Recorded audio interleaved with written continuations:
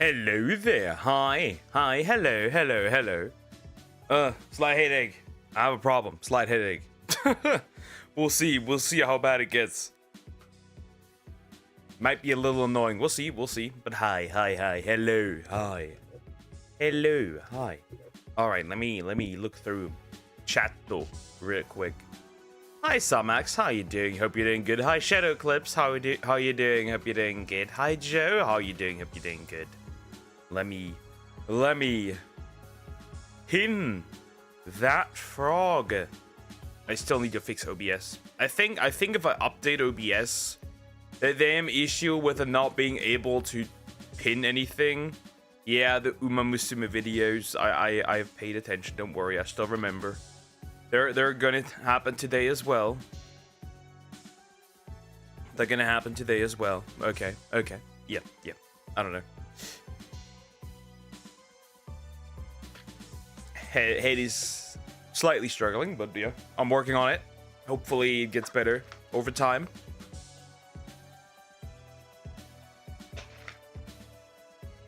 Movie? Why are you asking me that? Ask the ones that watch movies with you. Ask Croc, ask Deer, ask Sway. Those... Yes, for Sway, it's still gonna take a while. Homie has an interesting... I found out he has an interesting sleeping schedule. I must admit.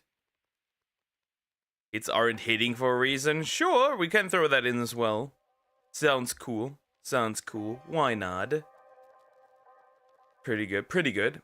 Anyways, it has been a solid Sunday. Again, I'm having a headache. And I had to, I edited the Bonnie Blue video, another Bonnie Blue video. I did, they're gone. They're dead. I edited not the Bonnie Blue video, the Lily Phillips video, and I listened to the song, the Simp song again, and I wanted to end it all. Holy fuck, that was terrible. Never again. Never again. Anyways. We'll start. Let me real quick turn that off. Very good, very nice. And we'll switch over. How so, bro? Always sleeps at like 2 to 3 a.m. Yeah, that's what I mean. He has an interesting sleeping schedule. Or it might even go up to 5. I think it was like 3. Longer than 3, actually. It might have been longer than 3. I'm gonna have 2 weeks off of work, so I'm gonna... Cash and strategy. Okay. It makes sense. Carcass mean he doesn't want to watch movies anymore. Yeah, he has dropped you because of, you know, his girly, you know, his he's now in love. He's a man who is in love. He has no time for his sis anymore. That's the truth. Too bad, but it happens. And we're here. And we do be here. Okay. My sleeping schedule has gotten better instead of worse. I'm not sleeping every day at 12 most days. Good. That's what we want to see. Better sleeping schedules. Very good. Very nice. We'll start with this one. I need more water. I need way more. Hopefully I don't get sick. That'd be fucky wucky and suck. At least someone has a girl. True. And I don't have to worry constantly about him. Hi, Cricket. How are you doing? Hope you're doing good. Hello. Hi. Anyways. We start with this one. Then we'll do an Uma Musume one. And then I've still got a few that Eliza also sent in. Got a few things that I have to look at. Some more chill. We don't have anything gross. As far as I've seen, we've got a pretty chill, normal... we got pretty chill and normal stuff.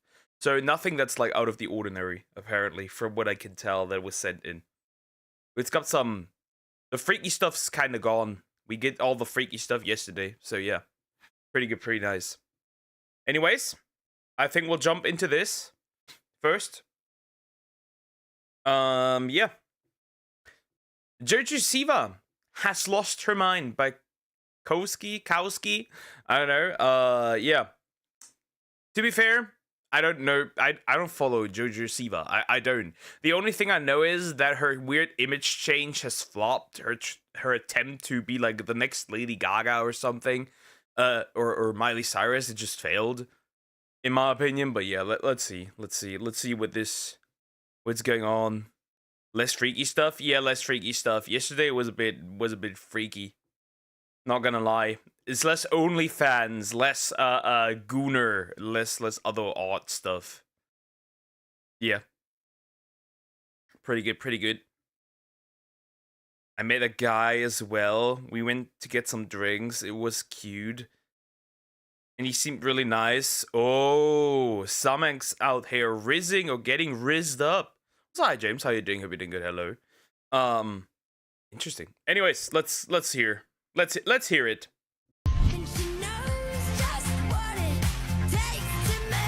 Is this an anti-smoking campaign? Yes. Yes, it is. Yes, it is. She sounds kind of terrible, though. I have to admit, she does sound kind of terrible. Has she always sounded this raspy? Has she always sounded this raspy? It's odd. It's weird. Playing this at my funeral so everyone's jealous I'm in a casket. Former Dance Mom star Jojo Siwa threatens to release music. Jojo Siwa went from licking lightsabers at Pride to dressing like... What was that? Huh? What the fuck is going on? Jojo Siwa went from licking lightsabers... What are we doing? What the fuck is this? What am I looking at? What the heck is this? Huh? That's weird as fuck. Put your hand out of there. Look at this. Huh? Sabers at Pride to dressing like she's about to make a casserole for a 1950s.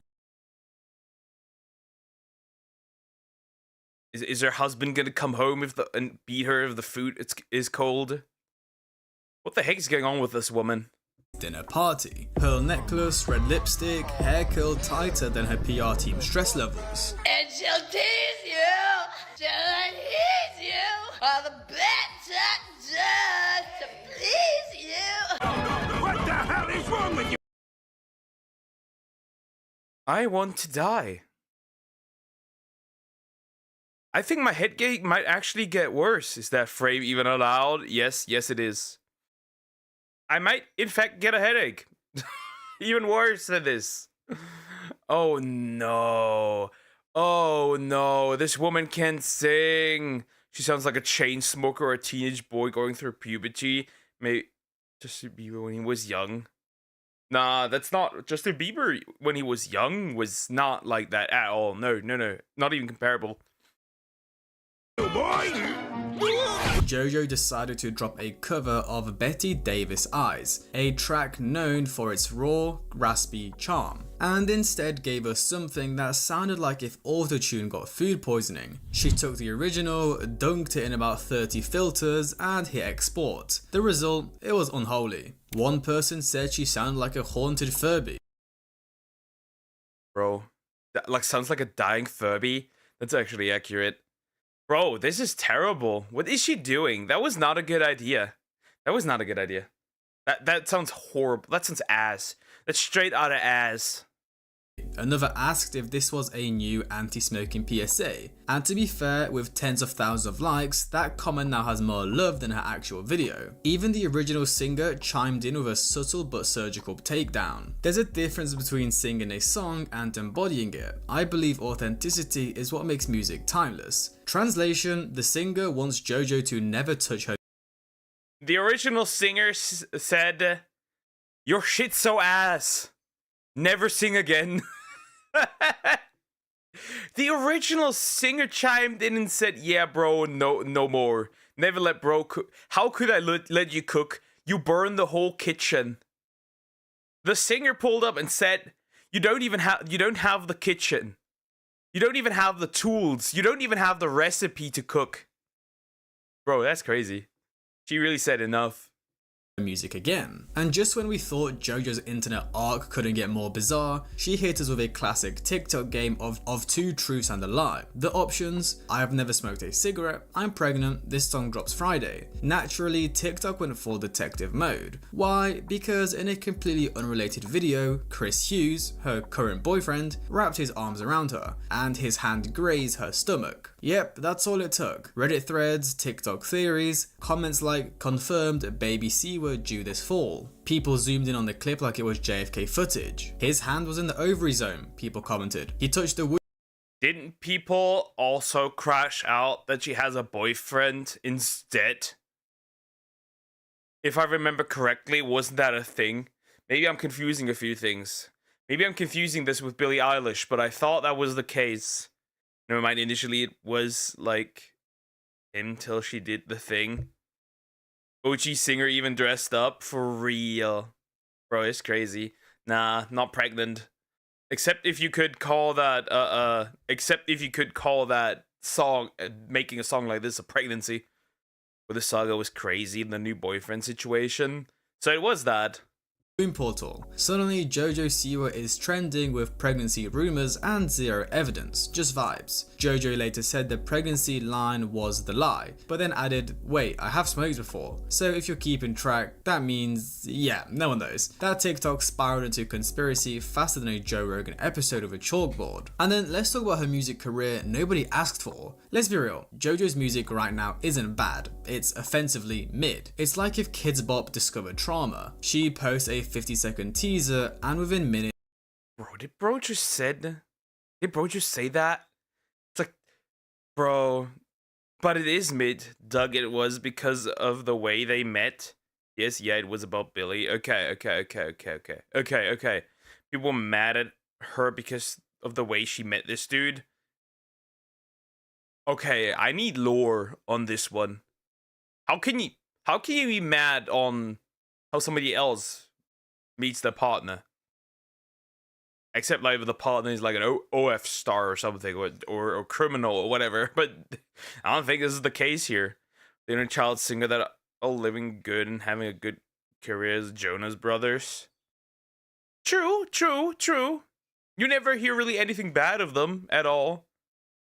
TikTok is already remixing it. Basically, everyone compared her vocals to a vape dying mid-puff on a roller coaster. And her guitar playing in the video, not even close. She's out here strumming like she's never seen a string before. At this point, it's not even trolling, it's performance art with Stockholm Syndrome. Like, how are you playing a guitar without touching the strings? Even her fans are confused. Her own comment section is basically a roast battle. The most liked comment under her Betty Davis Eyes preview literally says, "You have a hidden talent, keep it hidden." Bro. To cover it, but it was so bad. Okay.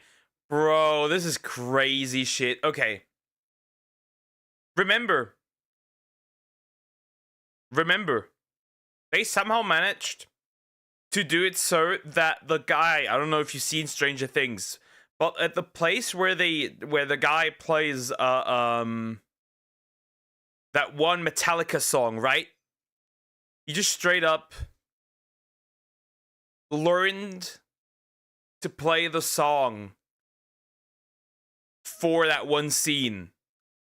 She could not learn to play maybe a small section that she put into the video. What the fuck are we doing? I don't know if I remember something about one of them divorcing their partners and it getting messy. I could be wrong though, it's been a while. Okay. Brutal, effective, and of course, emoji included. And somehow, she just keeps posting. Like the negative feedback is the goal. And honestly, it might be. At this point, JoJo's entire strategy feels like rage bait your way to the Billboard charts. Let's not forget, she once claimed she invented a whole new genre of music. It's like K-pop, but gay. It's called gay pop. That's so dumb. Bro, this is so retarded. This is so retarded. Master of Puppets by Metallica. Exactly, that was the one.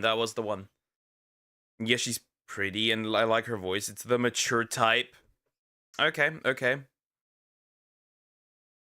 Bro, there's no such thing as gay pop.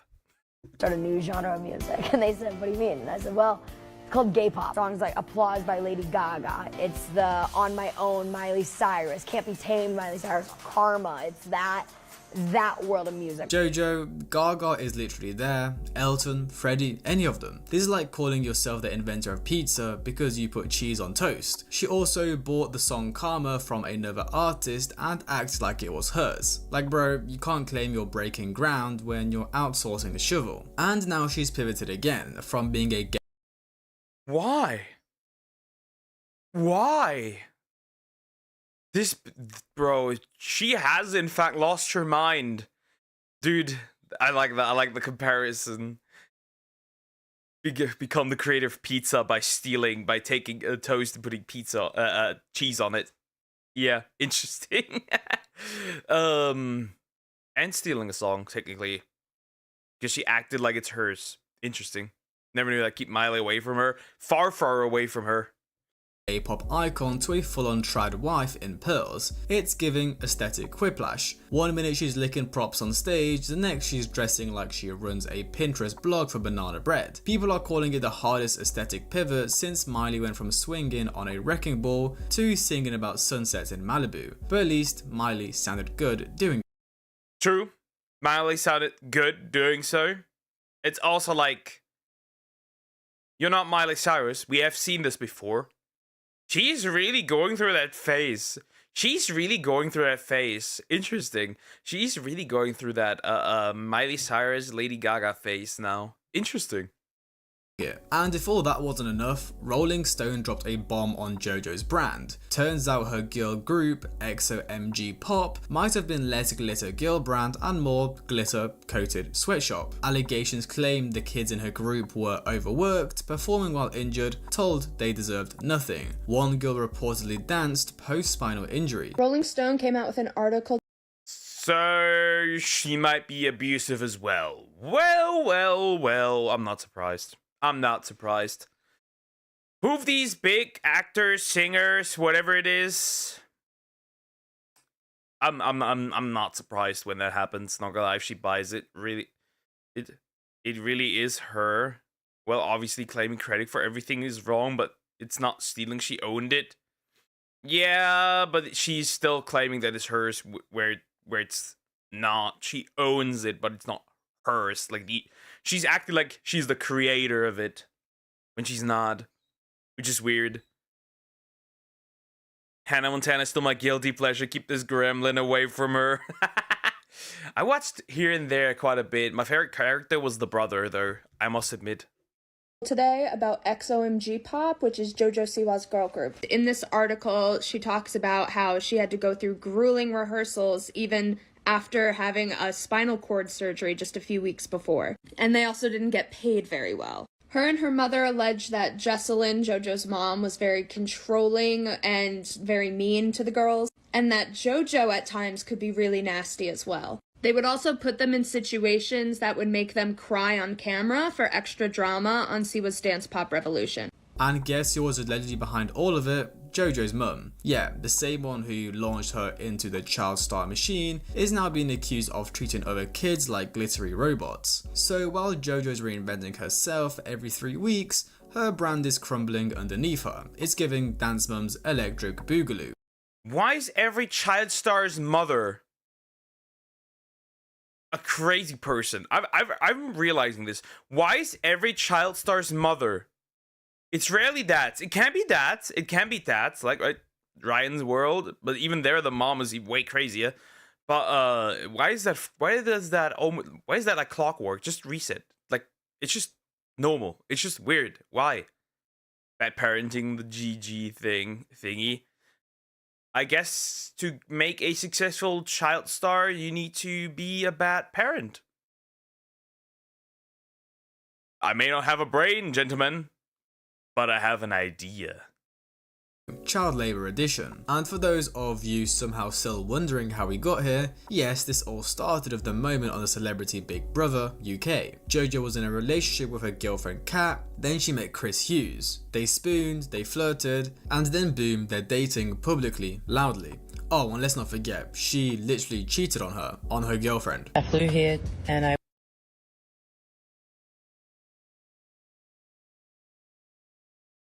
loudly. Oh, and let's not forget, she literally cheated on her girlfriend. I flew here and I went to the live show. Burn the witch! Burn her! Most likely, yeah, I wouldn't put my kid in that in this shithole. Bro, that is okay. What? Cheating? Are we doing this? Are we really doing this? Bro, no.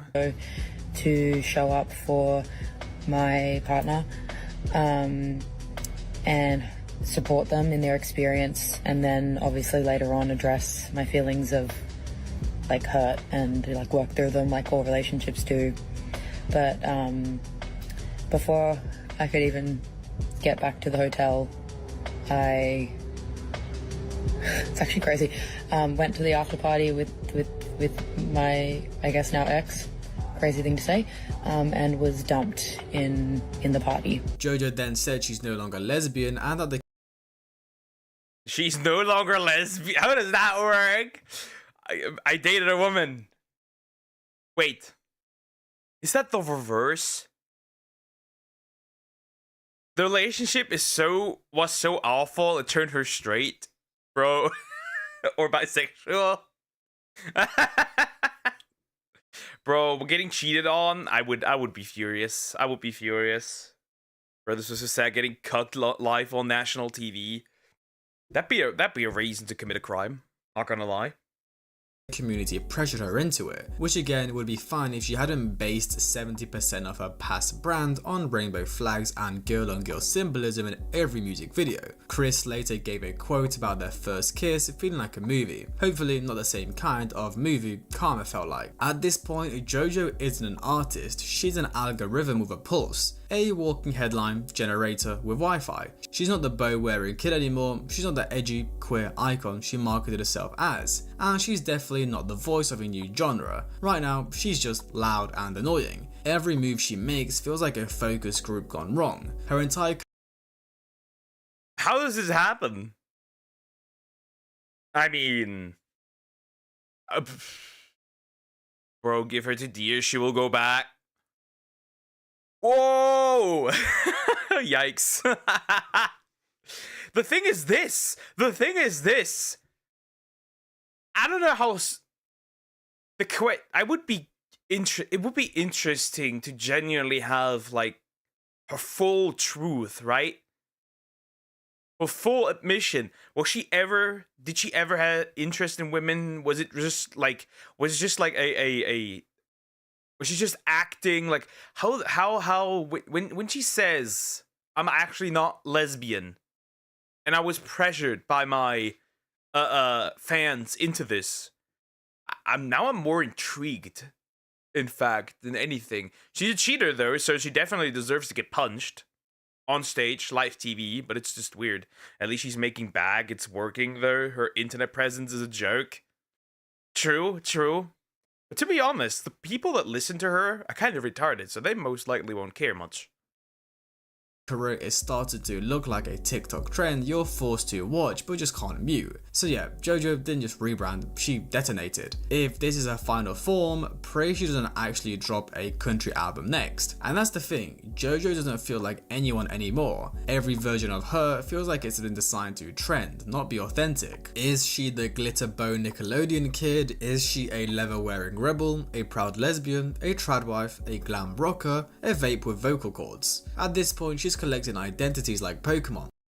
Bro, this is that now I'm more intrigued than anything else, actually. Most likely PR, it could be, but would you nuke your own career by saying you're actually like parading, like, you know, part of like lesbian, and then you're like, or like girl on girl action, you promote that the entire time, and then you're like, no more, enough, I had enough, I'm no more this. What's next? She's pulling out the cross? And nobody asks her to catch them all, and the internet's tired. That's why this backlash feels different. People aren't just annoyed, they're exhausted. They supported her when she came out, they celebrated her success, they gave her the benefit of the doubt when she got edgy. But now she's just burning through goodwill like it's confetti at a pride parade. But anyway, that's the whole saga already been unpacked. If you missed it, go binge the last videos I've made on Siwa, because I've made a lot on her. So what do you think? Can JoJo make a comeback from this, or are we watching the glittery, confused collapse of Gen Z's weirdest icon? Let me know your thoughts in the comments below. Do you miss the old JoJo? Do you like Chaos JoJo? Or are you just here for the memes and secondhand embarrassment? Hope you guys enjoyed. Like, subscribe, comment. Have a great day. Okay. No one remembered her before she came out. That's true. Okay. I'd say that give her a while, give her a few weeks. Nobody knows anymore. Everybody forgets. She's just going to continue as usual. That's what I believe. That's all what people do. When there's backlash, when there's outrage, you just straight up ignore it and it will go away. That's the classic move to do. You don't say anything, you don't respond, you just move on and that's it. Anyways, like, comment, and subscribe. Hi Eliza, how you doing? Hope you're doing good. Late. Nah, this is a good watch, but it's long. Okay, let me see. The Piper Rockell doc. No, not again. Oh, this is yeah, I can't do an hour.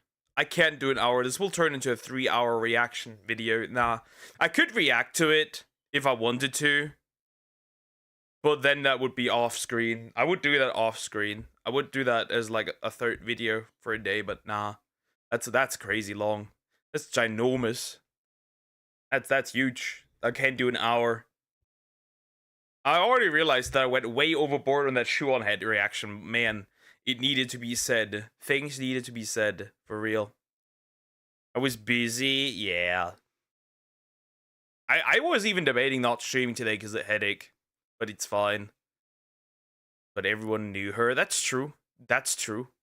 I mean, she was known before that already when she was a kid. So, kind of not. People did care about her. Up to you. Yeah, that's way too long. That's way too long.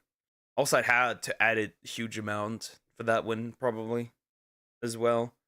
Alright, next up, we make Shadow Eclipse happy. I think so. Yeah.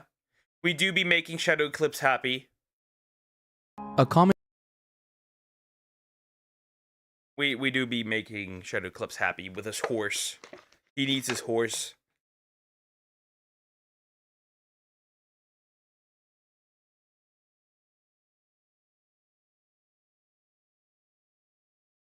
He needs his horse. He needs his Uma Musume reaction.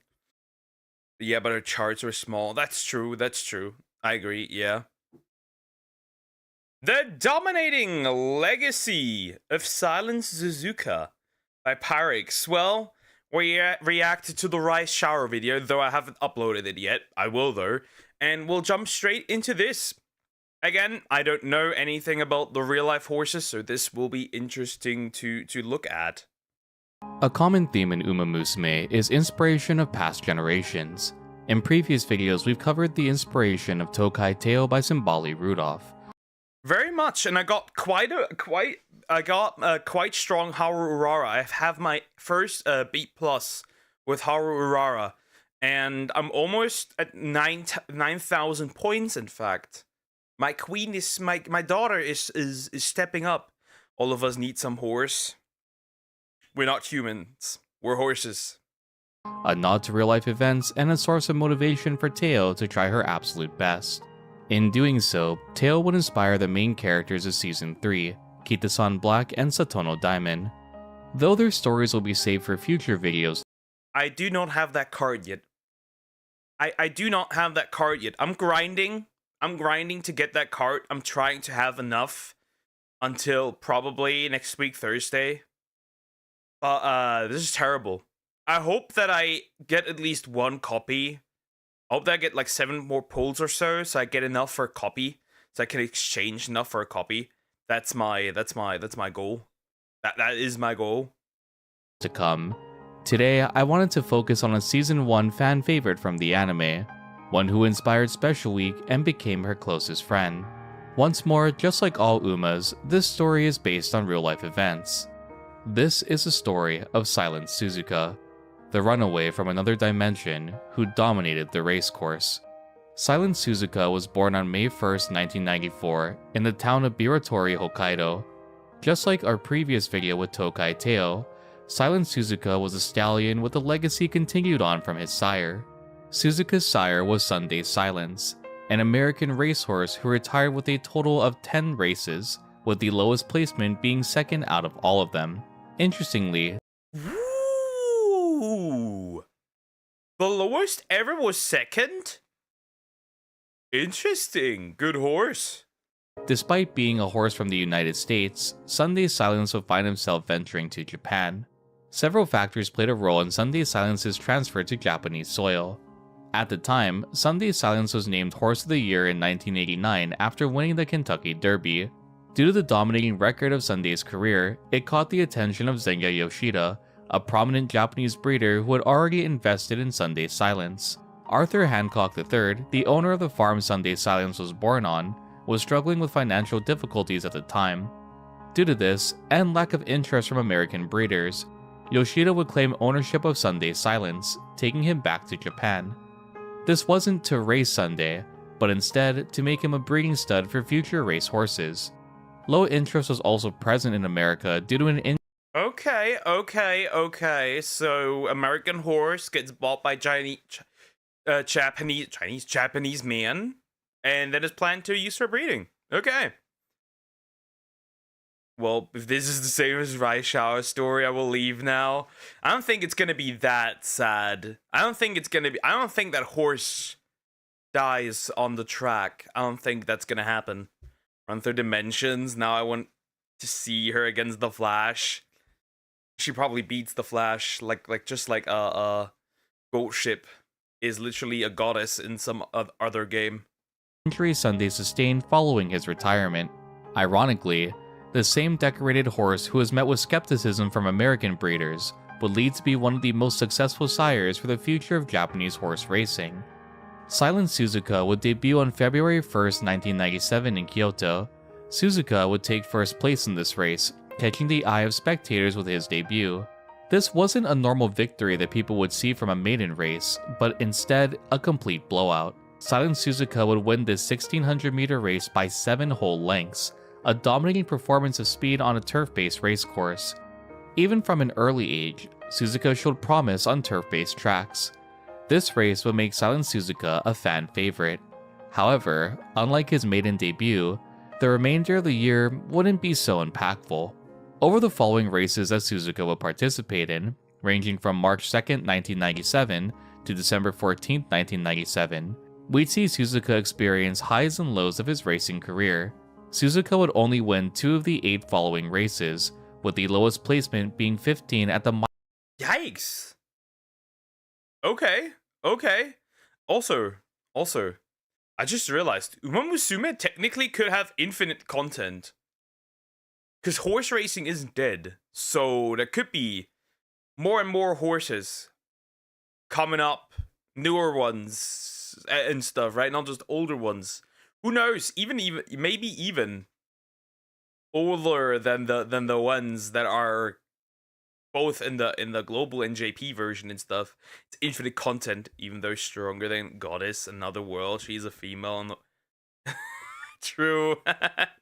Mile Championships in Kyoto. This, surprisingly enough, is all too common for Japanese racehorses. As I've stated in previous videos, the odds of a horse winning a race at all is already slim to begin with. Most horses don't even reach 10 total races in their career, let alone persevere past that point. Suzuka's 1997 race history has a multitude of factors that led to losing the race. In the Yayoi Show, Suzuka's second race, held on March 2nd, 1997, Suzuka would go under the gate before the race started, shaking the jockey and resulting in a low placement. After What was his goal? What was his goal? Bro wanted to said, yeah, I'm running before that he's even done. Okay, yikes. After a sequence of 2 wins following the Yayoi Show, Suzuka's new aim would be the Tokyo Yushun, or the Japanese Derby.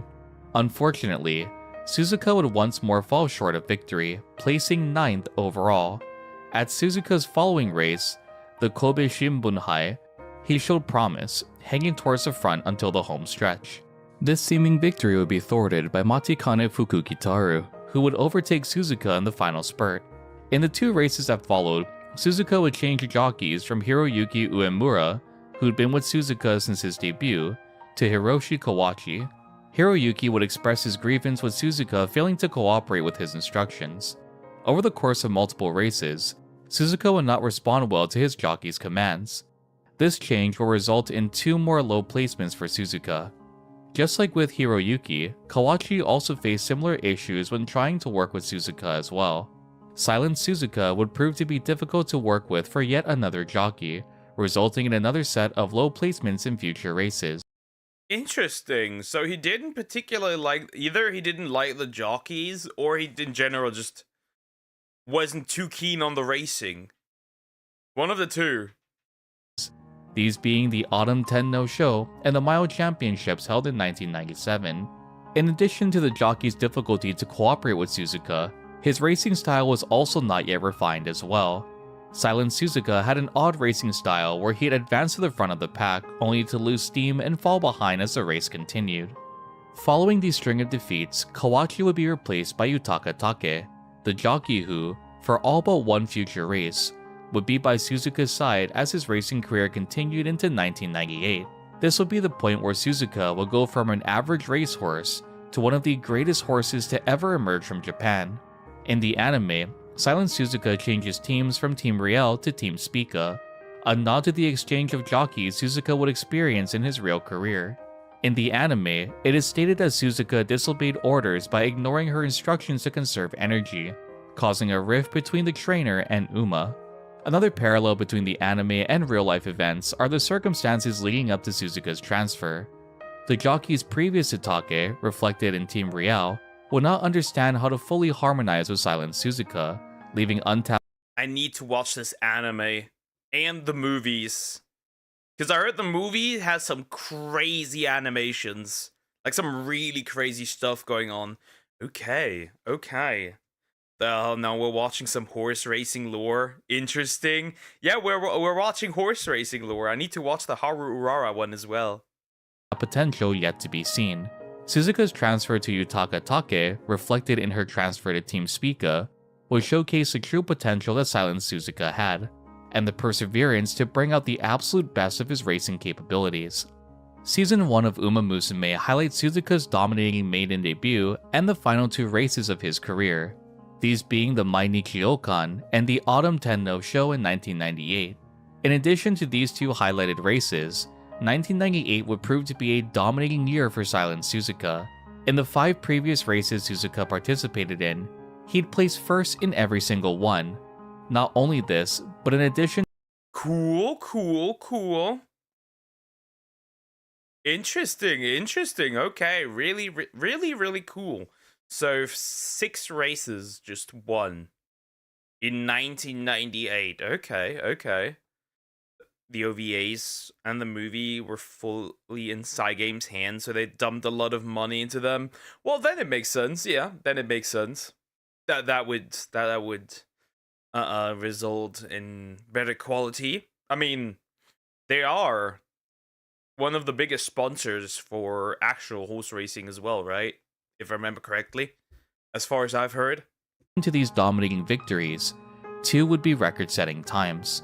Suzuka's win streak in 1998 would also lead to a surge of interest in Japanese horse racing overall. The period in which Suzuka raced would be dubbed as the golden age for race horses, with Suzuka being a major driving factor in revitalizing the popularity of the sport. Suzuka wasn't only winning races, but doing so by a wide margin against his competitors.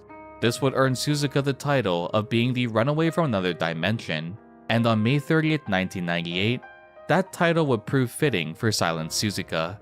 At this point, Suzuka remained as an undefeated racehorse for 3 consecutive races in a row, these being the Valentine Stakes, Nakayama Kinen, and the Kokura Daishin, where Suzuka would set a record time.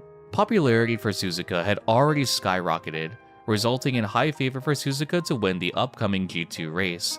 Despite Suzuka's popularity, the pool of horses he'd compete against were a very strong roster in their own regard. Suzuka would be put against multiple racehorses with winning streaks of their own, most notably Taiki Eldorado and Midnight Bet. For context, the Kinko show, the race Suzuka would participate in, had a record time of 2 minutes 1.4 seconds. This meant that in order to ensure victory, Suzuka would need to at least cross the finish line by the 2-minute mark. No one would expect just how much lower Suzuka would set this time. Suzuka Oh, foreshadowing? We got a ginormous record. Okay. Pyrex is preparing the Tachyon video. Okay, cool. Suzuka's running style is a gamble in itself, a risky method that has a horse sprint at full speed right out of the gate. Utilization of this technique, dubbed as the runaway method, were used by horses who either disliked physical fights or had a strong desire to run ahead of the pack. For Silent Suzuka, his reason would be the latter. Despite the risky method, Suzuka remained at the front of the pack by a large margin. This race will result in Suzuka's final time being 1 minute and 57 seconds, with Midnight Bet, the second place recipient, clocking in a time of 1 minute and 59 seconds. Silent Suzuka has set a That's almost a minute difference. Holy heck, bro. Oh, interesting. Yeah, that name is fitting. Never mind. That name is in fact fitting. I think that name is very fitting. dominating record time, beating Bet by distance, with the official documentation stating by 11 horse lengths. This victory would solidify Suzuka's 4th consecutive win in 1998. On July 12th of the same year, Suzuka would compete in the Takarazuka Kinen, a G1 race that would truly test Suzuka's fighting spirit. Up until this point in his career, Suzuka had yet to claim a victory in a G1 competition, with the previous 4 victories being either G2 or G3 races. This race would also prove difficult due to Take being unable to jockey Suzuka.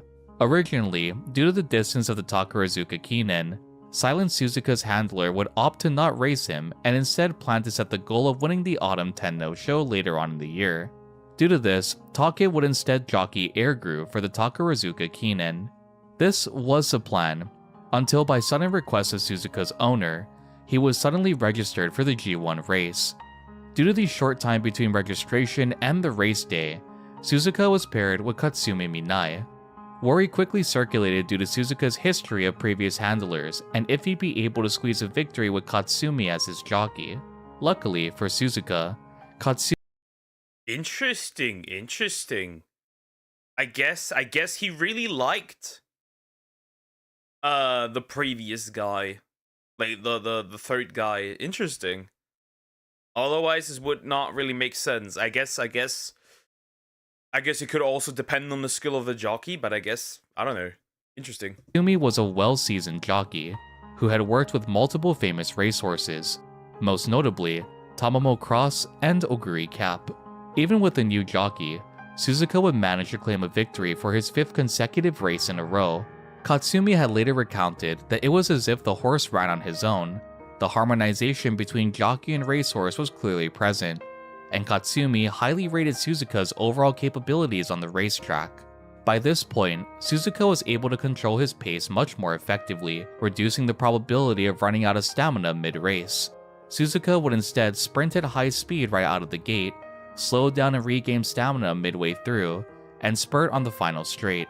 With this being the final G1 victory for Katsumi Minai, he retired shortly after the Takarazuka Kinen, aiding Suzuka to maintain his chain of first place finishes. Following the Takarazuka Kinen, Suzuka would participate in the Mainichi Crown. As Shoot was so good, it was time to retire. I see. stated previously, a race that was showcased in Uma Musume Season 1, Silent Suzuka will be put once more against a set of strong competitors. In this race, most notably, why does she have a giant carrot plushie? Why? I mean, okay, but why? Grass Wonder and El Condor Pasa. This race was broadcasted to over 130,000 people, despite it being a G2 race. As personified in the anime, Silent Suzuka would once more show clear domination in this race, beating both Grass Wonder and El Condor Pasa by a decent margin. In post-interviews held with Pasa's jockey, He would state that it was as if he couldn't even step on Suzuka's shadow, showcasing the sheer strength that Suzuka had to maintain a lead over strong competitors. This victory would mark Suzuka's 6th consecutive win in 1998, but would have much deeper meaning to Japanese horse racing. At the time, there was an order in place to protect Japan's domestic horse racing industry. A rule had been established preventing foreign imported horses from participating in G1 races. This was to avoid the now common practice of purchasing overseas horses for a cheap price that displayed strong pedigrees and racing potential. Both El Condor Pasa and Grass Wonder were product of this practice. The fear was present that with an influx of foreign horses, the reputation of Japanese ranches would plummet as well as the training methods native to the Japanese people. Silent Suzuka would shatter these notions with his dominating victory at the Mainichi Okan, proving once more that horses born and raised in Japan could very well be fierce competitors in their own regard.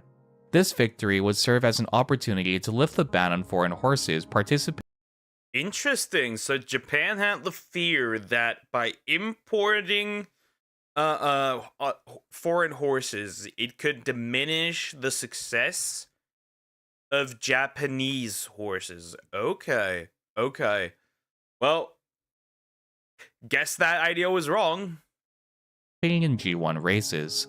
Silent Suzuka's career was at an all-time high, but unfortunately, this would be where his luck would run out. With a staggering growth in popularity and thousands of adoring fans, Silent Suzuka will participate in the Autumn Tenno show. Suzuka had previously participated in the Autumn Tenno show a year prior. However, he had an unremarkable placement, finishing 6th overall. This time, Yutaka Take and Suzuka went into the race with high spirits, ready to show the audience yet another dominating victory. This would mark Suzuka's 7th consecutive win overall if he were to place first in this race.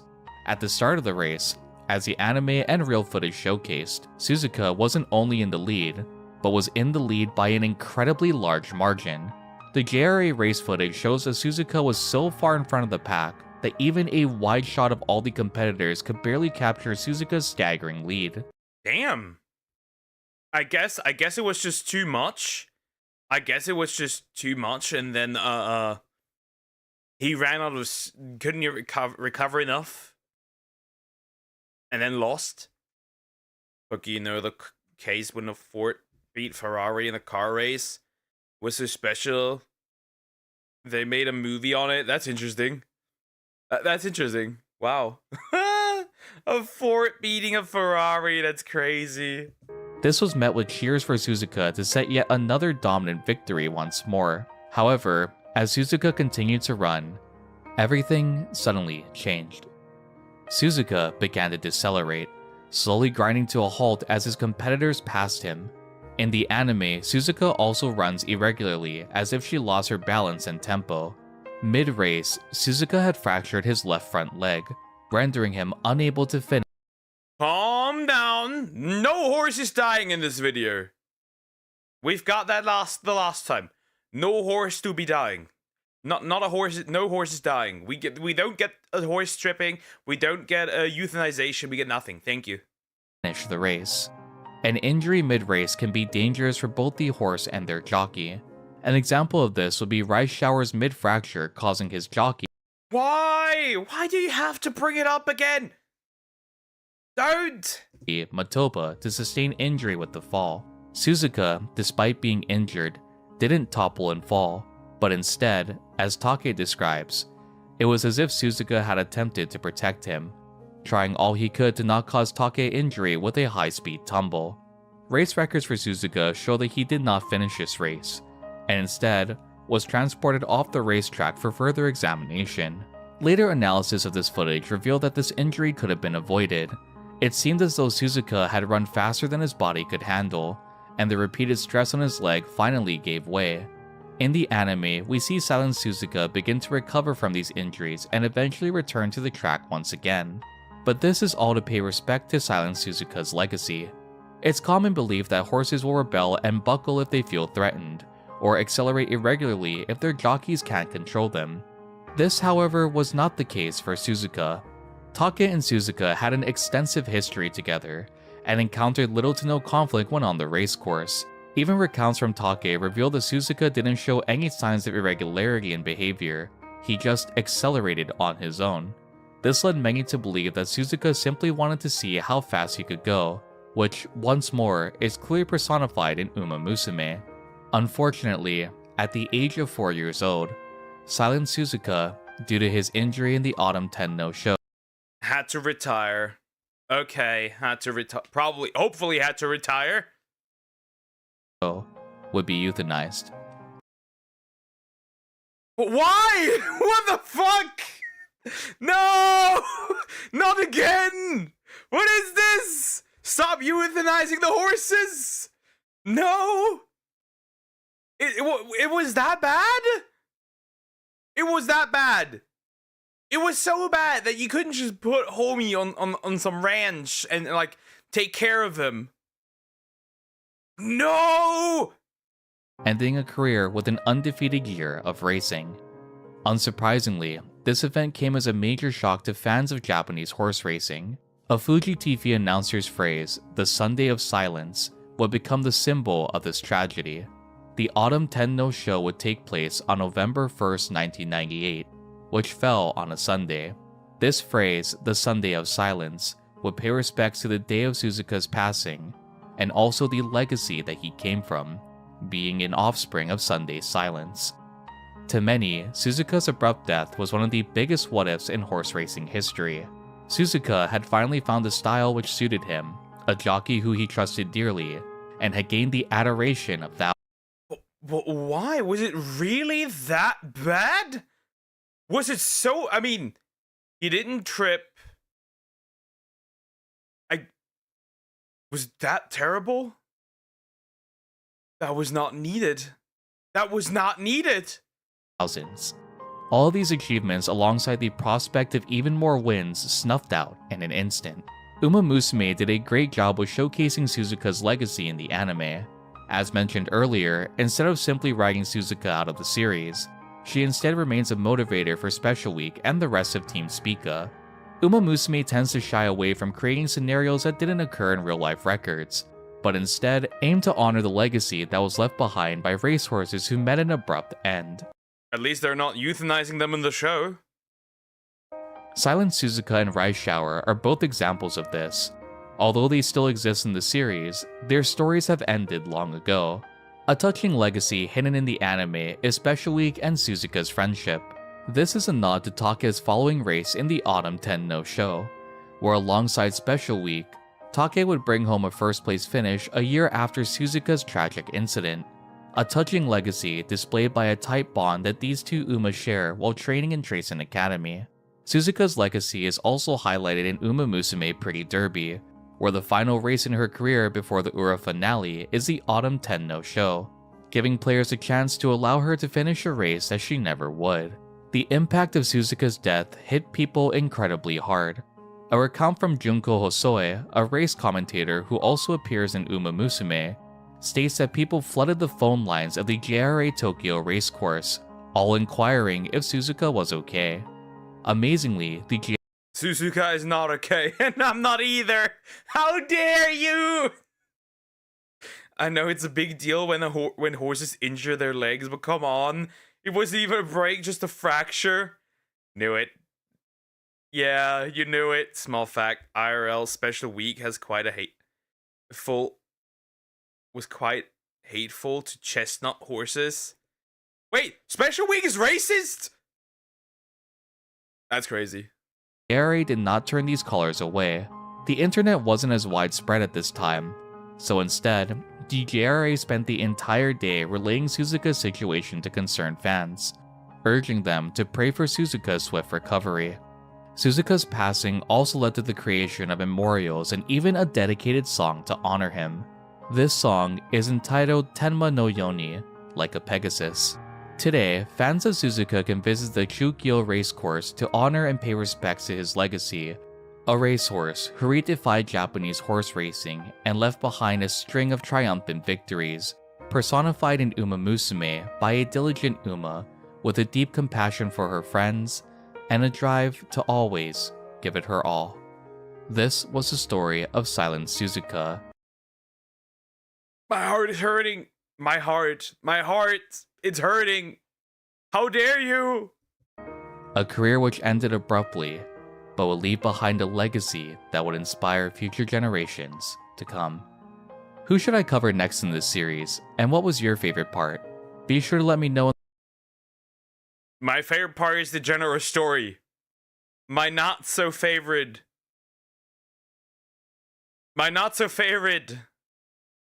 was the dying of the horses. But why? Why? That is just crazy, but interesting. Very interesting, but still crazy. How many more are getting euthanized? You could watch the tail one eventually, but I'm not gonna watch them back to back. I'm not gonna watch them back to back. But yeah, anyways, I'm gonna react to more of these. Like, comment, and subscribe. Why they do be killing the horses? I learned new word in Japanese. Tenma is heavenly horse. Okay, interesting.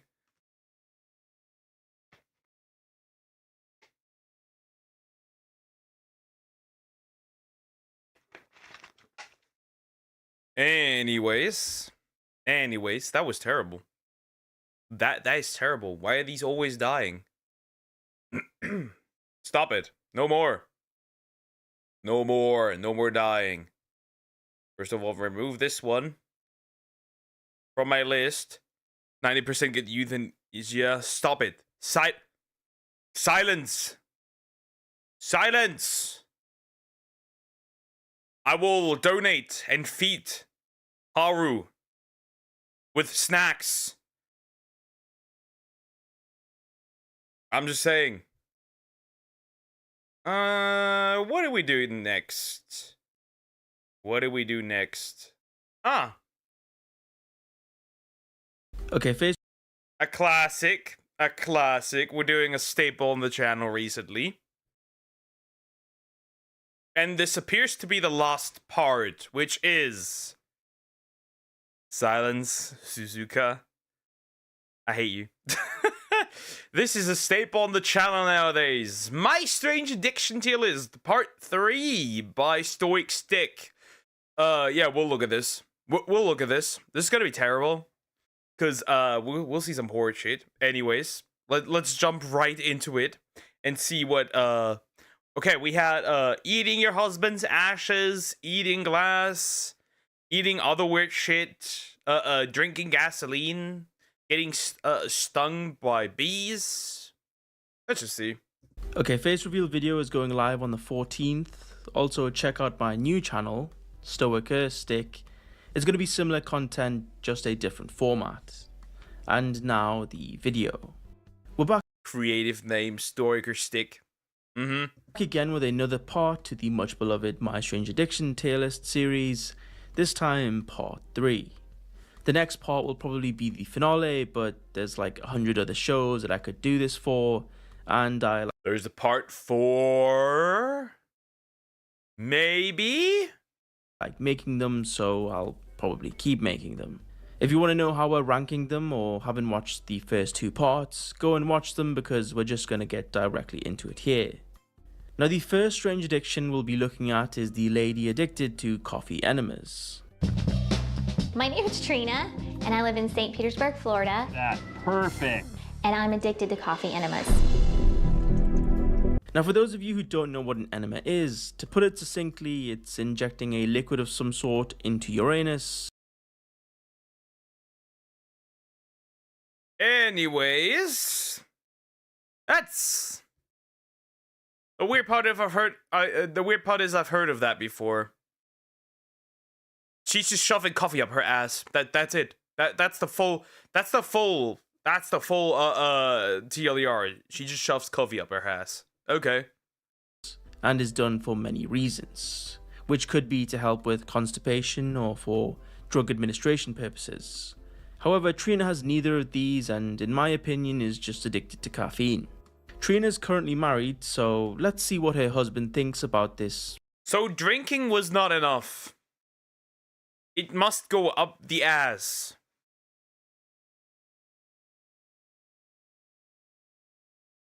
Drinking was not enough. Okay. is used medically as well. Yeah, but she's not using it medically. She's using it anally. Weird coffee ritual. My initial reaction was, my God, that's disgusting. But these... It's interesting, right? These are all married. How are these all married? How are these all married? I can bet if that dude was doing it instead, he'd be single. Why are all of these married? How does this work? How would you tolerate this? I tried it, and now I'm addicted to coffee enemas. Oh, great. Is that what they call conversion therapy? She made him addicted to anus coffee, anally, but that's how it is used regardless. She's not using it for the purpose of for a medical purpose. She's using it for addiction. Bro, conversion. They even fight over who gets to take the first enema of the day, and I'm gonna assume that they clean the tubing before and after each use, and aren't playing puff puff pass with an enema pipe. It's funny how our personality goes into it, but we have totally different styles. I like a finer, almost espresso grind, and I feel like that saturates the coffee solution more with caffeine. I like it thicker because I feel like it's not. They even like their coffee up their ass differently. He likes it more espresso like. It goes better up the butt. That's crazy. No one could ever get this kind of info out of me. You would need to put me gunpoint, and even then, I think there's such a thing as couples being too close. That line is crossed when you're doing coffee enemas together. This is as bad as the J.O. crystal. That's the J.O. crystal. As messy and drippy. If you thought those homebrew coffee accounts with the complex metal stirrers were obnoxious, just imagine they all got into coffee enemas. Yeah, this is my Enematic 4000. It has a 16-speed pump and a liquid cooling system to ensure the coffee goes up my arse at exactly 37.5 degrees C. And it can also file my taxes. Honestly, I would hate to be friends with someone like this, because if I ever went to get a coffee at their house and it tastes like shit, I may have to channel my inner Ted Kaczynski and start sending out presents in the mail.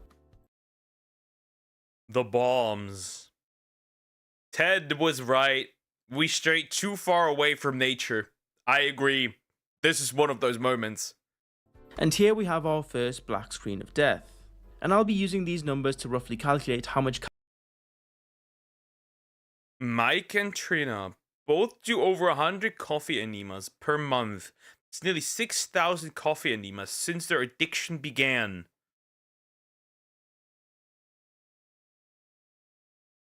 The animatic universe, I hate you. Caffeine they've taken in. I'm going to assume that they both take 2 enemas a day, which puts them at around 120 a month, which is in line with what the video says. They also say in the video that per colon coffee concoction, they're intaking 32 ounces or almost 1 kilogram of coffee, which comes to around 360 milligrams of caffeine per brew. And they do this twice each, which puts them at around 720 milligrams of caffeine per day every day, assuming that they keep the coffee in their colon for at least 45 minutes. Now that sounds like a lot, but it's actually not that much. For an average adult, the LD50 for caffeine is around 10,000 milligrams, so they aren't even 10% of the way there. That's not to say that having this much caffeine wouldn't be bad for you though. Caffeine intake at this level can cause symptoms that include restlessness, vomiting, tremors, and increased heart rate. Now, neither Trina or her husband actually display any of these symptoms. If I have a coffee addiction, they are made of coffee. They're literally bleeding coffee. Bro. So it could be that they're lying about these enemas, and I would have to put them in the fake tier, or they aren't absorbing most of the caffeine that they intake.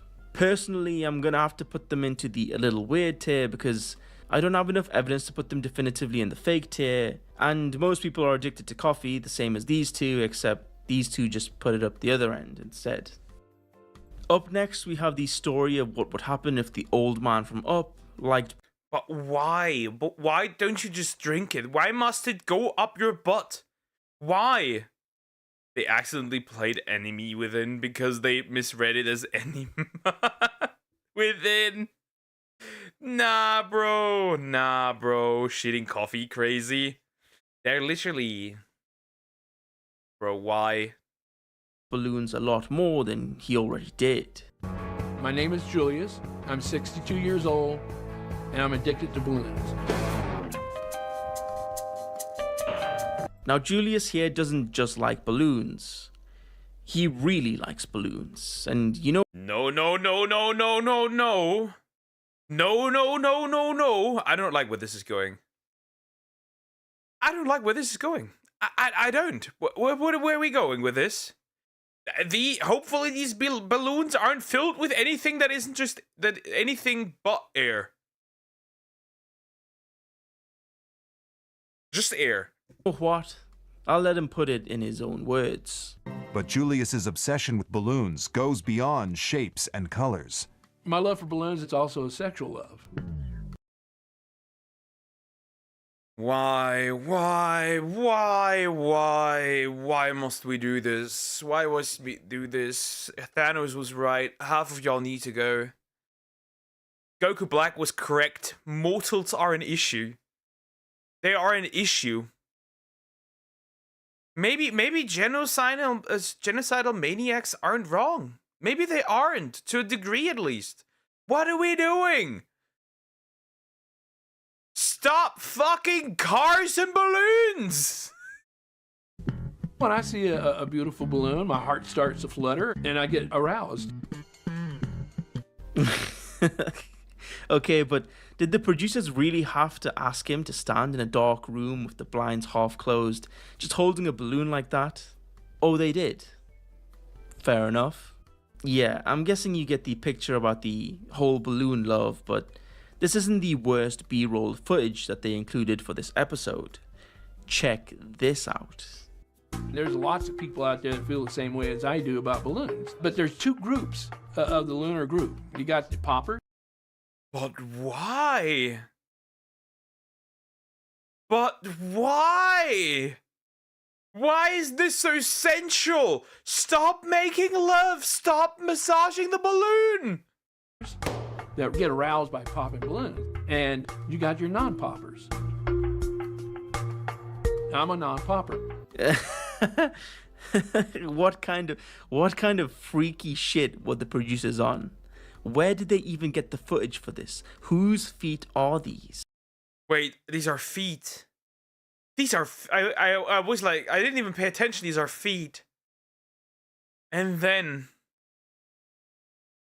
Bro... Most likely it's like a condom, but bigger, and obviously the bigger the better. Hi Zoom, how are you doing? Everything good? This is terrible. I have too many questions and not enough answers.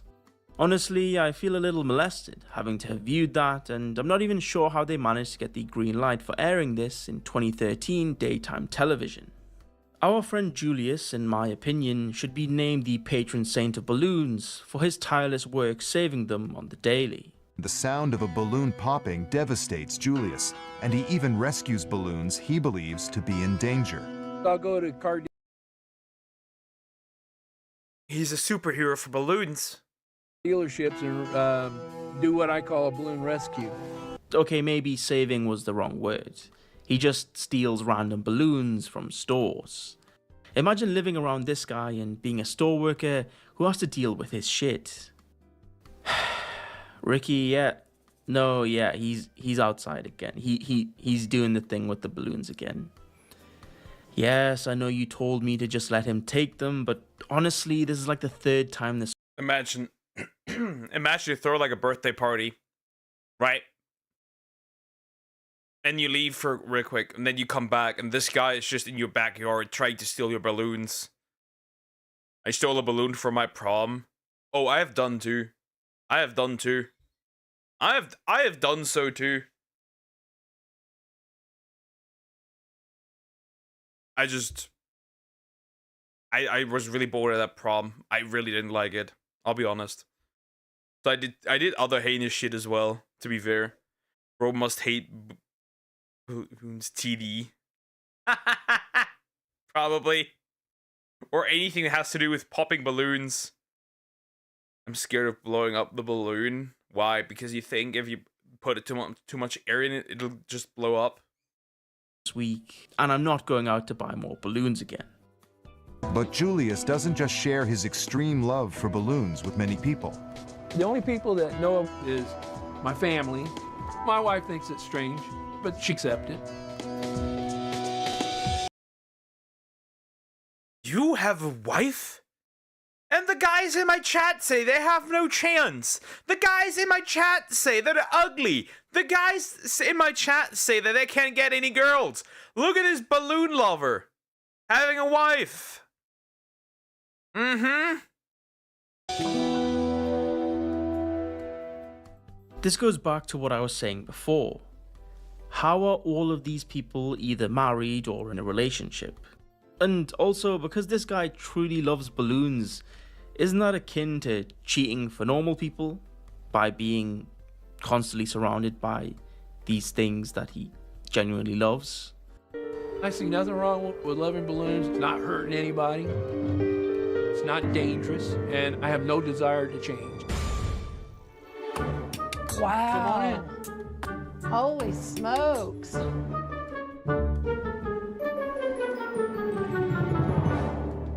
I just love everything there is to love about balloons. Is it like an emotional love or romantic love or? It's this combination. It's kind of like a platonic love, plus there's some sexual overtones in there too. Assuming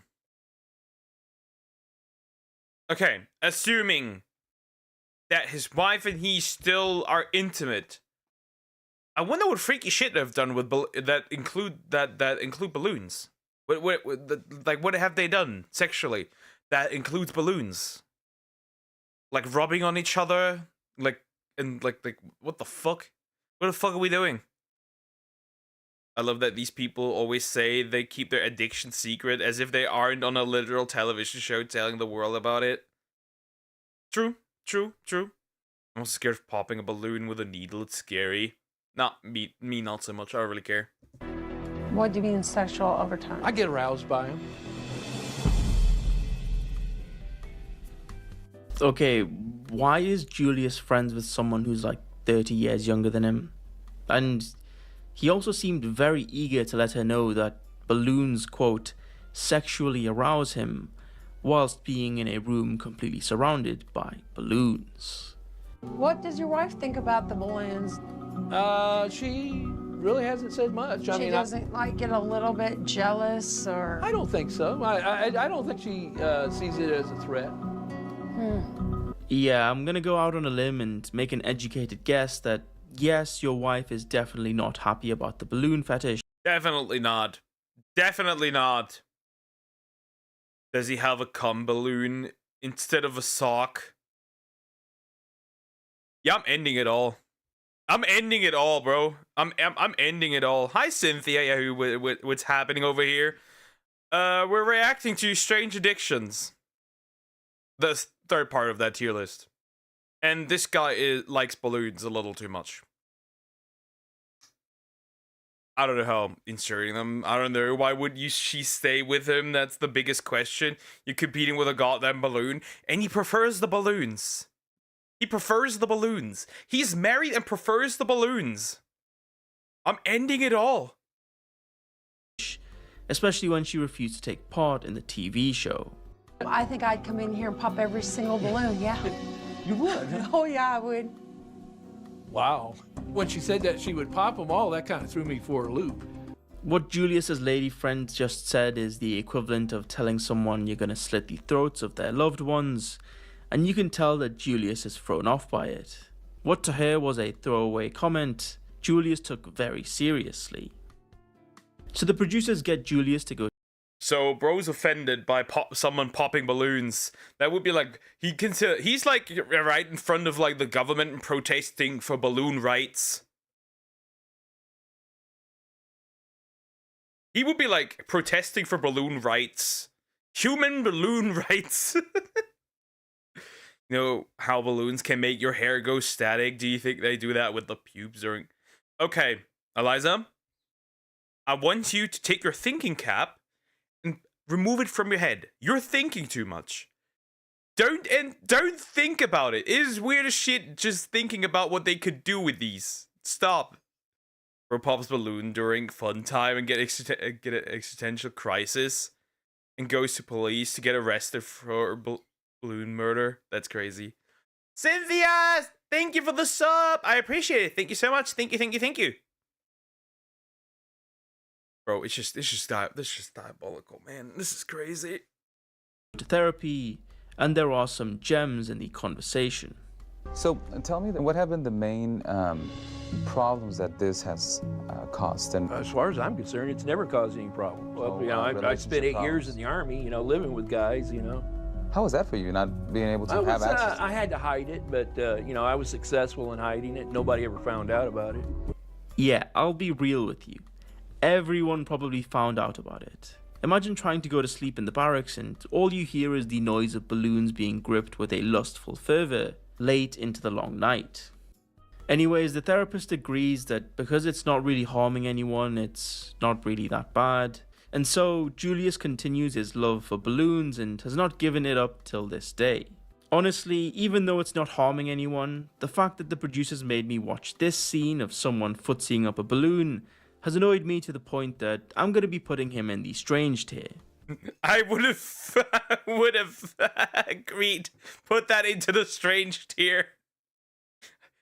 Though it's still not the worst. It's still not the worst. Be right back. Take care, Sumax. Like, this one is clearly...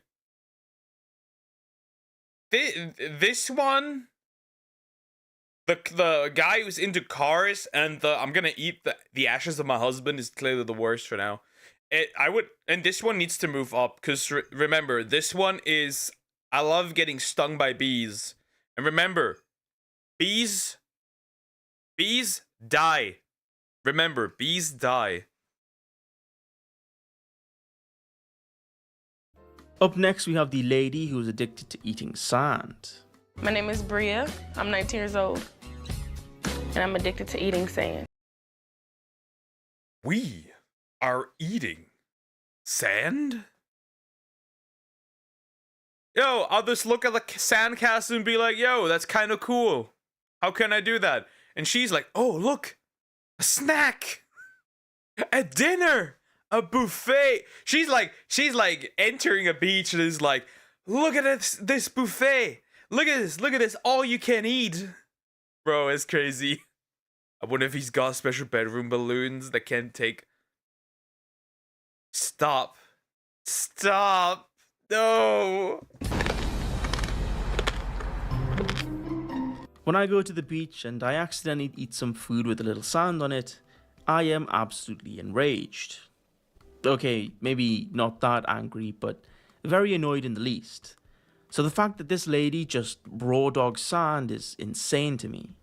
Bria is so dependent on that satisfying crunch, she turns to nail files when her sand supply runs low. It has like sandpaper on it that gives me the same crunch. Sorry. Put it like... Isn't that gonna rub off like on your teeth? Isn't that gonna damage your teeth if you bite it? She's just eating sandpaper. In the back of my teeth and just go like this. Okay, nail file thing aside, how do you ever run out of sand? Is Missouri a landlocked state? Okay, it is landlocked. How does she not run out of teeth with sandpaper? But they still have beaches, so I'm not sure how you could ever run out. Couldn't you just fill a bucket with sand and have that last you the whole year? And now back to the actual nail file thing. Isn't she just shaving her teeth down? I'd imagine her teeth are... That's what I'm asking. That's what I'm asking too. That's literally what I'm asking. Eating sand will be great in ASMR. Yeah, but that's the only thing. very sensitive after all that enamel being worn away. Today, she's decided she's ready to reveal her addiction to her best friend, Precious. Yeah, I 100% believe that this was her idea and definitely not the producer's idea. What a preposterous notion. Well, I have a secret. I wanted to tell you that I like chewing on nail files and grinding them on the back of my teeth. Why you do that? They give me like... I think the best part about this is that the producers made her tell her friend that she chews on nail files, whilst both of them are getting their nails done, and the nail ladies look like they're having the time of their lives. Another secret. Got another one? The reason I like nail files is because I also like to eat sand. If I was the ladies owning the nail place, I would give her a restraining order. You're a threat to my business. Does she swallow it though? Because she could run out quickly if she has a lot of ones. How does she's gotta swallow it with a lot of water though. Otherwise that wouldn't go down. Local beach sand missing. Culprit is a local sand eating woman. This one was a sandworm. I do it every single day. Yeah, they got 2 front row tickets to probably one of the weirdest conversations these nail techs have ever heard. After her confession to her friend, Bria's sister talks her into seeing a doctor, and it's actually a kind of wholesome moment, which is somewhat rare on this show. Well, it would mean a lot to me if you went to go see a doctor because I love you, you're my only sister. I'm just concerned about you. Okay, well, I guess I'll go see a doctor for you. Now, I'm not sure where they got this doctor from, but he looks like Justin Trudeau from Wish. Nevertheless, He kind of does. He kind of does. But I've also this Justin Trudeau bangs Emmanuel Macron, so I don't know about that one.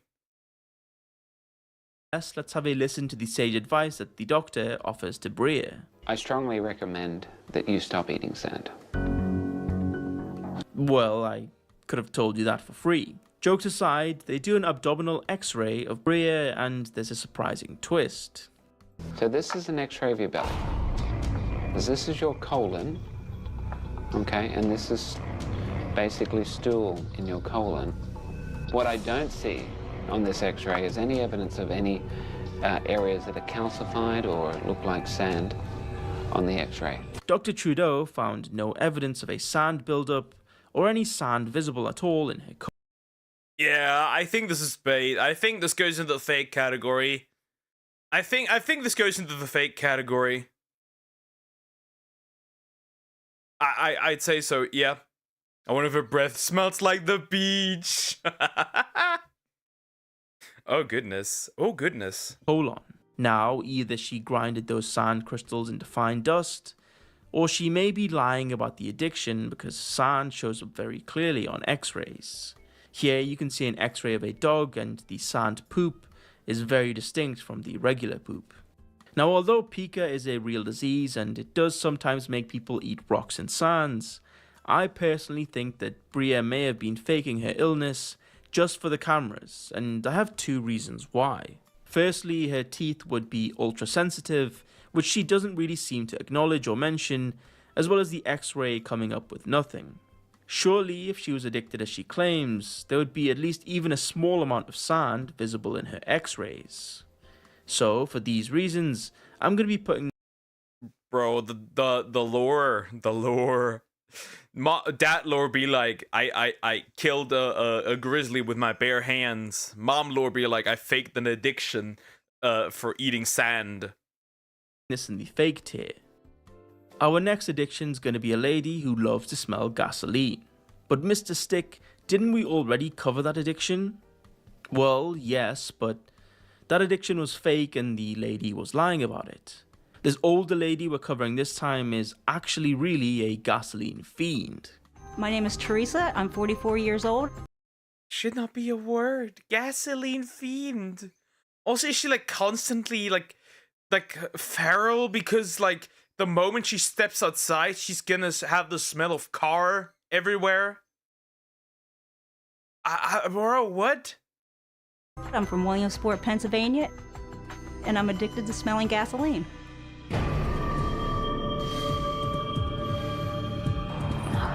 Now, this is what I imagine when I think of someone who is addicted to gasoline. Now, this may seem mean-spirited, but I thought Americans were known for their excellent dental care. Well, more so than the British, at least. The British catching strays. Faking an addiction is crazy, but at the same time, I'm glad it wasn't real.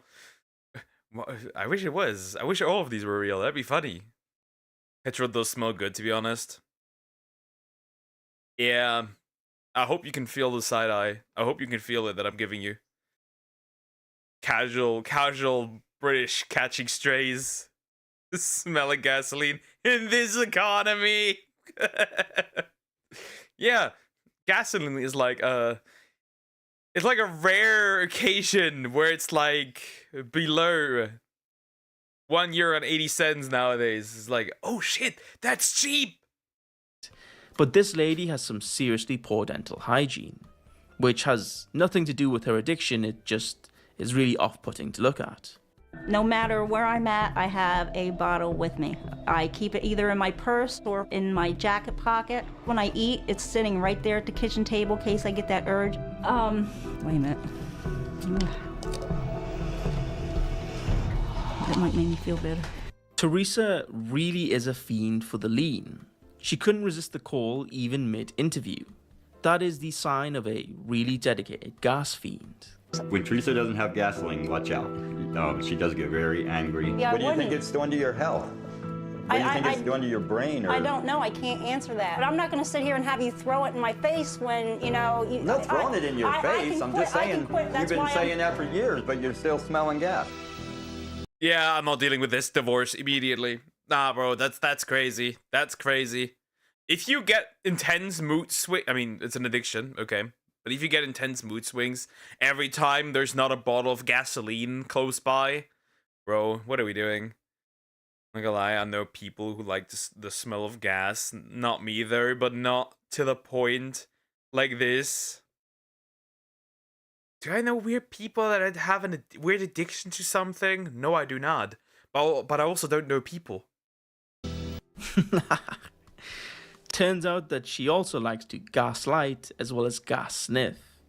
Her boyfriend is 100% correct, but she manages to take it as a personal attack rather than advice and flip it on him, which is manipulation 101. Honestly, her boyfriend deserves better. I've heard her talk about situations where she chose the gas over buying food or something like that. She just needs her fix. Okay, as insane as buying gas to sniff over food is, how incredible are her genes? Her daughter looks like a carbon copy of... Bro, what the heck? Bro, what? Let me zoom out. What the fuck? I can quit, I just don't want to. Same energy, yeah. Imagine they have a kid, but instead she births a gas canister. Bro, it's just a clone. Is that what gasoline does? Is that what it does? Is that what it actually does? Just finger the gas pipe. Yes, she did. Bro, it's a little clone. Of her. Actually, didn't she say she started her gas sniffing at 13 and she's now 44, meaning she might have been smelling gasoline whilst pregnant, which is ridiculously dangerous for the baby. Solvents, as all substances abused in pregnancy, are associated with severe maternal and neonatal sequelae. Obstetricians, dude, English not Englishing here, should be aware of this increasing problem in the obstetrical population and early intervention should be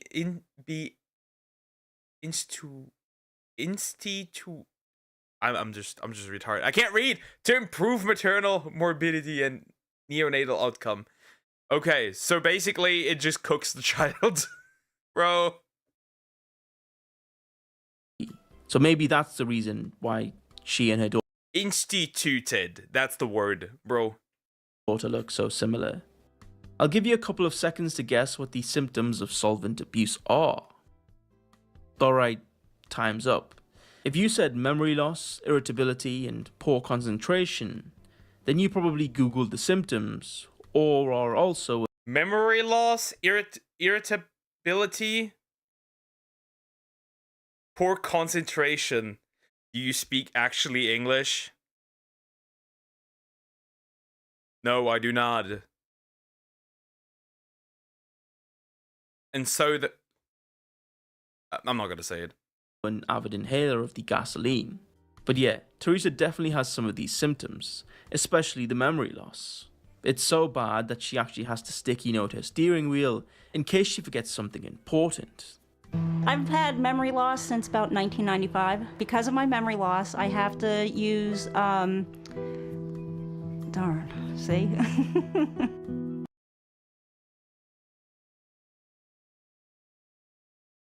It's very apparent, okay? That she's not that this is damaging her, right? It's apparent. It's apparent, okay? That she's clearly struggling. She's having issues with this, and she keeps going. She keeps going. It's making her retarded. Bro, it's crazy. I have to use little notes and leave them tacked up on my steering wheel of my car. The producers then make her go to see a doctor, and they carry out an electromyogram to determine the health of her nervous system after years of gasoline abuse, and the results actually threw me off, if I'm being totally honest. The test shows that your nerve looks okay. Well, this is a great sense of relief for you, I can imagine. And at the same time, it's still doing damage. Right. She's been tremendously lucky. 30 years of sniffing, and somehow her body's held up. She is genetically built to be a gas sniffer. I mean, so we should never take that quote out of context. 30 years of sniffing. Maybe she can't remember to quit. Gas dementia. Something. Maybe I was onto something when I said she had incredible genes. And low-key, if her body can withstand around 30 years of non-stop gasoline abuse, then she might just be resilient to its effects. So, carry on, I guess. Okay, I'm only kidding. Don't do that. Anyway, Teresa is a true gasoline addict, and for that reason she will be taking her spot rightfully in the strange tier. Our second to last addiction we have is the lady who is addicted to sucking her thumb. I could assume that this is more common than it actually than it should be. I assume this is more common than it actually should be. Because a lot of people, they do that as a child and just never stop. Well, not a lot of people, but some people. Like, a small minority does that as a child and just never stops. I'm Rhonda, I'm 24. I live in Richmond, Virginia, and I'm addicted to sucking my thumb.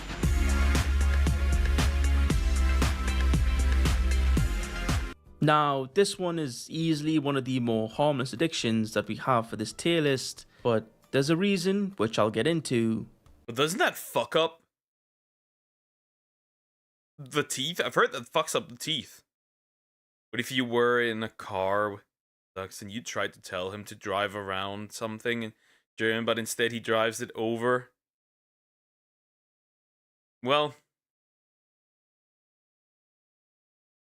if you were telling me, I would still do that. Okay, if you would do it in German, then probably you may fuck up, regardless. Sucking the thumb isn't that weird, but it can mess up the way your teeth form. Yeah, thumb. a bit less destructive. A bit. I would argue that that's quite a lot less destructive. Why I included this one in the list. This is my blanket, or what's left of it. I smell it while I'm sucking my thumb. What I'll do is I'll take the blanket, wrap it around my finger, and then suck my. Oh yeah, this is not an addiction. If anything, I'd argue this is childhood trauma. I'd argue actually this is childhood trauma. This is not an addiction. Thumb and smell the blanket. Yeah, it's the blanket sniffing. I actually used to know someone who used to do the same thing, and they were a pretty cool person, and they told me why they did it. It's a blanket that she had whilst growing up as a child, and essentially it smells like her childhood. So if they're ever stressed out or feeling sad, they have this physical manifestation of the nostalgia of their childhood that they can use to calm themselves down. Actually, in the video, Rhonda also says that she only stops sucking her thumb when she can't find her blanket. The only time that I've not is when I've lost my blanket for a couple days. Okay. When I lose my blanket, I usually don't suck my thumb. So I actually think that Rhonda is addicted to smelling her blanket, and the thumb sucking is only a byproduct of constantly having her hand near her face. Later on, like when my parents got divorced, it was really. Oh yeah, this is definitely childhood trauma. That's definitely childhood trauma. It's kind of sad now. Yep, that got sad real quick. That went from sad to weird real quick. It smelled like childhood full. Piss and sweat. Oh yeah, this is that's trauma. Kids, never divorce. This is what you're doing to your kids. They turn out weird. They're on a comfort basis for me. I know we're talking about an object here, but right. Not to get all psychological or anything, but Rhonda mentions that when she was 12, her parents got divorced. Now, this is just my theory, but she probably had that blanket back then and used it to bring herself back to the time when her parents were still together. This behavior was reinforced by the feelings of comfort that the blanket would bring, and then as a result, she would continue to suck her thumb. Another thing that supports my theory is that at the end of the video, there's another black screen that states that she actually lost her blanket and it led to her not sucking her thumb as much. Anyway, this addiction I don't think is weird enough to put in the a little weird tier, and it kind of makes sense to an extent, so I'm going to be putting it in the completely fine tier. Our final addiction is going to be the lady addicted to eating foam mattresses. Is it at least fresh foam mattresses? Don't tell me it's used. If it's used, bro. My name is Jennifer, and I'm addicted to eating mattresses. Oh man, it's gonna take a lot in me to get through this one. I like my mattress plain and straight up. I know mayonnaise, butter, none of that. There's like a hard texture, like my taste buds are kind of. Hey Dream Warden, how you doing? Hope you're doing good. What are we doing? What are we doing? She built like a mattress. That's crazy. True though. Like a guitar. No, I don't know what you mean by a guitar, but before that, I'll just ask the question that everyone is thinking. How do you manage to get that overweight whilst eating a large amount of inedible foods that will fill up your stomach? She also said that she doesn't add oil or butter. That's very true. Reminder, everything has calories. The problem is just that you can't ingest everything. But everything has calories. Cardboard box, plastic, everything. She cannot ingest that. Or anything, so I'm genuinely curious how she maintained this build while essentially packing her stomach. Why does he say it like that? How can she maintain this build? You are what you eat, I guess. That's way too literally. She took that way too literally. With foam. We probably won't get an answer to that question, but we do have another black screen of death, and if you want to know what 0.09 square meters of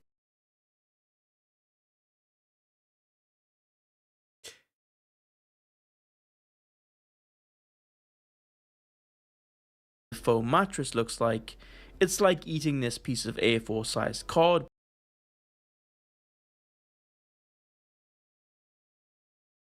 Let me. What is that in?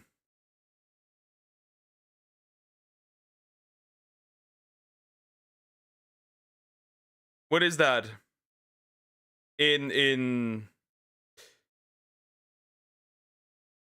bro. She's eating essentially. She's eating 9 square centimeters. 9. Board, except a lot more fluffy. And this is per day. I'd imagine Jennifer saves a lot of money on toilet paper, given the fact that it probably wipes itself on the way out. It enters my body and leaves my body. It goes through my system and goes out. I'm very concerned about her health and her digestion. I'd be concerned as well. Have you looked at this woman? The mattress eating aside. The mattress eating aside, I'd still be concerned. You're not healthy at that weight. Digestive system, because I have seen it in the toilet. It comes out in whole. That is not information I needed. It comes out whole. Pieces. Okay, you have to be taking the piss now. There is no way in hell that it comes out in full pieces like that, still yellow. Either that is for demonstration, or she has an insane digestive system. Jennifer actually goes into why she eats the foam, and I'll just play the clip. I usually, when I crave to eat some mattress, it usually be after 2 o'clock after I eat. I'm urged. I need an urge. I gotta have it. For some reason, after sex, I would want some. It's an after sex thing, bro. Or in the morning, she's like, and she wakes up, it's like, oh, now a nice piece of mattress foam. Yes, that's what we need. Oh, after smashing, give me that piece of mattress foam. Bro, that's crazy. I'm just gonna assume that this is the producers making her say some shit that is gonna make people laugh. And it worked, so well played, producers. Well played. Jennifer then has an argument with her family, and they convince her to get looked at by a doctor, and it goes about as well as you would expect. Really, only symptoms that I think is connected to it. I may be a little gassy, but then again, like, I'm having sulfur burps. Sulfur burps? Okay. Yeah, like a fart in my mouth. Okay, I'm lying. I wasn't expecting her to say this at all.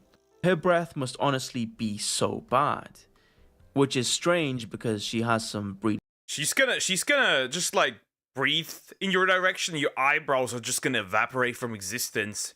You look like Super Saiyan 3 Goku without the Super Saiyan. That's what you're gonna get. She could still do it that big. Yeah, it only works if she's big and he's not. Then it works. But I know from family members that if both are ginormous, that it does not work anymore. On both ends. Be nice teeth. Anyway, the doctor does an x-ray, and lo and behold, she has foam in her stomach. All right, well, the x-ray shows no definite obstruction, but it's hard for me to see what's called your stomach bubble. All right. Okay, so that suggests that maybe your stomach was full, and maybe it was full of foam mattress. Yeah.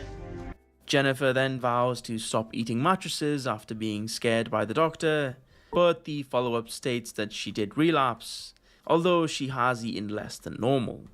Anyway, the mattress eating was strange, but I could have looked past it were it not for the revelation that That goes into strange tier. That goes into strange tier immediately. That goes straight up. Now I have a visual in my head. I didn't need that. You mean two land whales laying on top of each other? Now you do. Male Gorlock and female Gorlock clapping cheeks. She burps out farts, and for that reason, she's going into the strange tier. Another outstanding collection of addictions covered in this part of the tier list. The next one will be the finale, with some I thought this was the finale. Okay, we're getting a part 4. Part 4. There will be a part 4. That's going to be for next week, probably, if he has already done it or not. But that's crazy. That's wild, bro. This is insane. These are just weird. These are just insane. I hate you, Poke. Love you too. Jabba Jabbit the Huts. Now I have the visual of Frogan in my head. Well, that's a scary picture. Anyways, like, comment, and subscribe. Pokemon Presents will be 24 minutes long. I swear, if they throw us a Gen 5 remake, I will take a flight. And it's in the same style as BDSP. If it's in the same style as BDSP, we're gonna do it a third time. But this time, it's not gonna be from the States. I swear to God. No, we're not doing that. No, I hate you from within the deepest part of my heart. You have a heart? Didn't even know that. Anyways, now a Frogan in my head.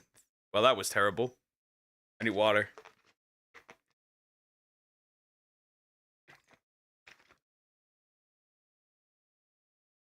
Elon announced Baby Grok, aka kid-friendly Grok. That can only be bad. That can only be bad. That can only be bad. We've watched the video with Annie. And how rewarding she is when horny. But, holy fuck. No. Elon? No.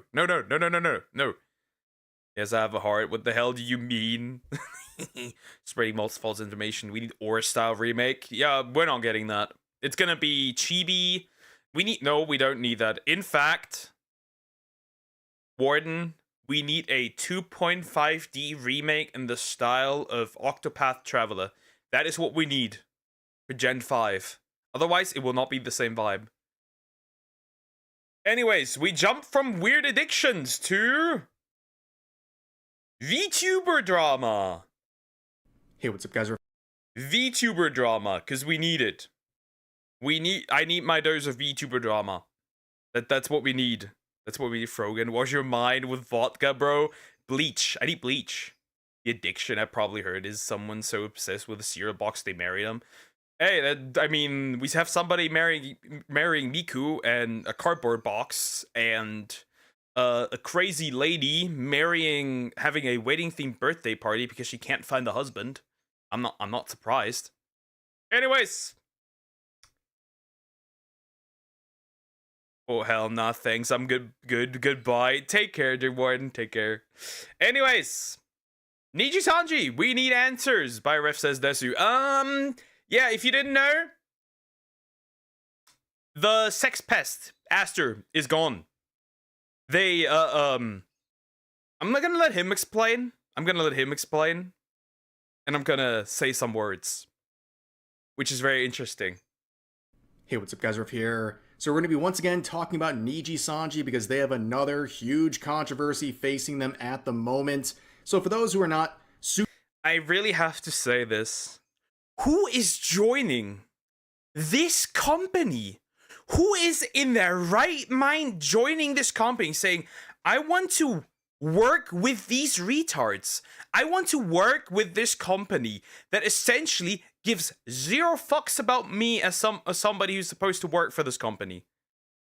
They don't, it doesn't pay well. They give like 1% of like the merch you sell. They're like real weirdos. Their community is full of weirdos. The guy that owns this company is a weirdo. Like, Why would you work for a company that if you reach 100k subs, they take your play button? You don't even get that play button. That's insane.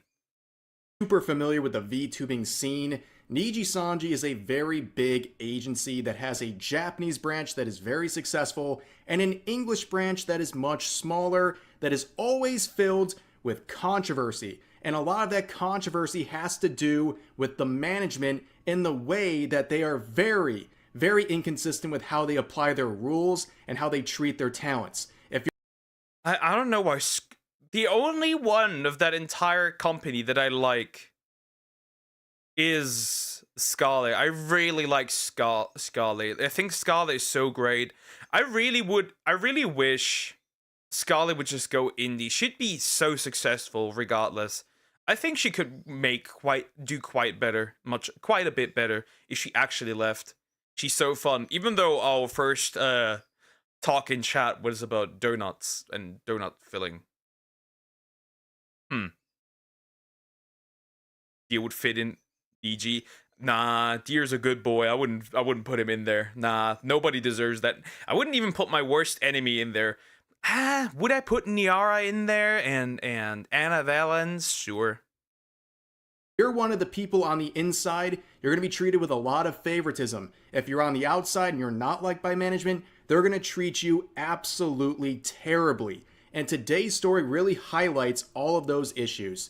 I'm gonna be honest, but that's not that much different from indie VTubing. There are certain VTubers that if you aren't good with them, it is very apparent that you won't be as big as you potentially could. I could say names. I won't, but I could say names. So, we're going to be talking about Aster Arcadia, and you can see his account is already private. Not a good sign when you're a Niji Sanji Ian liver. Now, Aster has faced a lot of controversy involving really one big accusation. So about 7 months ago, False ID came out with this video with a whistleblower who we now know is the former Niji Sanji Ian liver, Twisty Amanozawa. One of the greatest VTuber crash outs in VTubing history. Those leaks were diabolical. I have to say, those leaks were crazy. All men are mentally ill. And should die or something like that, was it? And the hate for the poor Indians. Where she said that there's allegations that Aster was sexually harassing not just Twisty, but other women in the organization, as well as small independent VTubers outside of the organization. Now, this got enough heat that eventually Niji Sanji, shortly after, would announce they were doing an investigation looking into not only Aster, but also the whistleblower. Again, we know who she is now. But of course, a lot of time would pass. In fact, it's been 7 months since that investigation was launched, and there hasn't been a single update. And well, guys, I regret to inform you, it looks like we're not going to get that first cooking stream. Yeah, that cooking stream's gone, chat. And people were memeing it in the the tweet, in the announcement. They were memeing it. The cooking stream. We're never gonna get it. We're just flocked together like birds of a feather. That's very true. Their entire community is full of weirdos. I remember they went after one of their own livers because she used McDonald's hash browns. That you gotta realize that they used the McDonald's VTuber asset that Japanese McDonald's gave away for free to use. They went after their own liver. They also went after Scarlet. A year later, after they found out that when she was in Japan, she was at Starbucks. If there's any VTuber agency you could consider woke, it is this one. From Aster that was scheduled for next week. In fact, if he's going to be doing a cooking stream, it might be teaching people how to make prison toilet wine at the rate he's going, because he has been terminated. No, wait, I'm sorry. He is separating from Niji Sanji. That's so odd, you know? That's so odd. That's interesting wording. Remember, every time they kick somebody out because they did something, right? It's always terminating. It was for Twisty terminating, it was for others before that terminating. But for Aster, it's separating. It sounds like he's leaving on his own accord. Isn't that odd? That's weird. What a weird wording. That's right. You can see the announcement here, and if you are familiar with Niji Sanji, you will understand that this is the shortest announcement they've ever made about a talent leaving their agency. So, it says, announcement regarding Aster Arcadia. We hereby inform you that Aster Arcadia will be separating from Niji Sanji En as of July 15th, 2025, and will not resume streaming activities. Please refrain from directly contacting our livers about this matter. Thank you for your understanding. So, right from the beginning, we have this weak-kneed, pathetic statement and use of the term separating. Like they're going through a divorce or something, right? Also, I found out something new, which I did not know. Rev has a man bun. Rev has long hair. Shoulder long hair. I did not know that. I just found that out recently. I didn't know that. Really interesting. You know what? Let's take a second here and use that term separating. I think the right move would have been to hear what people like Twisty were alleging and then separating Aster from new VTubers, particularly female VTubers who joined the organization. That's what they should have been separating. Also, they probably should have been separating their mouth from Aster Arcadia because I do not understand the favoritism. They went to bat for this guy so hard, and I just don't understand why Niji Sanji just will do anything to protect some of their English. He made a lot of money. That is the only reason I could see why they're doing this favoritism thing. He made him a lot of money. That's the only thing that makes sense. Though then again, when I watched the Parrot video of how financially well they're doing, they're all losing subs. They're all not making money. There's a bunch of livers who have who make no money per stream. $0. Ref has face reveal. Nah, don't ruin it for me. No. He doesn't have a face reveal. Same with his wife. They don't have a face reveal. But his wife posted on Twitter a photo from their wedding with censored, and you could see that he has a man bun. We don't know the face. Talents. And I look at Aster's channel, right? He's been with the company since 2022. He has 300k subs. And you look at his about here, and he's produced 14 million views in 3 years with the company. Now, I say this not to flex or anything like that, but if I joined some sort of organization, they said, Rev, go, try to get as many views as possible, stream on YouTube, do all that, I could probably amass that in a month or two. So I don't understand. Again, it's not a flex. I just don't. I couldn't do that. Obviously, I couldn't do that. Though I could probably, with the right company, I could probably do something like that. With the right company? If Face Connect had a male branch, and I'm already incredibly unhinged anyways, who knows? I could pull off something like that. Who knows? A man bun at a wedding, shameful, at least a fancy updo. Understand why Niji Sanji is fighting for their lives to protect someone like this with so much baggage. I just don't get it. Their Japanese branch does not deal with anywhere near the amount of controversy the English branch deals with. In fact, the Japanese branch probably makes about 80% of the revenue. So I don't. The last drama for the JP branch was that somebody from outside, a music producer, was giving women the horny drug, apparently. That was the last one I remember. I haven't heard since. They're really careful with the Japanese branch, and I think that's because if they fuck up, it's gonna be much more disastrous as when the English branch fucks up. Understand why the EN branch is so dysfunctional and there's so much controversy. Now let's go back to the announcement itself. So there's one thing to really point out here that I already mentioned, that it's such a short announcement regarding someone who's probably one of the most controversial figures. Also, isn't Uki from Niji Sanji a literal racist? The horny drug? Yeah, it's like something. It's like some drops you put in like a drink or something, and they make you go in heat. Basically, like they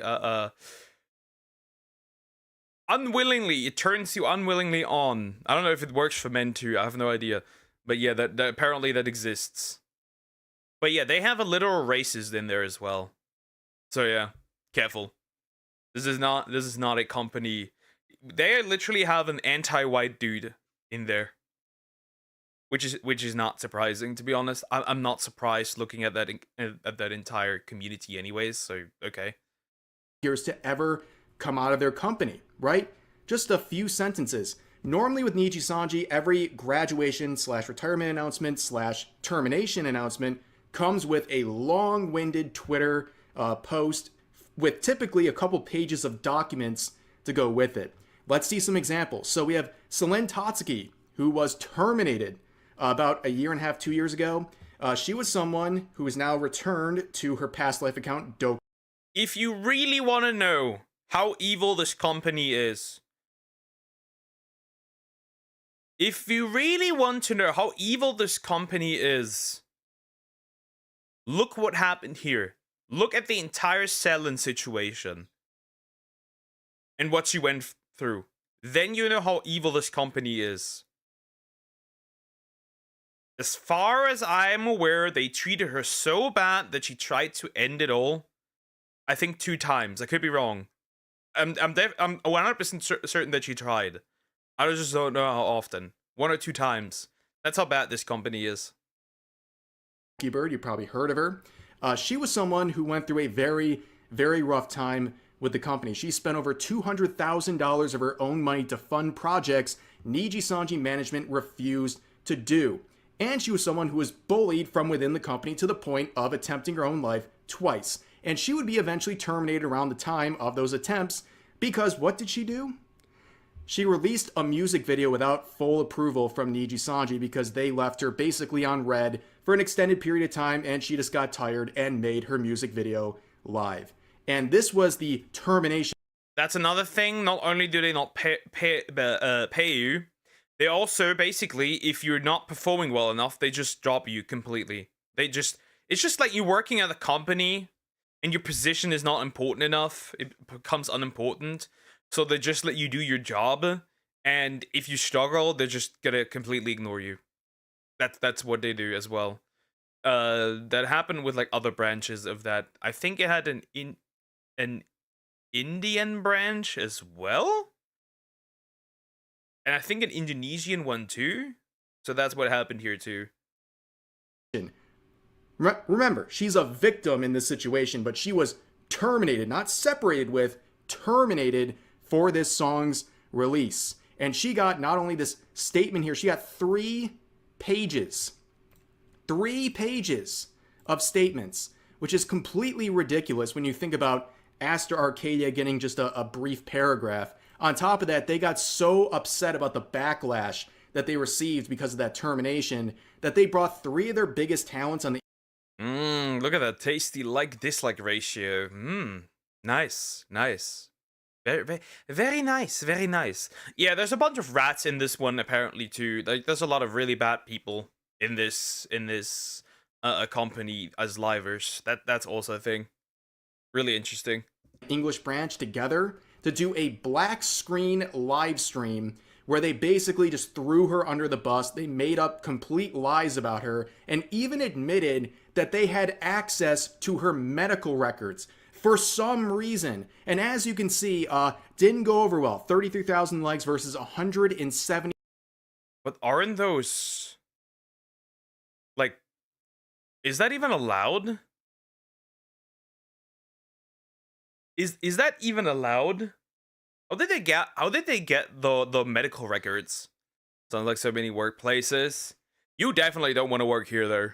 That's definitely one of the worst. If somebody ever intends to become a VTuber, just don't go there. Just don't. Just don't. If they ask you, no, don't. You'd better just be indie. You'd better off just to be indie. 9,000 dislikes. And the funniest thing is, the cowards at Niji Sanji management, they couldn't even release it on their official channel. Instead, they made one of their talents, Alira Pandora, release it on her channel, and in the process, she lost nearly 100,000 subs as a result. In fact, she was well over 600,000, and here we are, about 2 years later, and she still is at 523. That was the damage done to her account, but I can't feel sorry for her because she was one of the people who threw Doki Bird under the bus in the statement. And let's move on to another example. Zion Lanza. She has returned to her past life account as well and had great success as Sayu. Now, she was someone who was terminated after 3 months with the company. Just 3 months, but she got all of this. This was her termination with a long list. Basically, Bro did not even get a single anything. Bro did not get anything. They literally just made 3 lines saying, yo, bro is separating. That's it. Bro, what is this company? What is this shit-ass company? treating her like a war criminal. All of these reasons were included for her termination. They did all this for someone who was with the company for 3 months. In fact, there's a very interesting section right here. Offensive remarks regarding discrimination and sexual, or SA. You can't say that phrase on YouTube. They really don't like it. But offensive remarks regarding discrimination. They don't care. They don't care about me, funny. Like, if you're small enough, they kind of don't give a rat's ass. I think YouTube has become a little... I would argue YouTube has gone a little more lenient. But then again, I'm a small channel, so this usually... I can say the most heinous shit, and YouTube is like, okay. Anyways. And SA.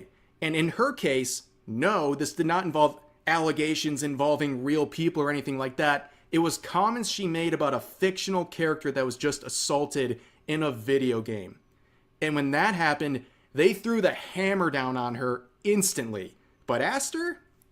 They just part ways and don't even give a reason as to why.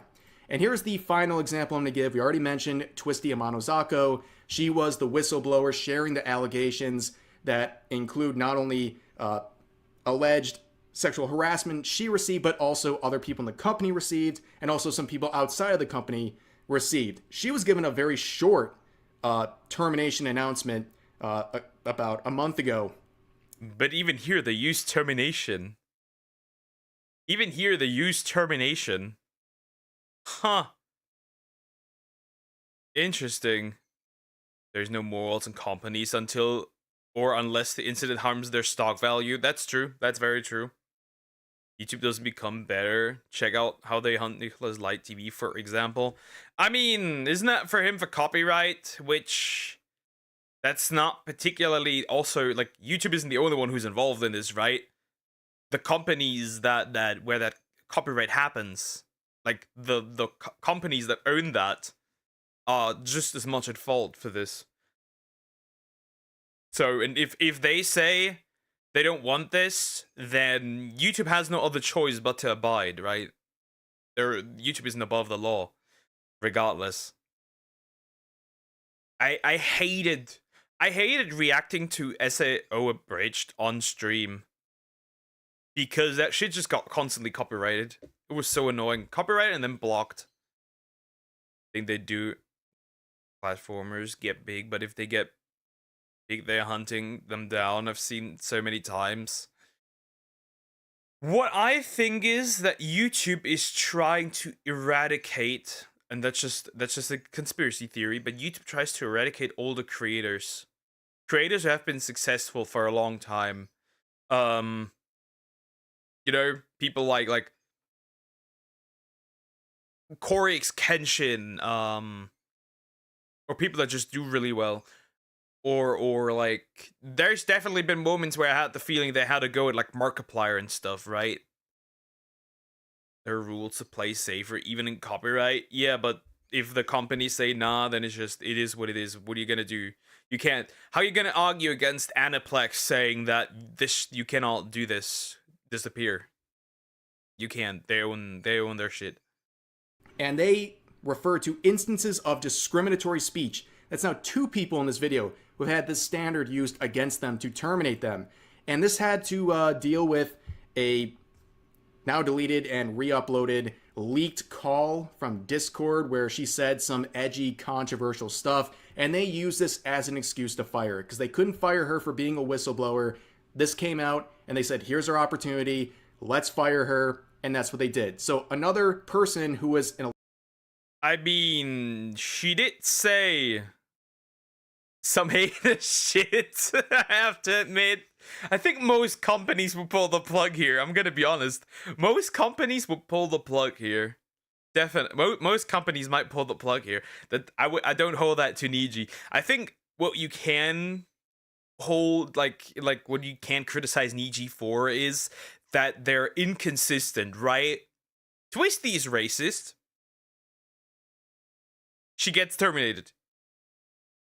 Some other dude is racist and anti-white. He's fine. That's always the problem here. But there injustice had just happened, like Tectone Twitch ban. It's not YouTube, but you can tell it wasn't fair game. Yeah, the Tectone thing is also like they do that on purpose.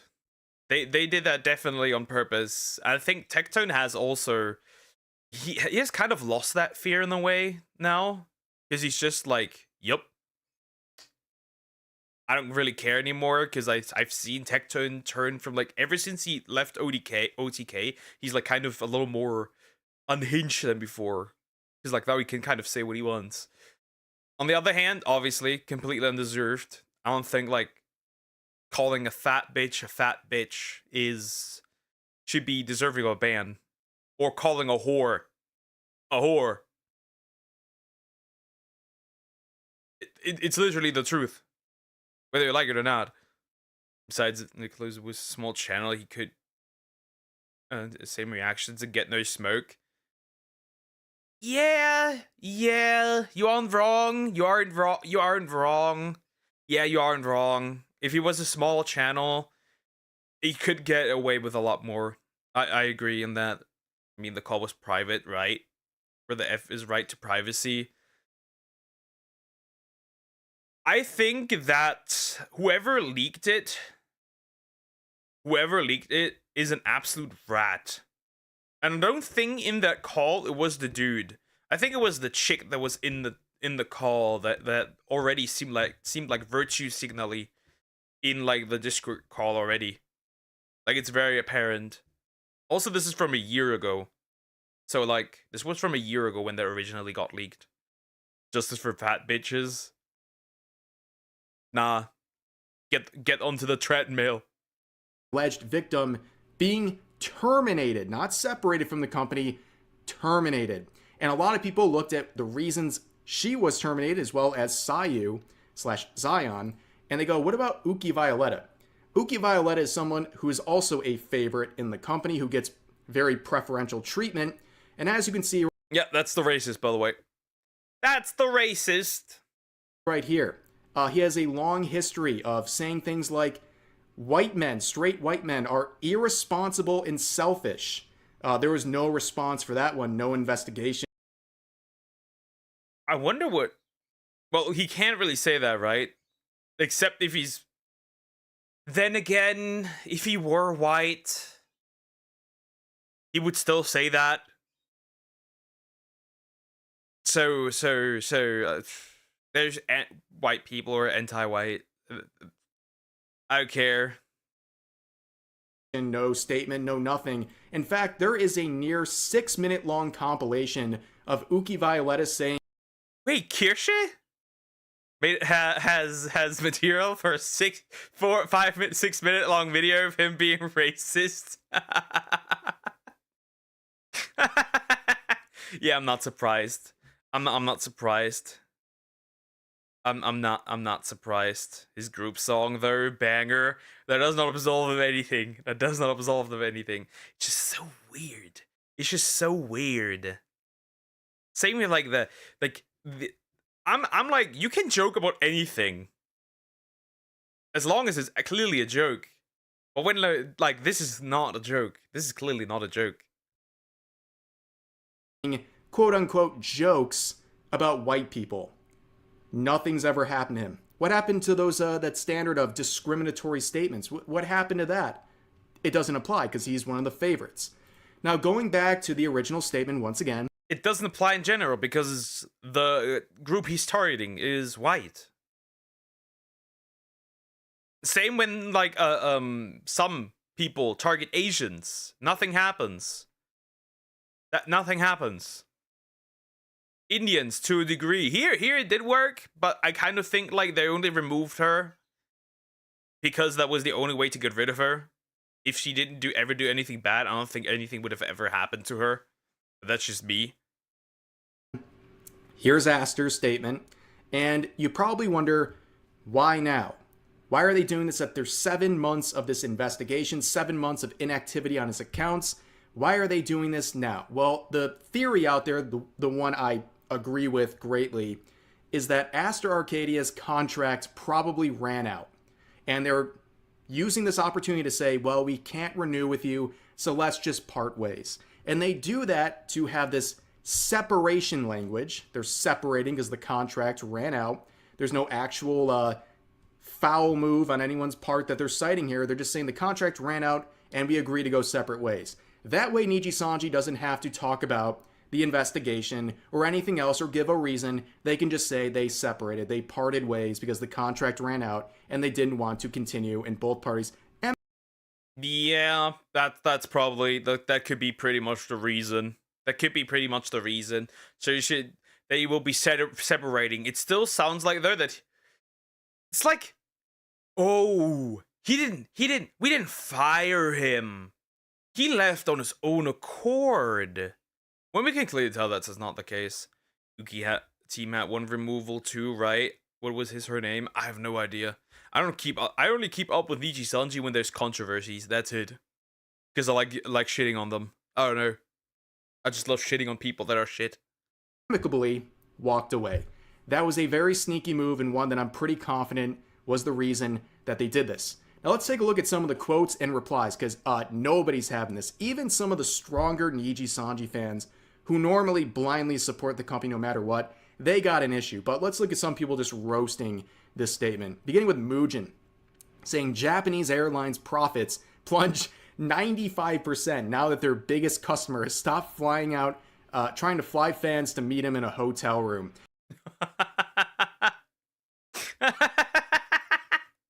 Yeah, apparently he was weird and tried to go to Japan with some girls. Yeah, he is definitely a weirdo. Yeah, that was kind of his one bullet in the chamber type move. That was it. If you see the conversations and the things alleged, that's pretty much what you do. You approach a smaller talent who claimed they were a fan of his, and you'd be like, yeah, you're a big fan of me, huh? Big fan of me, huh? Let me fly out to Japan and we can share a room together. And it's like, oh, okay. And then when you get rejected, he would get very angry and start like really getting hostile. Which, by the way, this is pretty much the only time in my life I've unironically used the phrase incel. This is a guy who doesn't really know how to talk to women, and he's trying to exercise, allegedly, his status to get them to do things for him. And when he gets rejected, he flips out. He gets angry. I mean, that's an actual a fair use of the phrase incel. True. I'd say that's a fine use. That's a fine use, bro. How can you crash out if you get rejected? Like that crazy. Like, bro. Unlike, all the people on Twitter who use it to describe anyone they dislike, this seems like an actually appropriate way to describe the situation. But here's a comment from Parrot. Oh, poor Parrots. Saying they actually just waited for my video to come out to finish the job. Well, back to the mines, dude. You need to farm once again because... Back to the mines. Did he just recently drop a video? Which I haven't reacted to. And since Sway isn't here, I can't torture him like this. Too bad. But yeah, back to the mines you go, homie. As they always have the worst timing for you, unfortunately. Here's Rima saying we want the investigation results, saying release the Astor files. Yeah, let's release that.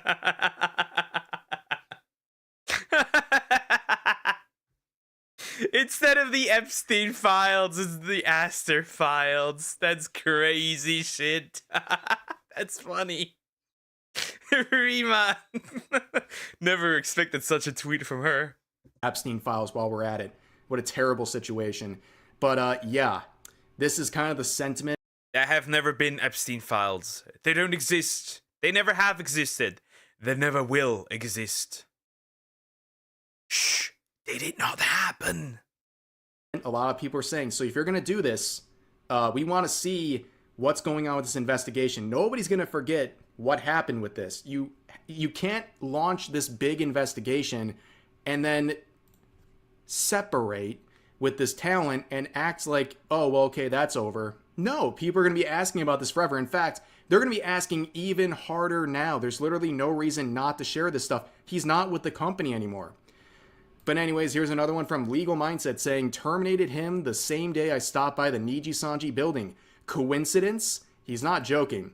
Here he is aura farming in front.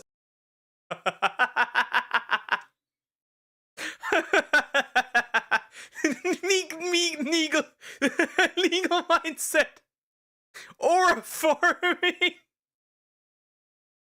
That's crazy. That's crazy. Legal Mindset. Legal Mindset aura farming here. Of the Niji Sanji headquarters in Japan. Absolutely mogged this company. Man, he shook them and they folded pretty quick. But here's another one saying, I wish I still had my Niji En merch. Gold ship? Gold ship! Help! She's everywhere! I'm closing stream. So I could set it on effing fire. Okay, this person has to be blocked. They probably don't want to listen to anything I'm saying, but don't burn merch. I've always said this. If you want to get rid of stuff for someone you don't like anymore or a company you don't like anymore, you should consider donating it, because if someone's in need, especially with clothing that comes from a company, they're not going to care if there's some disgraced weirdo on the hoodie, okay? If they're cold, they want a hoodie, right? If some... Yeah, remember during the Cinder drama, they burned, people burned their merch. Just throw it into a container for, like, the poor, and, like, I don't think anybody cares that there is a disgraced VTuber on their hoodie or something. Hi Zap, how are you doing? Hope you're doing good. What do you think of Daisy's destruction? When? Would you elaborate what that is? Because I do not know. I need context. Kids, you know, in need, I don't think they care about the plushie, like where it came from, okay? I just think that's something good you can do. Donate it. Don't burn merch. I don't think it's a very smart decision to do. Here's another one saying, so, like, can I claim his design now? No. Well, maybe, but I don't know why you'd want to do that. I don't know why you would want to have the likeness of Astor Arcadia. But then you have this, the Niji sisters, I'll say, are trying to stop the community notes. So people in the notes are trying to provide context as to why this is a very fishy and complicated situation. And yeah, you can see in the no note needed section, this is the section of the notes where you dispute proposed notes, where you say that note's not necessary because of X, Y, or Z. And they're fighting for their lives in the no notes needed section, saying everything's abuse of the community notes. They're actually fighting for their life. Ooh, they're for real fighting for their life. Oh, interesting. Look it up. I will, after this. And this can't be based on vague or uncertain information. And Post does not hide or dispute, because people are saying this is trying to hide results of the investigation. But some of the proposed notes, they're trying to add context that there's an investigation, that there was allegations from former talents, and it gives additional context as to why this whole separating of these parties is very suspicious. Now, the memes are already coming out. You can see we'll expect this to happen when you ask Niji Sanji about their investigation into Astor from now on, where basically they're going to say, are you still talking about Astor Arcadia? Because this is probably what's going to happen. They think they can wash their hands of this, and whether or not something comes of the investigation or not, we'll never... Again, there are no Astor files. There have never been any Astor files. They don't exist. Well, they promised they were going to give updates, and they've given none. Like, not even like, oh, it'll be coming to a close soon, or we got some sort of nothing. Not a tiny grain of update. And even in the announcement of the separation, they never mentioned the investigation. They could have said, we're separating ways, but also the investigation can... Remember, it wasn't we're separating ways. Aster Arcadia is separating parting ways with us. That's not the same. I gotta go work out. Bye-bye. Take care, Eliza. Continues on. They didn't do that because they thought they could get away with this.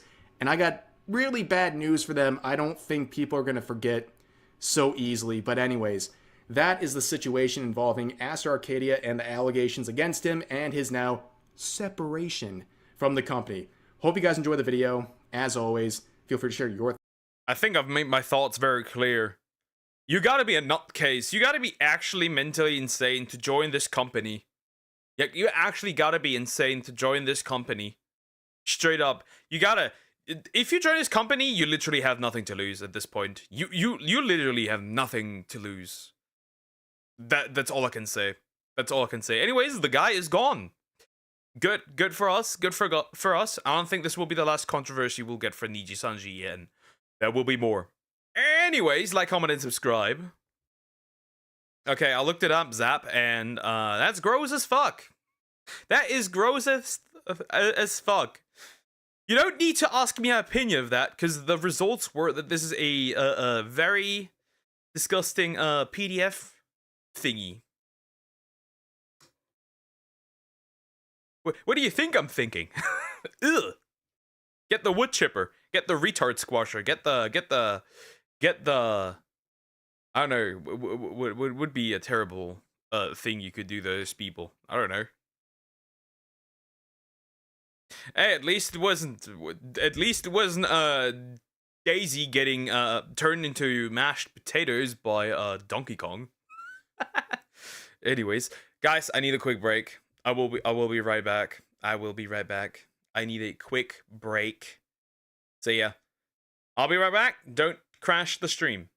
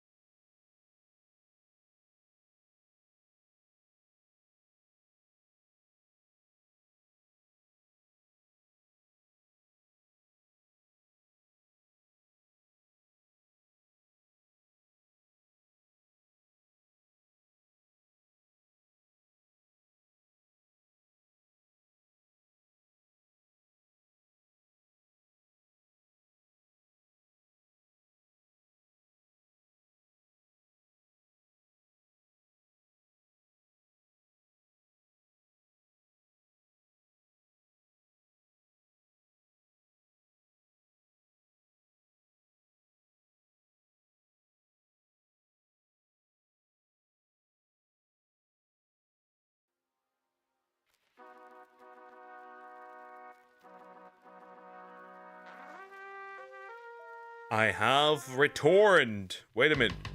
Was the music still playing? Shh, silence. Okay, now. Alrighty. Good. Yeah, my headache is starting to become quite a bitch, I must admit. I'm not gonna lie. My headache has become quite annoying, which I really hate. But what can you do? What can you do? Yeah, but it has become a little annoying.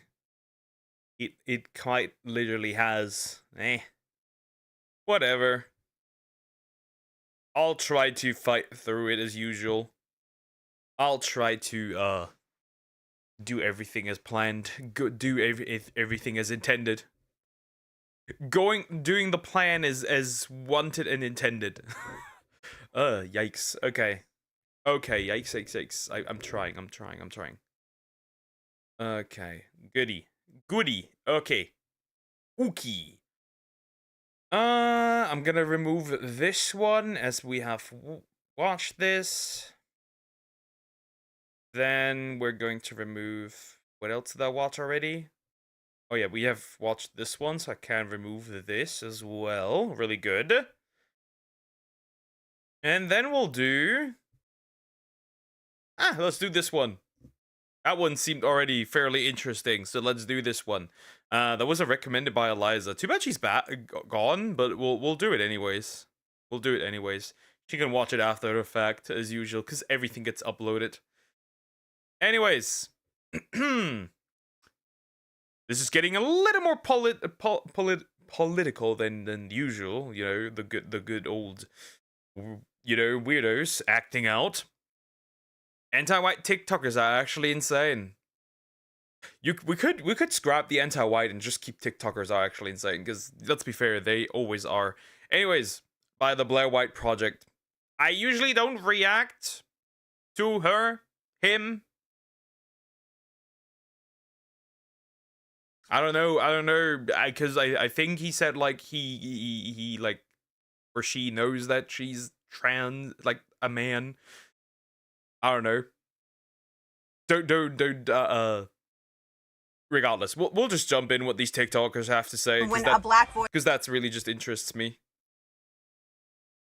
When a black voice is literally telling you, like, hey, don't do this. Do we need to assault you in order to give us basic human respect? Because more YT people will have to DIE in order for motherfuckers to what? CARE.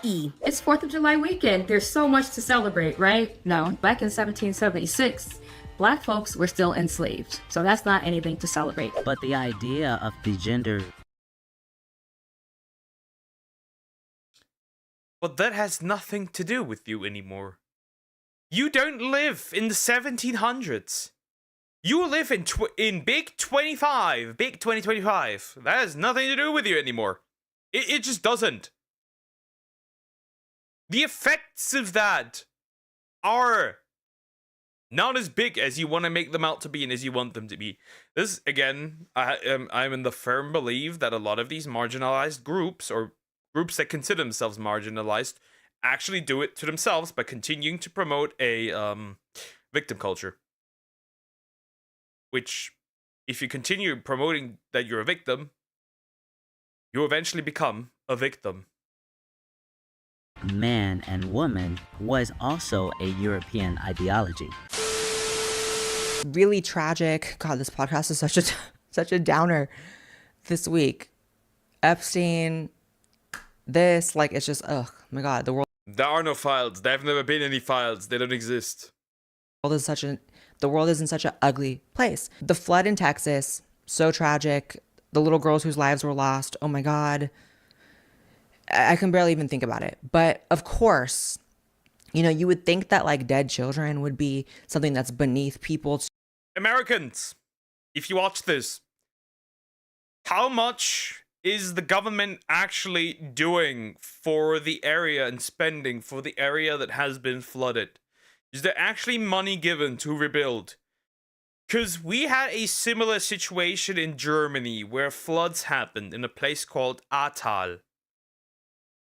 And essentially, nobody helped. Private people had to actually go there and help and finance and actually, it's not rebuilt at all. It's not fully rebuilt ever. I don't think it'll ever recover. But in general, how much are they helping actually, or is there any help at all? Because for us here in Germany, there wasn't when the floods happened. The files don't exist now. They've never existed. Shh. They don't exist, Cocos. There are no files. There've never been any files. Nothing ever happens, but hi, buddy. How are you doing? Hope you're doing good. Hello. To politicize or turn into some sort of form of hatred. You know, you would think that maybe we could all come together and be like, that's sad, that's tragic, but not. Nope. I've seen an artist drawing a Haluva boss art with the new female imp, and basically they made a joke about the kids dying and sexualized them as well. The good guys, by the way. To the anti-white TikTokers on that platform, not to them. Nothing is beneath them, and they are disgusting people. Watch. I'm going to say it because y'all scary as fuck, and I don't give a damn. Them little... Why? I don't like saying it, but why can't you immediately see that they are, what kind of people they are? Sorry. Girls, them people died because of racism, not politics. Boom, I said it. I don't give a fuck. And if you want to call me a racist, that's not what I meant, by the way. I did not mean skin color by that. It's the style. It's the style of accessory, the hairstyle, that the way they dress. That's how you know where people stand. Straight up. And am I sad? No. Nope. So I just found out something super wild about stem cells. If you don't know, stem cells are like tiny little repair crews in your body. And basically they go and fix things that need to be fixed. So I'm going to show you a video where Dr. Eric Berg, one of the most watched health educators on YouTube, has been talking about this for years. Stem cells kind of like this reserve cell that can pretty much change into anything that you need. They're using it now to regenerate fibrosis, which then allows the heart muscle function to improve by 30%. They can do the same thing with liver fibrosis and damaged brain cells. They're getting great results stimulating new cartilage.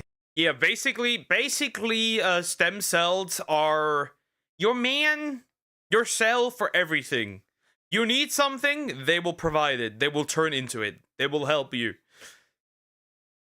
Pretty useful buddies. That's why if you want to actually donate stem cells, apparently you can, do that. It's really important.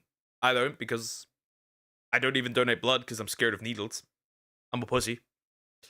In your joint. Some people are using it for autoimmune diseases like MS, and also to help rejuvenate skin cells, to actually make the skin young again. There's also stem cells for cancer. It's very important to understand how to keep that stem cell population at the highest level. And the thing about stem cells is they are crazy expensive. Celebrities in Hollywood will spend up to $50K on stem cell injections. And I'm sure you don't have that kind of cash just lying around. So luckily, I have the hookup with my guy at Black Forest Supplements. They developed cocoa flavanols. Studies have shown that flavanols actually stimulate stem cells to come out of your bone marrow, kind of like bees out of a hive, but in your bloodstream. Harvard scientist Dr. William Lee actually backs this up. Check it out. And they go out and they find wherever it needs to be repaired. If it's your heart, they'll fix it. If it's in your liver, they'll fix it. If your skin, they'll fix it. And so we can eat foods like high flavanol cocoa in order to be able to actually get the stem cells to work a little bit better. Now, how do we know this actually functions, works in people? Well, clinical studies have been done with high flavanol cocoa. This is not your average cocoa. It's a stem cell power up. I've been actually mixing it in my coffee and I'm literally obsessed with it. It tastes amazing. The benefits are real. It's only 20 calories and it has no sugar in it, which is super important to me. So if you're someone who's experiencing significant aging, slow recovery for things, brain fog, just general unwellness, this is for you, because cocoa flavanols are going to activate those lazy cells that are the problem here. Go to the link in my description or the pinned comment right now, because for the next 48 hours, you can get a whopping 45% off. Thank you so much to Black Forest Supplements for sponsoring this video, and on to the rest of the video now. Because more... I'm really careful with supplements in general. The fitness industry has made me so scared of supplements. It's actually kind of wild. It is actually insane. I am so scared of those things because the people just constantly lying about that. The entire fitness industry already is completely full of lies with like supplements. So I think I'm good. YT people will have to DIE in order for motherfuckers to what? CARE. I said what the fuck You just... Oh, well, she did censor a couple of things because of YouTube, but why did she censor white in that way? I said, I don't give a fuck, and mines are here with me. We voted the correct way. You reap what the fuck you sow. Just the night before the flash flood happened, y'all were okay with motherfuckers being stripped away from their motherfucking families. And Those were illegal immigrants, and if they're illegal in a country, they need to leave and apply for legal citizenship. Sorry to burst your bubble here, but you are committing a crime. And you gotta face the consequences of committing a crime. We don't let thieves run around. We don't do that. You could argue that jailing anybody would strip them away from their homes. Sorry, that doesn't work. never seeing them again. People being deported. Y'all were okay with that.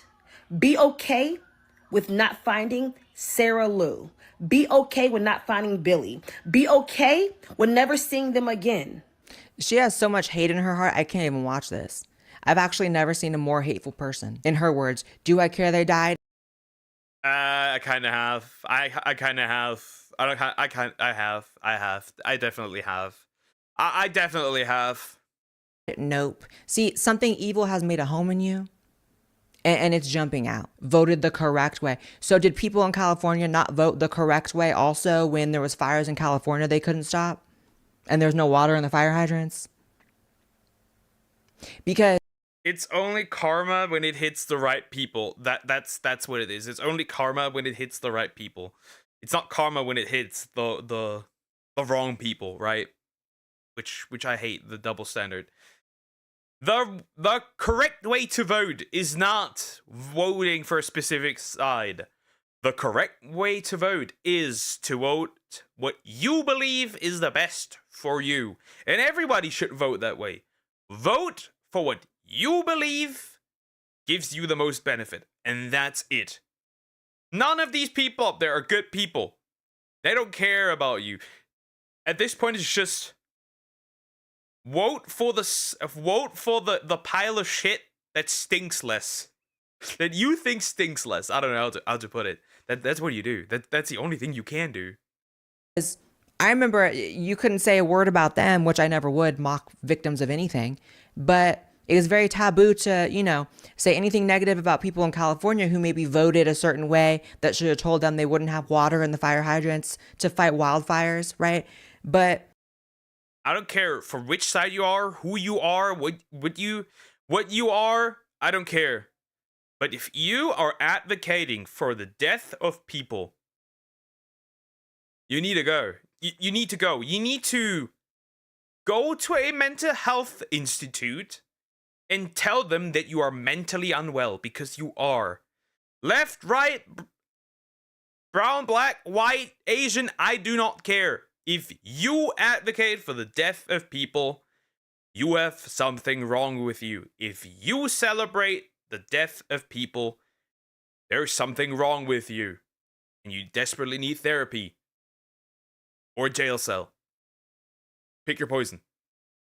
that was bad, but this is okay when it comes to little girls. You're a disgusting creature of the deep. Go back. The race problems in this country are never going to be fixed so long as it's presented falsely as a one-way street.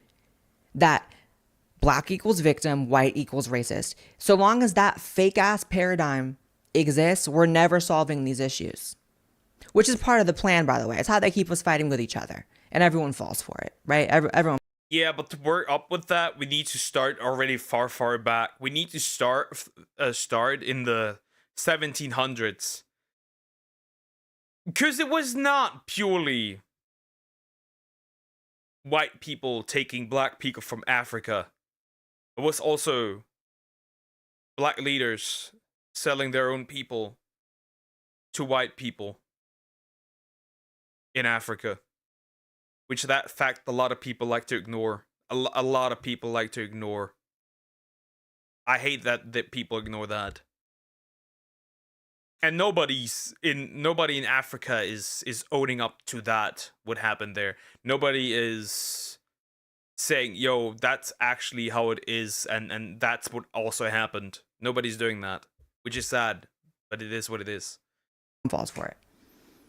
But if you've ever left your house, like ever, and interacted with people of any other race than just white or black, you would know that racial tensions, hatred, prejudice go in every direction like a Venn diagram, bitch.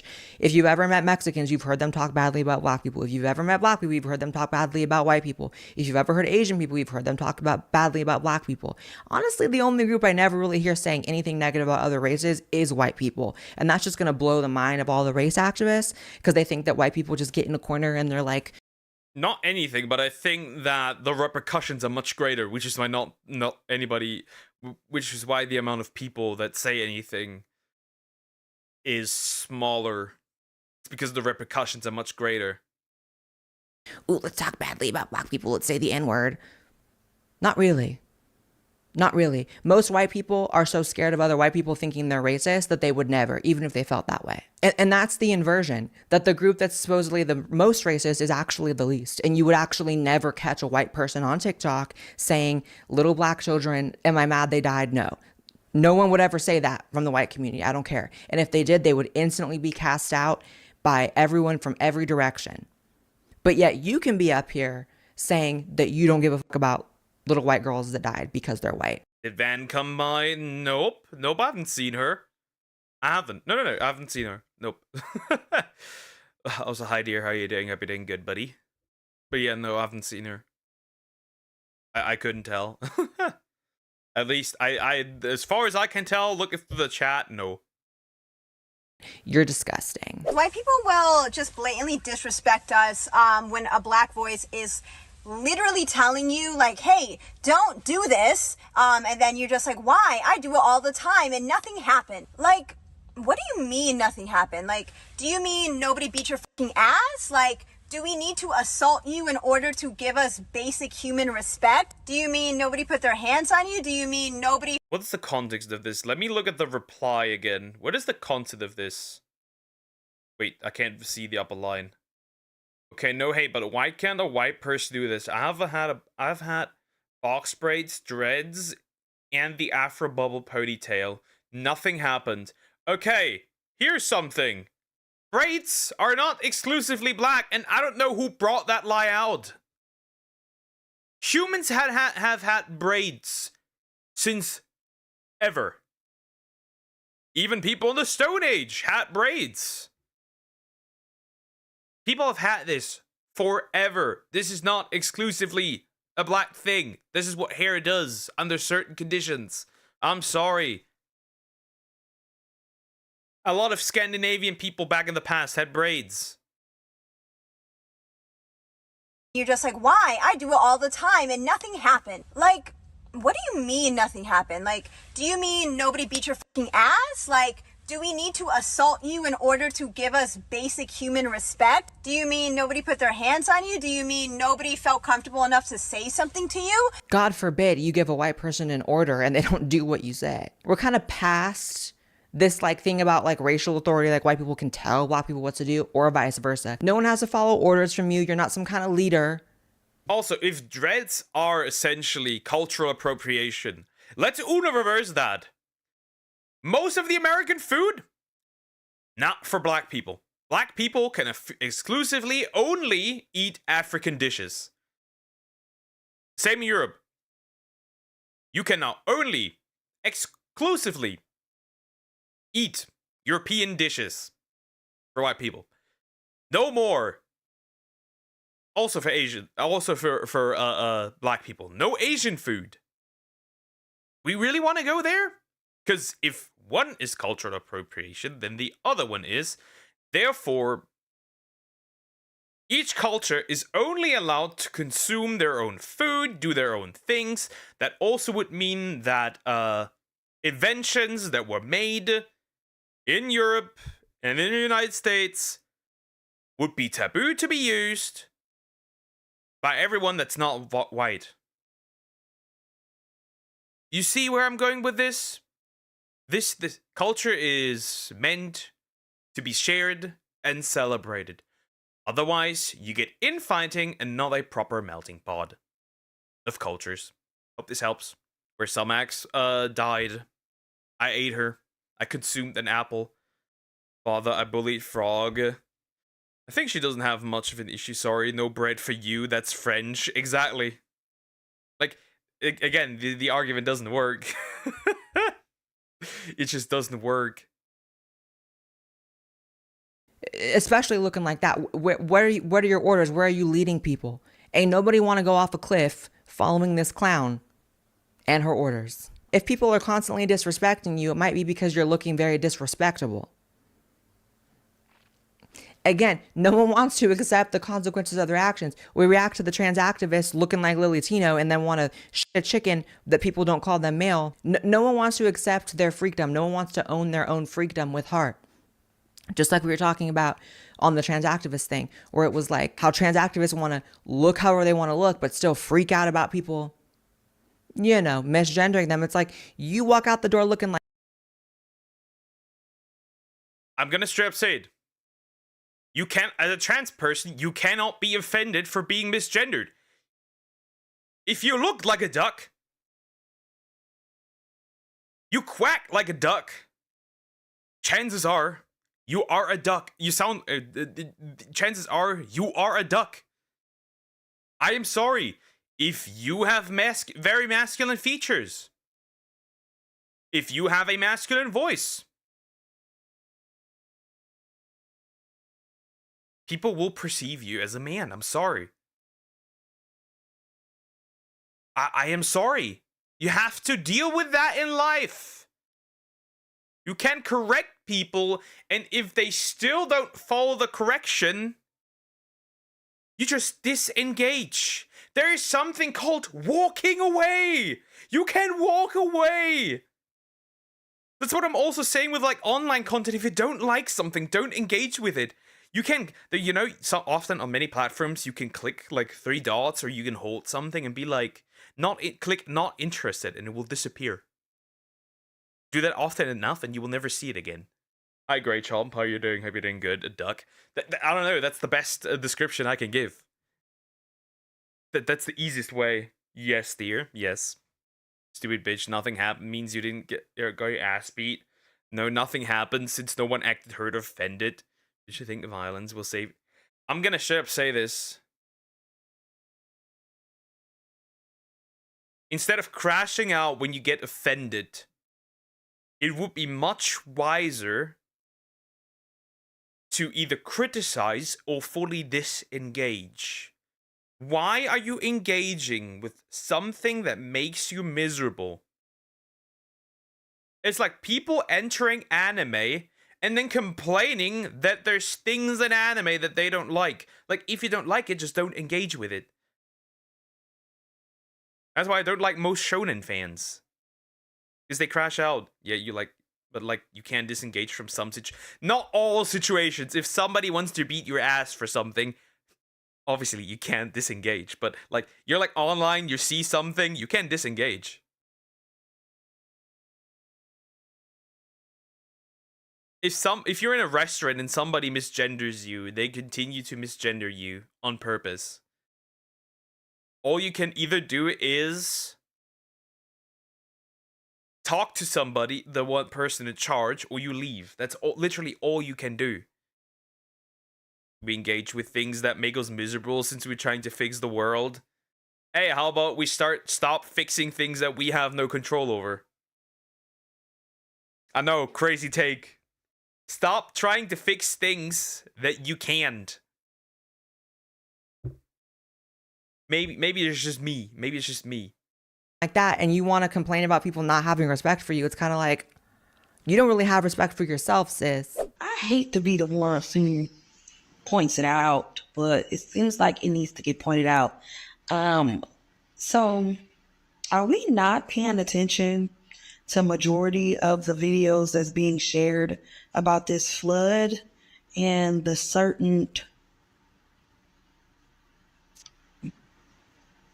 that's on the videos? Like, hopefully this is opening up some eyes and showing people that he watches. I don't matter who's watching. They're watching. They see you as a person and what you're teaching your kids and how your children treat others and how you treat others. It's crazy how everyone wants to get biblical when it comes to people they don't like dying. Suddenly it's like God's judgment, God's punishment. I feel like that's what she's implying here, but she's just so stupid that it's kind of like, maybe I'm misinterpreting what she's trying to. Nothing. I didn't get it. I didn't get it, and I probably could rewatch it and still get it. Don't get it. I don't get it. It doesn't make sense. We built like that genetically. Oh, you can definitely, if you're smart about it, you can definitely look at stuff and be like, oh, I'm not the target audience. I don't like this, but I'm not the target audience. Disengage. Like, again, there's plenty of stuff that I don't like, and if I see it, I'm like, anyways, moving on. I'll hit that not interested, or I'll mute it, or I'll block it. Like, I'm for example, I am absolutely 100% anti-Corn. However, if I see Corn, I will not crash out. I will just like block, done, or mute, done. I think a lot more people should be like that. I think we should stop being so easily offended at things that don't even matter. Further from but yeah, try to be smart and not just crash out. Things will get further from justice if you crash out on someone something. Exactly. Here's Croc. Hi, Croc. How you doing? Hope you're doing good. Hello.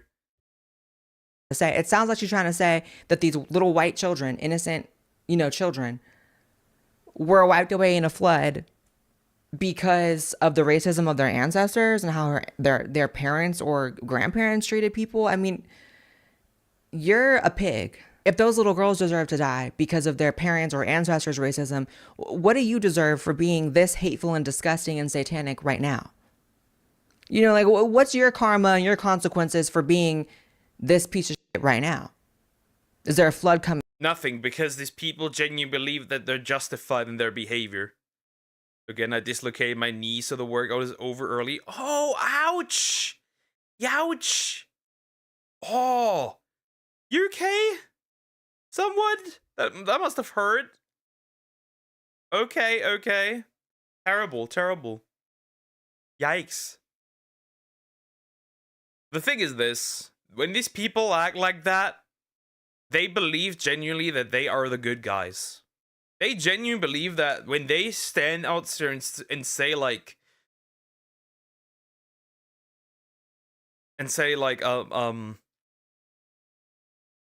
rich white girls deserve to be raped. They genuinely believe that they think they're the good guys, and they're saying actually something that's good. That's why I love that. I think it was a Sam Hyde quote. And I actually kind of like that quote quite a bit. It goes like this: when we win, do not forget that these people want you broke, dead, your kids raped and brainwashed, and they think it's funny. That's pretty accurate. That's pretty accurate. That's pretty accurate. I love that quote. It's fine. It happens a lot because they aren't formed correctly. I can get it back in fairly easily. Just have to stay off of it afterwards. Yeah, that makes sense. Man, that sucks though. That really sucks. Your way, like, what is it?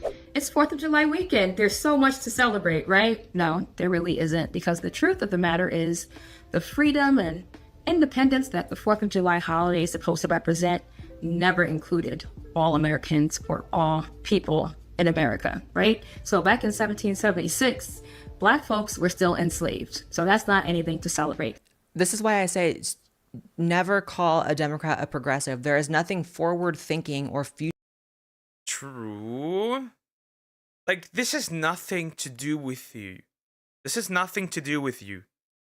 People back then weren't free. They couldn't celebrate, but you are free.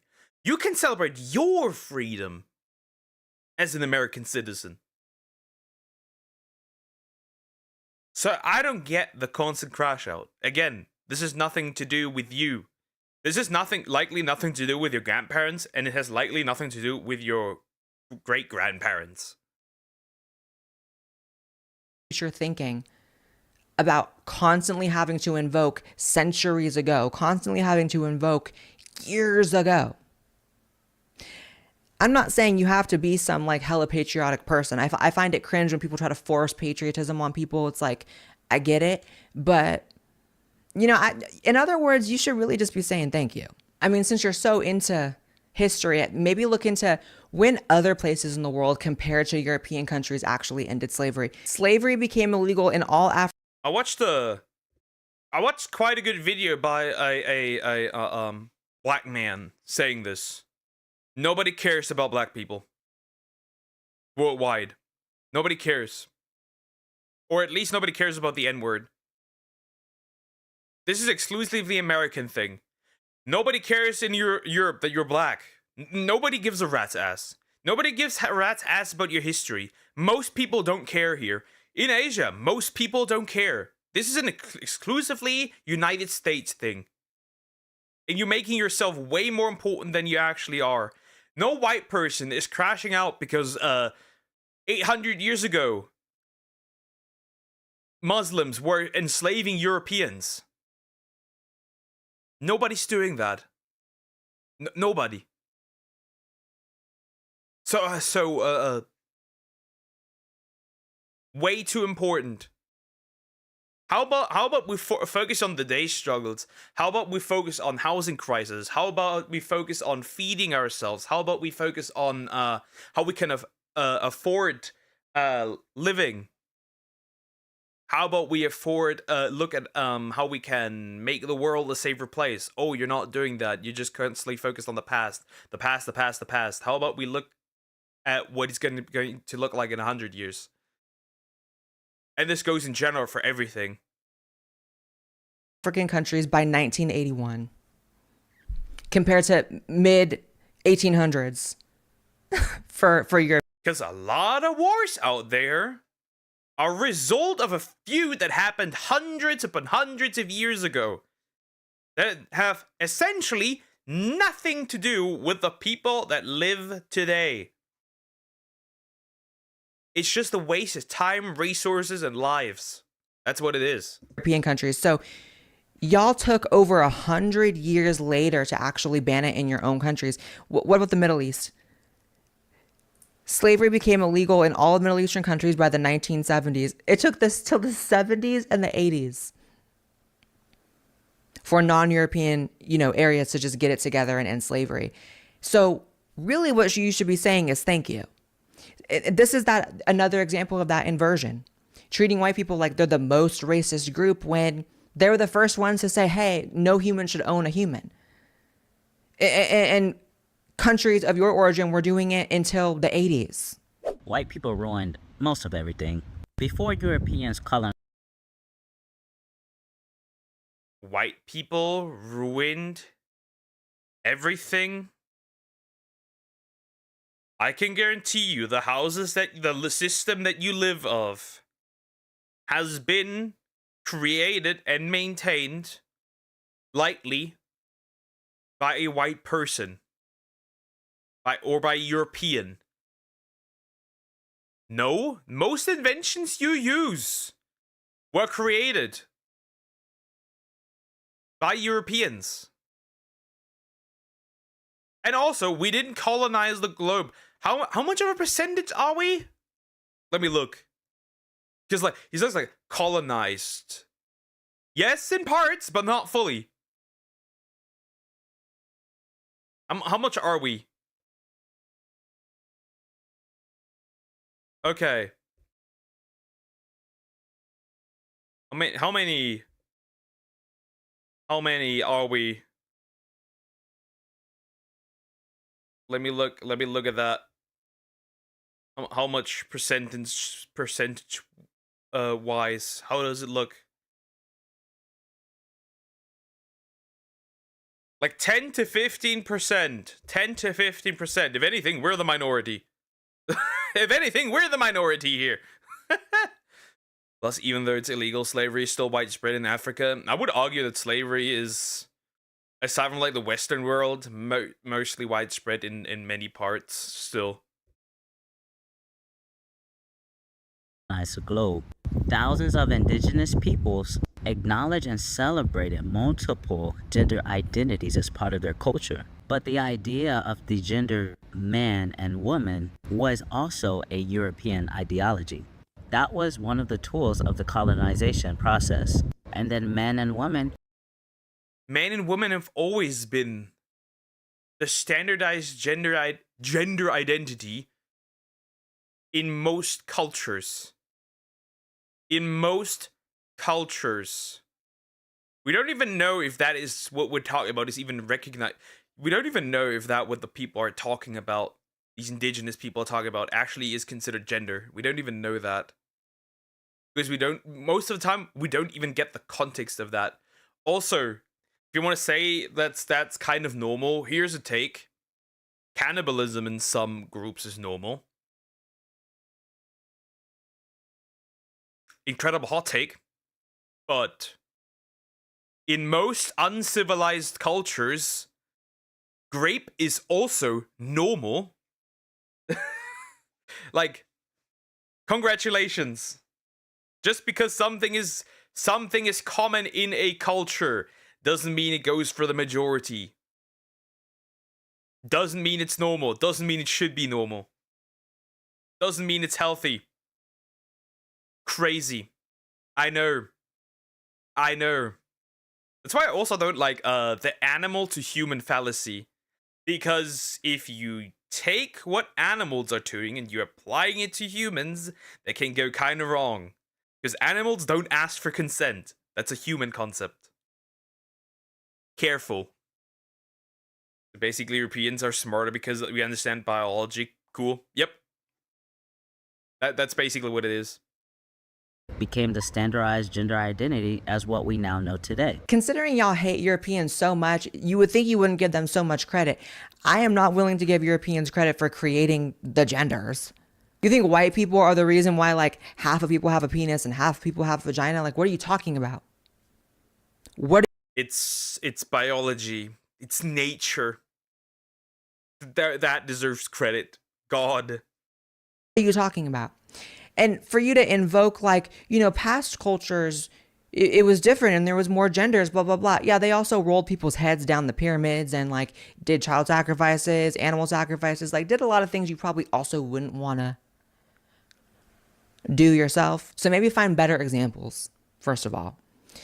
But, there is a lot of, hidden history when it comes to trans people, and whatever word was used for them in the past, people called them the eunuchs. And there have been iterations in certain cultures where very feminine males will become like the shamans and the leaders of tribes and of little communities because they see them as more spiritual. And so that's what's sad is like trans people have actually been more high vibrational in past history than they are right now, just living like, the community is a mess. We talk about it all the time. But so that just shows how much trans people have fallen, that like they can't even claim this like old unspoken of history, which does somewhat exist, of them being, the shamans and spiritual leaders of communities. But this person wouldn't even know about all that. That this person just thinks that actually this person doesn't think. Thank you so much to Black Forest Supplements for sponsoring this. Very true. Very true. It's also this. I saw a video where somebody claimed that being trans was natural, and I'm like, no, it's not. No, it's not. You are a mammal. No mammal on this planet is able to transition physically. Your human body is not meant to do that. You're not meant to do that. Something went wrong. You're not meant to do that. That's not supposed to happen. It's like, bro, what do you mean? You have to take hormones. You have to go through surgery. You don't find those in nature. A cold, harsh truth is that a lot of these, if we were going to go back to like our old way of living, if we were going to go back to our old way of living, most of these gender identities would be swept away because they would not be viable for survival. It's just the truth. Anyways, Loki messes with my head that Blair's trans. How is that a man? Makeup and surgery does quite well. But it's also, you have to consider this, right? There's like I divide them in two categories. There's transsexual people, so those who actually try to fit into their imagined gender that they think they are, and trans people, those who just say and put on the skirt and say I'm a woman now. Those are completely separate. In my opinion, I'll be back a bit later. Has another stream to attend. Enjoy. Take care, cricket. Have fun. Anyways, that was interesting to look at. Like, comment, and subscribe. That's how I see things. That's how I see it.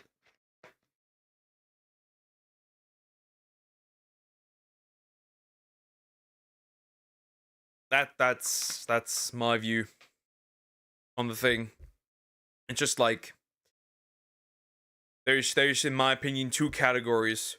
One category genuinely wants to be the other gender, and the other one wears it as like some sort of mask. Because there's people who genuinely have gender dysphoria, right? That they definitely do exist. Though oftentimes I question if transitioning is actually the way to go, if that's actually the right decision, or if it actually does more harm. Because looking at statistics, the number for self-deletion actually goes up after transitioning. So I'm questioning things, which is odd. But anyways, we are going to look at. You know what? This interests me. I think Eliza recommended this too. This interests me. Okay. Interesting. How Japan escaped obesity while America got fat. Well, Europe is certainly joining. What I've learned by Joseph Everett. Cool, interesting. We'll look at that. I do know a few things. That Japan does that are very interesting. First of all, apparently they have a real power food, which is called natto, which is like beans with like soya sauce and stuff. Like it's like really like sticky and gluey and like other stuff. And apparently they eat that quite a bit, which is really cool. I've not tried that. I know I'm watching a guy on TikTok that tries it until he likes it. Apparently people are doing that, like they try it until they like it. And also for like etiquettes and stuff here, they have a completely different policy. For example, for fruit, everything has to do with fruits. They have like until a certain percentage, you can only use like fake fruits on the cover. And then when it exceeds that percentage of like part of fruit in that, you can actually use real fruits. And for things that 100% through fruit, you can actually use fruit that are also like real fruits, pictures of real fruits that are actually cut open. Really interesting how they handle things. 15 years ago, I moved from Texas to Japan. I quickly had this weird feeling that something was off about the people here. I couldn't quite put my finger on it at first, but the more I looked around, eventually I realized what it was. People aren't fat. That's what it is. People are healthier. Nobody's fat. Since 1960, the obesity rate in America has skyrocketed from 12% to over 40% today. That means America's obesity rate is almost 10 times Japan's obesity rate of just 4.5%. The gap is that... Holy shit, the gap is that huge? It's that massive? It's that massive? That's crazy. Wow, okay. Damn, that's crazy. The average American would be considered fat in Japan. You're like even American medium level fat. You are completely fat here. I didn't realize it because I was fitting in like Australian people. But then when I came back to Japan, I noticed that I was fat. It's way easier to lose weight in Japan than in the States. But why? What's Japan's big secret? Why Japanese people? There's a million things it could be. Maybe it's green tea. Or maybe it's lower smoking rates in Japan. Actually, no. Smoking rates are higher in Japan. 25% of Japanese men smoke, but only 13% of Americans do. Maybe more people go to the gym here. Actually, no. Only 3.3% of people have a gym membership here, while 21% of Americans do. Maybe it's because everyone eats fermented soybeans for breakfast. Yeah, the fermented soybeans. But apparently tastes kinda ass. Like I said, it tastes kinda ass. Actually, it's way simpler than that. The whole food environment is just different in certain key ways.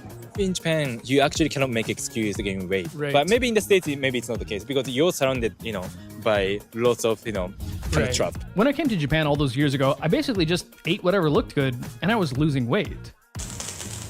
So let's say you wake up, you get ready for the day, and you're off to get a good breakfast. What are your options? Well, per person, there are 15 times as many fat. Bro is pulling out. What is the guy's name?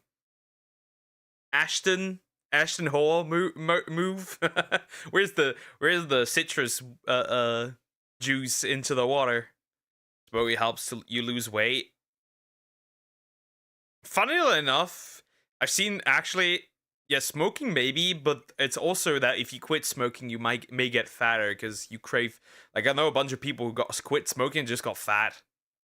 Fast food establishments in America compared to Japan. So the average American's breakfast options might look like hotcakes and sausage, our own egg McMuffin. The breakfast burrito. For breakfast, at Denny's, the Super Slam. Single-handedly, the worst croissants I've ever put in my mouth. McGriddle. Ooh, it's sweet. What the f? All of our favorite foods. So there's plenty of McDonald's you can go to here in Japan, but Japan also has over 4,000 rice bowl establishments. At places like Yoshinoya, for just $4, you can get what is actually a quite traditional Japanese breakfast. A small bowl of rice, fermented soybeans, roasted fish, and miso soup. But let's say you don't have much time, and so you just want to. Fuck, I'm getting hungry now. Shit, this was a mistake. Yeah, this looks good. This is interesting. Looks good. Food-wise, this might actually be quite an interesting place to explore. Egg McMuffins are banging, to be honest. I haven't been in McDonald's for months. Actually, maybe last year once. Grab something quick and go. The answer? Convenience stores. 7-Eleven. Wow, this is so busy. Do I come to Japan just for the 7-Eleven? More and more people are posting online about how in love they are with Japanese convenience stores, and for good reason. They actually have a huge selection of pretty decent food. So here's what you can get for about $9 USD. Fish simmered in miso, ramen-style eggs, a rice ball, roasted chicken, a salad, and a green tea. And they have many other things like a decent selection of roasted fish, fruits, salads, and even low-calorie stuff like these noodles made of tofu. The pre-prepared foods are also quite decent, like fish with mushrooms and radish, chicken gizzards with green onion, shrimp and squid with broccoli, boiled eggs, and steamed chicken with pickled veggies. The bentos are a little bit more. Holy fuck, this is good! This is good, bro. I'm moving to Japan. Fuck this shit. No, dear. Get out. Why are you talking about living in my balls, man? This is so weird, bro. This is just so odd. This is so weird, dude. Stop doing this. More junky, but they're much better than American options. So the first key difference is convenience. Convenience doesn't always mean junk. However, the average American convenience store doesn't have many options of reasonably healthy things to eat. You might be able to get some nuts or a protein bar, but other than that, it's just chips, candy, processed food, and some fried stuff sitting under a heat lamp. So yeah, of course, super health-conscious Japanese people don't get all their meals from a convenience store. Only if I'm too busy and I have no time to cook. The thing is that the overall standard for food in Japan is much higher in general, so even the convenience stores have reasonably healthy choices. Japan has about 55,000 convenience stores, meaning Japan has almost 10 times as many convenience stores per square kilometer than America, which is great because from what I've seen, Japanese people, or at least Tokyo people, are extremely busy. Japanese people in general. True. Oh my god. They sleep the least. They actually, wow. Okay, interesting. Wait, Germany's actually Okay, Germany is almost as bad as Japan. Like not as bad. There's like about 10% missing, but still we're catching up. We're catching up to that, and we will. Well, they want to increase work hours legally, so yeah, we will. Sleep way less than Americans, which is actually very unhealthy, yet they're still much thinner. So yeah, there are healthy restaurants and supermarkets in the US. We believe in real food. Whole Foods Market. But when it comes to cheap, quick, and convenient food, it's often very unhealthy. $3 big meal deal, only at 7-Eleven. In Japan, for lunch, I have the option to buy some fried junk or go to McDonald's for lunch, but it's often just as easy to, say, walk into Matsuya and get something like a bowl of rice. I can guarantee Döner kebab, which only like we have that, and maybe some other select few countries have that, would be a huge thing in America, and would definitely threaten some of the like ratty, disgusting fast food places. Because looking at the like nutrition value of that, even though it's fast food, it's still pretty good. It has a pretty solid amount of protein and stuff. With some stewed beef, a half-boiled egg, some kimchi, and a bowl of miso soup, with plenty of pickled ginger, of course. Even if you're getting some actual sweets here, they're just not as sweet as Americans. If you go to any one of these cake places around here, an American would be like, wow, why is it not sweet enough? Whereas a Japanese person would go to America and go, why is it so sweet? When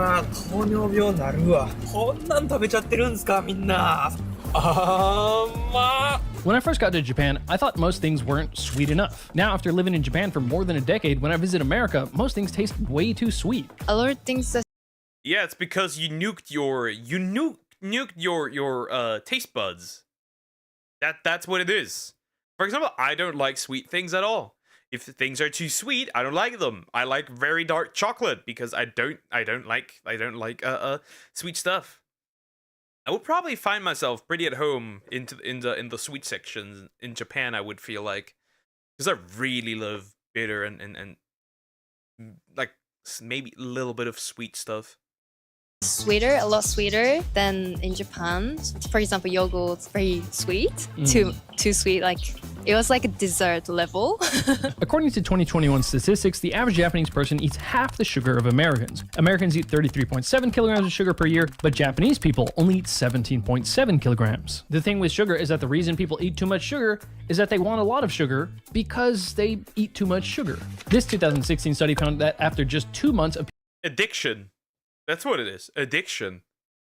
people doing a low sugar diet, cutting their simple sugar intake by 40%, they started to rate sweet foods as significantly sweeter, as much as 40% sweeter than before. That's exactly what happened to me. At first, Japanese sweets didn't taste sweet enough, then I got used to it, and now they taste plenty sweet. So I think the Japanese just eat less sweet, less caloric things, and they eat less of it. The soda cups are just smaller here in Japan. This is a large cup at McDonald's in Japan. This is an American small. The American small is actually slightly larger than the Japanese large. And of course, the American large is... But isn't everything larger? But isn't every... I mean, I know. Frog told me the food portions in America are kind of crazy. Like, when she eats here, when we eat out here, like, everything is much... Not much small, but at least small enough in comparison. It's about twice as big as the Japanese large. Even the milk is way smaller. This is the standard size of milk here. Next, take a look at this. The selling point of this sweet drink is actually that it's small. It says nomikiri saizu, meaning a size you can finish. And these half-size drinks are in most of the vending machines. Hey, why'd you get this small one? I think this size is too much for me, so I can finish this. But this one's only 10 yen more. You could have gotten like, Yeah. This one's like twice as big. It's too much, and I don't want to waste it. You don't want like a giant drink. You don't want to get like as much drink for your money. No. No one in Japan drinks a big gulp. You can't even get it anywhere. Now that's what I call a large. I couldn't find any big gulps in Tokyo, but I could find these tiny cans of soda. They're like cute. Wait, is that the Asmongold clip? The infamous one? Everything's bigger in America, even the people. Although we're catching up in the UK, sadly. Oh, I think we're catching up all over Europe. Who drinks this? What if you go to a restaurant in Full context of this Asmongold clip. Basically, because his mouth is rotting, what he was drinking, what he was tasting, was not the water. It was bro's own mouth. He was tasting his own rotting teeth, basically. So yeah, when people say like, when people say that Asmongold hates water, it's not that he hates water. It's just that when he drinks water, he's drinking his own decay, essentially. Ugh. Japan, what percentage of the people would you say are drinking soda? Oh, I think less than 10%. Only water and tea? So yeah, I think so. It's better. So Japanese people just don't drink that much soda. The average person here drinks 30 liters of soda a year, but the average American drinks 5 times that much, 154 liters per year. What do I drink? I don't drink any soda really at all, in fact. It's water, milk, obviously, coffee, and juice. That's pretty much it. I don't drink any soda at all, really. No zero sodas, anything like that. Not even that. So for example, with this vending machine, if you don't want anything sweet, 5 different types of unsweetened tea, you can get water, and then there's black coffee. By the way, these vending machines are everywhere. Japan has the most vending machines per person on the planet, around 4 million, or 1 for every 30 people. Next is key number 3, school lunch. The Japanese approach to feeding their school kids is completely different from America. Do the teachers even eat this stuff? No, they don't eat school lunch. They don't touch it. So I'm half American. I went to elementary school in both Japan and the United States. In the United States, the food was just junk food. You know, we had tater tots, we had sloppy joes. It was like everything bad for you. True. Here in Germany, the food, in general, the school lunch, that is if you have the option to get school lunch. It's ass. In comparison to fast food, it's ass. It does not compare. Like a Max. It just does not compare. The food in Germany for school lunch is pathetic. At one point, we had as a lunch, soup with a few pieces of sausage in there. No wonder I would rather go and get fast food instead. I'd rather get a pizza than this. It's just not good. It also doesn't taste good. It's also like most kids just don't want to eat that stuff. You know, chocolate milk. In middle school, we would get chocolate milk. Chocolate milk for what? just like, if you want chocolate milk, go ahead. Served for lunch at a high school. Students in Woodbridge, New Jersey say the food is inedible. Some high school students who are so sick of their school food, they've started a protest movement. Understandable. We have school lunches, and they're good, by the way. You just need to pay up. Oh, no, ours are not good, and you need to pay up. In primary, everything was frozen. In secondary, it was all pre-packaged, apart from a pizza that was kind of decent. Yeah, here it's not like they have like catering services, right? They have catering services, but those catering services are just not good. They're the cheapest of the cheapest. Kids get drinks, fruits, and a newspaper. Though at least back when I was a kid, that was the case. As far as I'm aware, I don't know a single student that wouldn't rather just grab just like a pizza from a restaurant nearby or anything else, or just go into a supermarket and buy something. Like, at least the older ones, the kids, they don't have a choice, but the small ones don't have a choice. But the older ones, they can, and they will. Against it. In 1970, the law changed. Schools could now turn to private, for-profit companies to feed their students. In American schools, it's common to have plenty of processed foods on the menu. You cut back on everything. Salaries, supplies, the food. But if we go over and take a look at Japan, school lunches are planned out by the school's designated nutritionist. And they are made from scratch every single day. If you're in Japan, every meal is meant to be healthy. Vegetables, Holy fuck! Aside from the killing, aside from their murderous work ethic, this is good. This is good. This is really good. There'd be rice, some fish, some meats, and a little bit of pickled vegetables. So that by the time, you know, that you're 16, 17, 18, you're not going to be fat. It's going to be very rare that you're going to see a child that's fat in Japan. I think that carries you your whole life. It sets your diet. You got like a nutrition education that actually worked. Yeah. The fourth key is portion sizes. The portion sizes are generally just a little smaller wherever you go. Normal size, like meal size in Australia is usually big. I couldn't finish eating them, but then I got used to it, and I actually gained 12 kg there. So that's like 25 pounds. Double tacos, designed to keep your stomach and your wallet full. I'm full! America's biggest breakfast for... I'm fat! This is true. Our school canteen had fast food options as well. You can just buy that instead. Our school canteen didn't have that. You would need to go into the city to get stuff. That's just what it was. Only $9.99. I think there's two big reasons why Japan doesn't take the American approach of giving you huge portions to make you feel like you got your money's worth. First off, don't do this in Japan. A big concept here is mottainai, or wasteful. Elementary school, middle school, if you cannot finish the meal, you don't have like lunch break. So you just have to sit there. Yeah.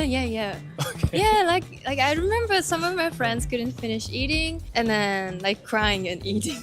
The idea came from like mottainai. You cannot waste the food because that's the life of plants and animals. Yeah, leaving food is considered bad. Oh, that's interesting. That's interesting. Very, very interesting. Oh, I didn't even know that. So, they appreciate food much more, well, and they let you do that during the school hours. No, you could do that during the break. We had like breaks, and then you could do that. You could just do that. Didn't matter. It was essentially counted as a break. If you had that, it was essentially counted as a break, and you could do that. You could just go down and like go to like a store and buy something. It's kind of bad manners to leave unfinished food and especially rice scattered about on your plate. Next, it's not really a thing here to get a container to take leftovers home. You're expected to finish your meal at the restaurant. So, the average restaurant serves people reasonably sized, not too big portions that most people should be able to finish in one sitting. Most packages of snacks here are sized so that you can comfortably finish them without feeling stuffed. Like, look how small all these little packages of chocolates are. If you eat the normal American diet, you'll get fat. In Japan, if you just eat what everyone else eats, then you get thin. Yeah. Do you think that's pretty accurate? Yeah, I think it's accurate. If there are some people who are, you know, maybe starting to get a little bit overweight, and I suspect they're eating too much junk food. So the fifth point is variety. It's easy to eat and drink healthy when you have plenty of options and when you're not getting bored eating the same handful of healthy meals. This makes me so hungry. Holy shit, no!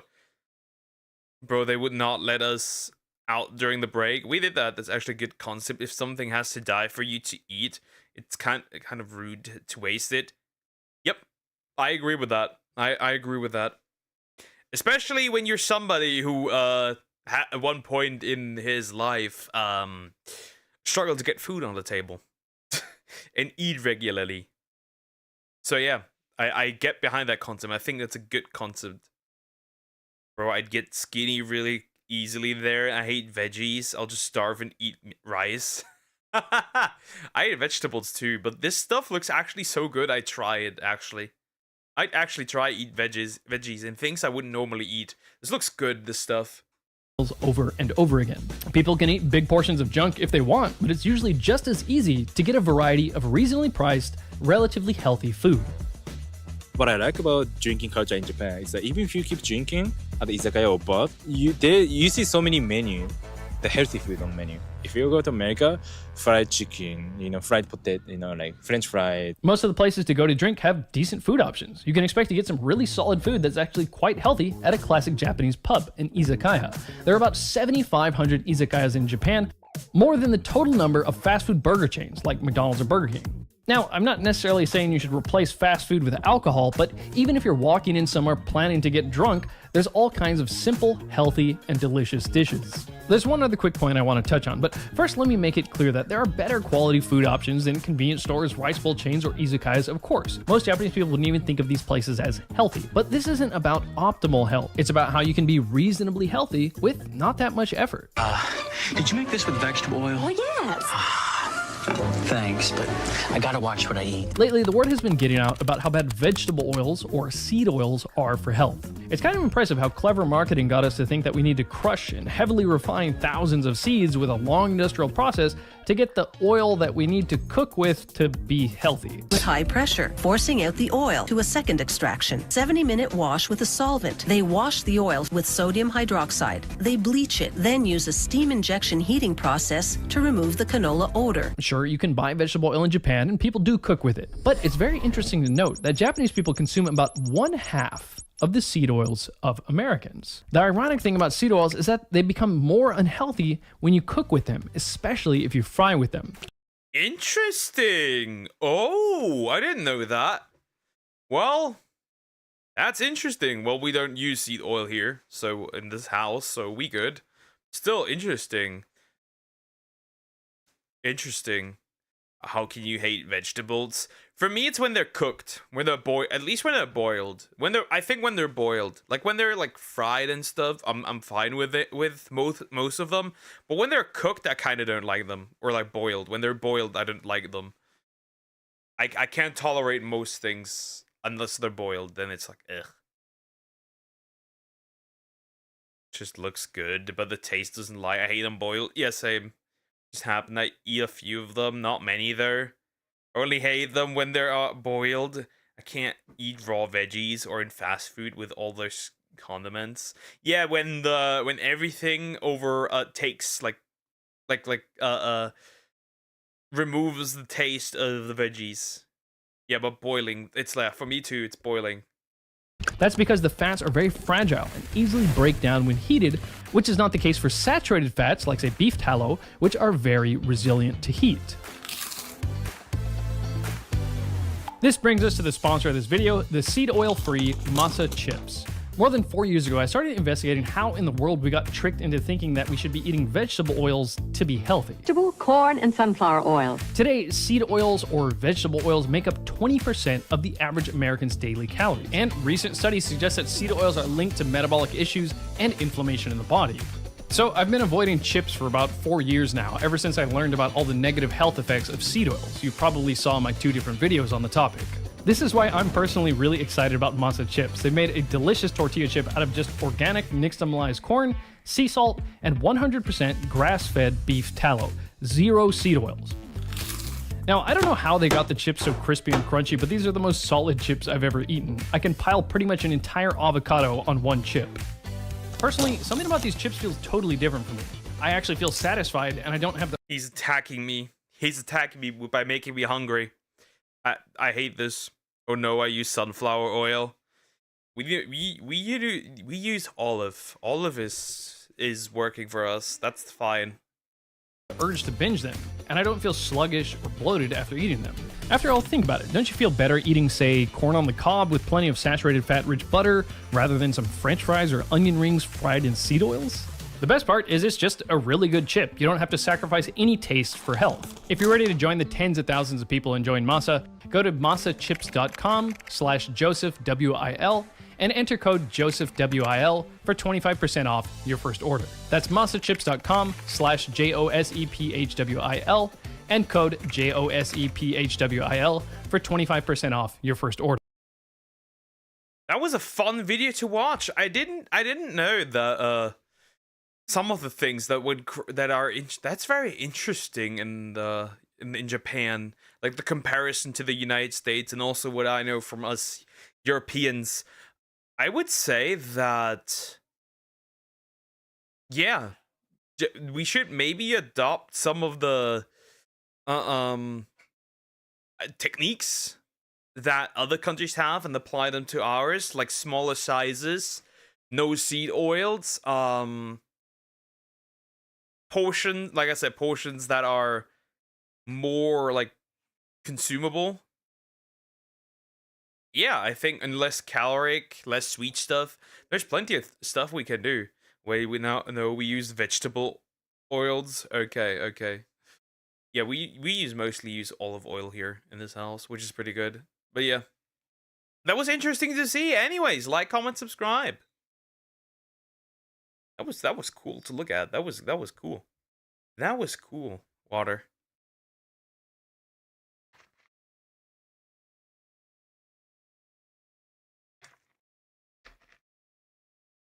Water.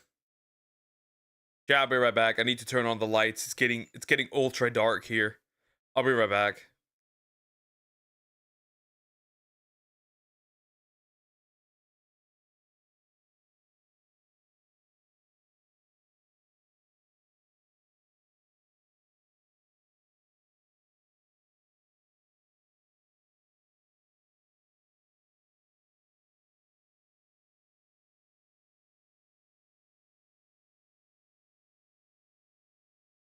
There will be light.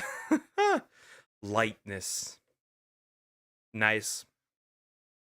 I like light. Light is good. Light is really good. Anyways, we'll jump into the next one. Let's watch. What options do I have? We can remove this one. And let's do this one. Or which one? We could also do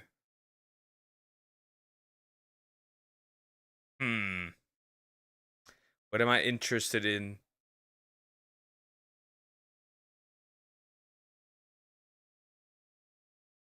Let's do something controversial.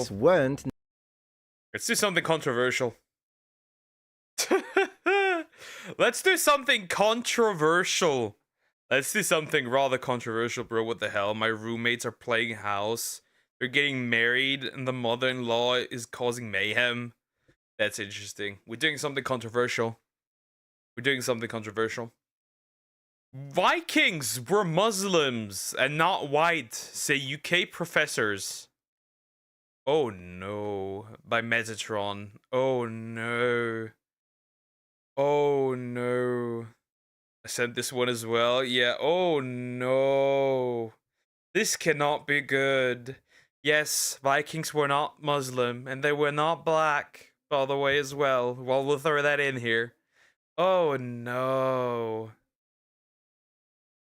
Oh no. Vikings weren't necessarily blonde or Scandinavian. Viking may not have been blonde or Scandinavian. United Kingdom, Vikings were not all white, and some were Muslim. Oh my gosh. What a clown world. Yeah, I can imagine all those Vikings just praying towards Mecca before going into a raid, and good luck writing the Quran with Nordic runes. Viking Muslims. Oh, the Viking Muslims. This is dystopian. School children are to be taught. What? The actual fuck? Or you won't believe what I'm witnessing? What are we witnessing here? What the actual fuck? No, Vikings were not Muslim. How do you even come to that conclusion? Yeah, and Samurai went black, by the way. That Vikings were not all white and some were Muslim, to abandon Eurocentric ideas. You know what? I know I called them clowns. I take that back. These are demons.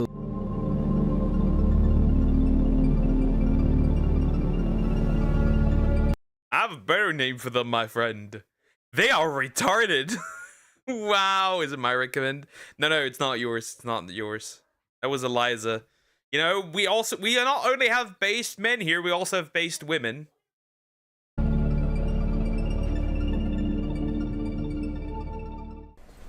Hey, noble ones, it's me, your favorite Nordic Viking. I'm sorry, what? What did you just say to me? I can't be a Nordic Viking? But based on what? The fact that I'm a Southern European? Well, that sounds like derogatory language to me. What are you, some kind of racist? Huh? Hello? Life is a race. And I'm the racist. Hello, noble ones, welcome back to my channel. This is the Metatron speaking, and here we are. I've got a few tabs open. We're gonna learn a thing or two about the real Vikings. We're gonna start from CNN World. Vikings weren't necessarily blonde. Period. Or Scandinavian. Period. Okay. Why everything you thought you knew about the Norsemen may be wrong. Everything. Guys, everything. Let me tell you though, the guy in the picture kinda looks like me, so I'm starting to think you're full of shit. You know when you were saying this and then you're, I don't know. Yeah, because they're not actually, you need to realize they have no way to back this up, which is why they're using things that they don't have. There's no way they have to back this up. Nothing at all. They have nothing to back this up. Zero to bat, because like 20 official news already copy that Viking was Muslim. It just does not work. It just doesn't work. Oh, I'm just saying. Vikings were not Scandinavian. I kind of have a feel where this is going, but let's go. An artistic reconstruction of a Southern European Viking. I told you. Sorry. Emphasizing here is the foreign gene flow into Viking Age Scandinavia. Okay, emphasize it all you want. London CNN, blonde-haired Scandinavian warriors who pillaged their way through Europe. Disgusting. We thought we knew everything about the Vikings, but some new research suggests we've been getting it wrong. So yeah, blonde-haired Scandinavian, how would you even think to put those two words one next to the other? It's already pretty bad you're saying blonde. Now you're gonna say Scandinavian next to it. And Viking. Bigotry. In the biggest study of it. Bigotry. Norsemen, what about Norse women? Sexism? I'm gonna quote Cosmo from the Fairly Odd Parents. Who cares what you think? Who cares what you think? You're a girl. It is what it is, chat. It is what it is. It's just, bro. It's just crazy. Everything's like that. Its kind, published in the journal Nature Wednesday, researchers found that many Vikings actually had brown hair.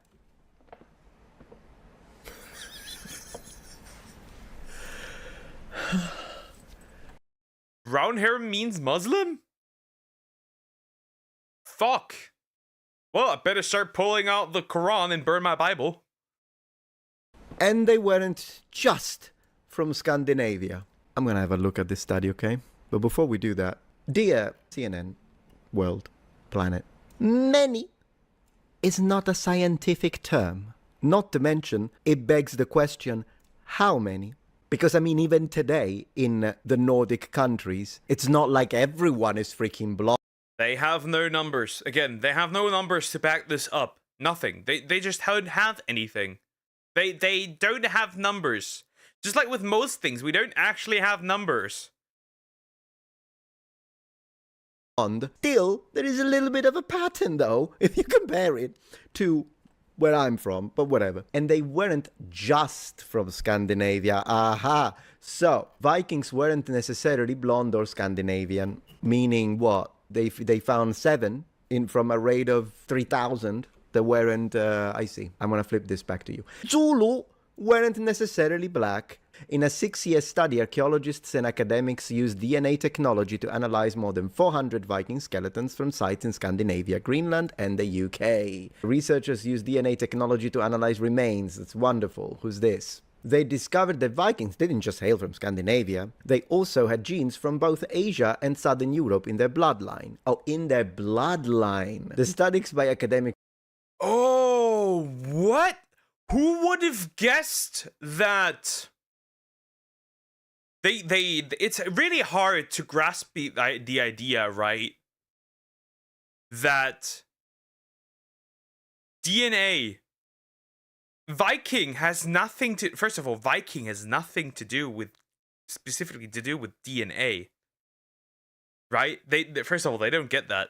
Second of all, we all are part of a mixed cocktail from different parts and different parts in the world. Do they realize that human life originated from Africa and then everything started moving toward, like, to Europe, Asia, the United States? Do they get that? Do they get that? It's not hard to comprehend. At the University of Cambridge in the UK and the University of Copenhagen in Denmark found that Viking burial site in Scotland contained local people who may have taken on Viking identities. Listen, CNN study researchers, let me get this straight. Viking burial sites in Scotland contain people from Scotland, among Norse, I suppose. Wow, what a revelation. Who would have thought? Taking on Viking identities, I'll have to see if they expand. Apparently the out of Africa theory has been disproven. I don't know, something like that. But we had an origin point, and from that origin point, we moved everywhere around the world. So it makes sense that some parts of everyone are from, like, weird places where it doesn't make sense. It just makes sense that would be the case. But shit, my hair is brown. Guess I gotta cover it now. And marry a man with 7 wives. Yeah, but you're not 9 years old, so you might have a problem with this one, right? Usually when it comes to those people, the wives haven't been born yet. Researchers say their findings shatter a lot of the preconceptions surrounding Vikings. Open quotes, the results change the perception of who a Viking actually was. The history books will need to be updated, close quotes, said Eski Willerslev, a fellow of St. John's College, Cambridge. Open quotes, we didn't know genetically what they actually looked like until now, close quotes, Wilder added. He said the new research debunks the traditional image of blonde Viking. It doesn't debunk it. It doesn't debunk it. Just saying, you know, yeah, there were blonde Vikings, but they also had Vikings with brown hair. Doesn't debunk it. It doesn't debunk it. As many had brown... It doesn't debunk shit. It doesn't debunk anything. It doesn't. It just doesn't. Wow, okay, that brown hair, okay. So what? Also, they act like brown hair people didn't move. Remember, there were no people at one point, and then I moved people up there. This is not exclusive. Brown hair does not that doesn't say anything just because they had brown hair. Yeah, and they may have Viking identities, but that doesn't make them Vikings. If I move to Korea and partake in the culture, I'll still be English. Yeah, true. True. I'm 18, so they won't want me. Exactly. Brown hair, many. Again, what kind of scientists? Many. How many? And were influenced by genetic influx from the outside of Scandinavia. The study also revealed genetic differences between the various Viking populations within Scandinavia, that's interesting, which suggests different groups were more isolated than previously thought. So if they were more isolated, sir, it serves to reason that there's going to be less mixing and they're going to be more homogeneous if you do this in Scandinavia. Of course, if you do it in another land, anyways. And the research also indicated that Viking identity wasn't something exclusive to Viking themselves. I really need you to define that. 2 skeletons found on Orkney off the northern coast of Scotland, which had DNA similar to modern-day Irish and Scottish people, were buried in Viking-style graves. They suggest they may have taken on Viking identities, researchers say. If you have an Irish man If an Irish man who is a Viking dies as a Viking, chances are he will also be buried as a Viking.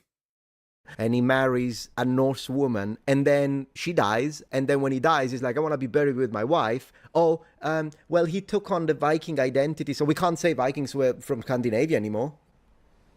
Really, that's the logics. The thing is, like, they can't even prove that, right? They can't even prove that, right? He could still be a Viking due to, you also kind of don't know the heritage for, right? His mother could be Irish. His father could be a Viking. That makes the son still a Viking if he follows in the father's footsteps. I know what they're doing. The word Viking, there he is, comes from the Scandinavian term vikingr, meaning pirate. Vikings are known to have traveled across Europe and beyond by sea. Many of these expeditions involved raiding monasteries. Yeah, nobody's perfect, you know. But Vikings also traded goods, such as fur, tusks, and seal fat. Hold on a minute. You just explained, sir, you just explained that vikingr means pirate. So now that you're using the word after you explained it, I'm expecting you to use it to mean pirate.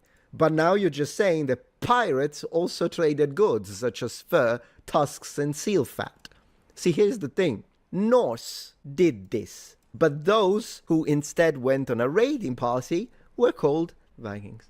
Researchers have found that these all-male raiding parties... Ooh, I see a little misogyny. Oh, sexism. How dare you? How dare you use violent language? There. Are you saying that women aren't empowered enough in that period to go on these raiding parties? Is that what you're saying, CNN? So here's the thing. If CNN World was not trying to push any political message, they would not only apply this to those ethnicities that they perceive to be a threat. No, they would apply the same method to anyone. Am I right? Here is the methodological frame of this article. We found some Vikings who had brown hair. We found a couple of Vikings that were not from Scandinavia. Hence, now we can debunk the idea that the Vikings were majority blonde and the Vikings were from Scandinavia. That's it, CNN World, since you have a tab dedicated to Africa to show your logical consistency. Zulu weren't necessarily black, period, or African, period. Why everything you thought you knew about the Zulu men may be wrong. How do I justify that? Oh, easy. All we need to... Samurais weren't necessarily Japanese. Oh yeah, there was only one guy that may have been remotely be considered a black samurai. By the way, he wasn't. Yasuke wasn't a black samurai. It was a weapon retainer and a trophy, funnily enough. I feel personally attacked by the all-male raiding parties. Funny. Protest incoming. Didn't all women protest in Iceland and nothing happened? Actually, it was actually better than before. Anyways. Hi, Strawberry. How you doing? Hope you're doing good. Careful, you might get eaten. To do is find 3 people buried nearby villages of the Zulu in Africa who were from Europe. Maybe find an Asian while you're at it. I have a feeling that's not gonna happen. Next. GB, United Kingdom. Vikings were not all white, and some were Muslim.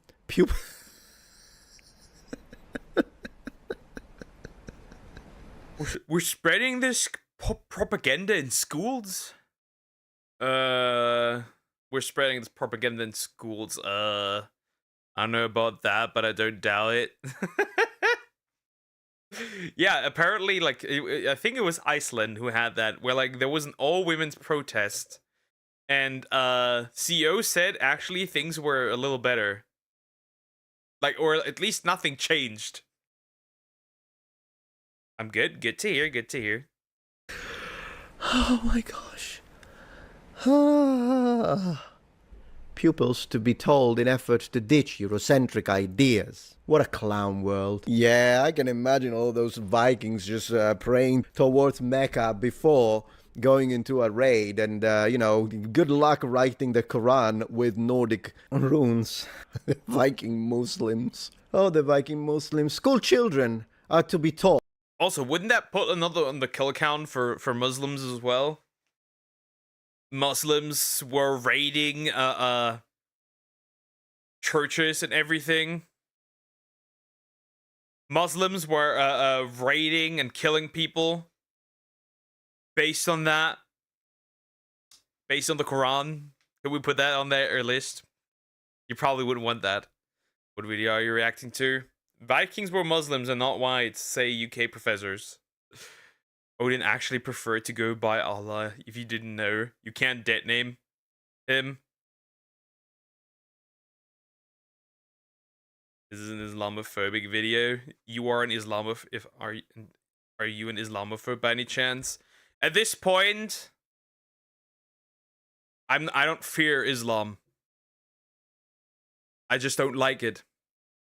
Hope this helps. There's no phobia. Oh, that sounds so vile. Oh, that beginning is disgusting. This is dystopian. This is insane.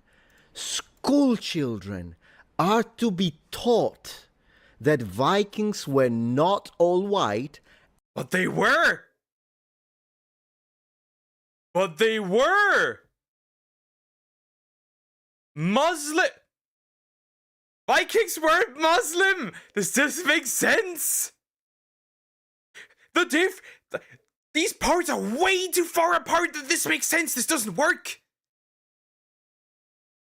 That's like saying knights were black. This doesn't work. There was no migration like this back then. Do you hate Muslims? No, but I don't like Islam as a religion. The religion alone is not bad, but some people are just not up there. The religion itself is not up there. There's plenty of things in not just in the Quran, but what are they called? The Hadith, that are crazy shit. From advocating to slavery to child marriage to killing everyone that is an unbeliever. That religion can be, if in the wrong hands, can be dangerous. You should read up on that, dear. It's not funny. It's kind of not funny. Especially under Sharia law. And some were Muslim, according to guidance from an education and charity app urging tutors to abandon Eurocentric ideas. You know what? I know I called them clowns. I take that back, these are demons. The Brilliant Club has instructed tutors placed in schools to ditch traditional narratives in favor of a decolonized approach that moves subjects away from a Western focus. Is anyone going to be interested in removing subjects in Africa from an African focus? Is anyone going to be offended by the Japanese studying Japanese history? Or do they need to say now that the samurai were not Japanese? Do they need to say that all those castles that you see, gorgeous, beautiful art in Japan, and no, that it wasn't theirs? They need to say that now because we need to remove this East.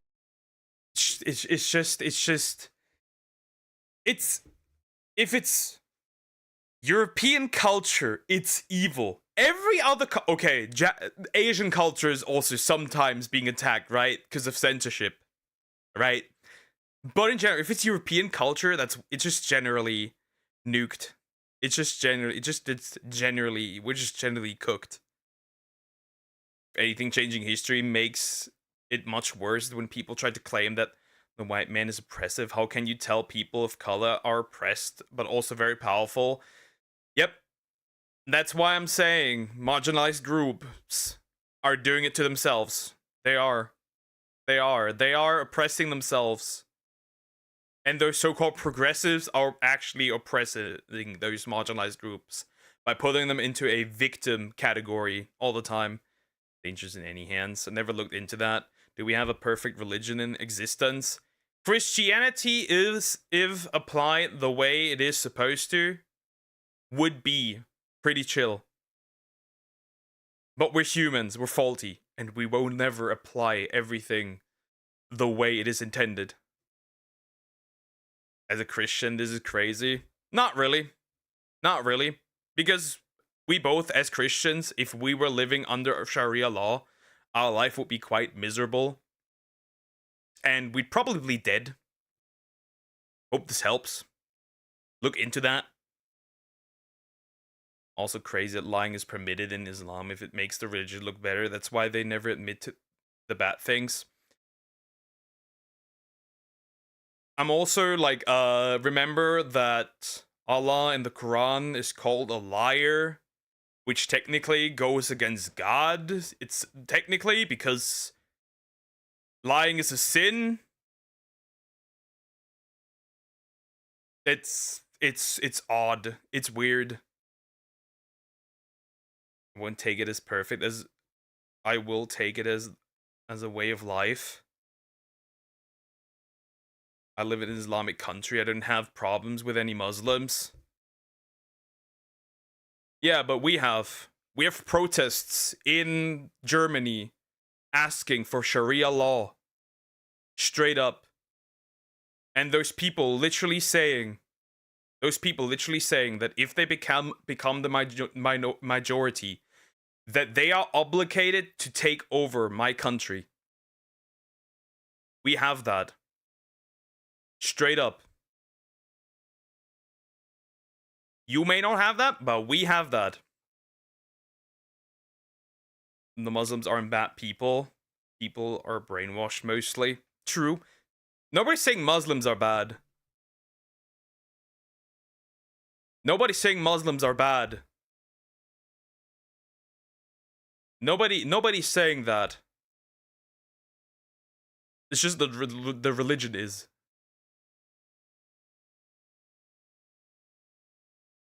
They'll do anything for Sharia law other than go back to a Muslim country. True. True. If the thing is this, what I've noticed with Muslims in European countries is you cry that you can't be Muslim here.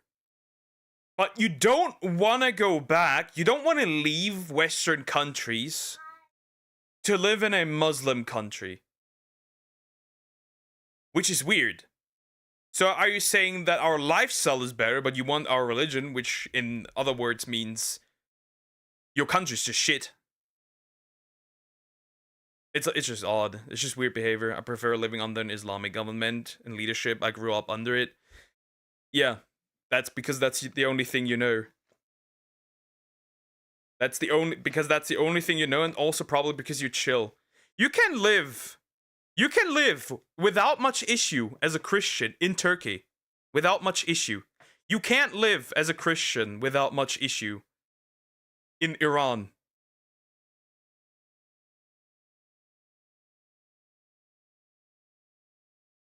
Because they're gonna jail you if you dance.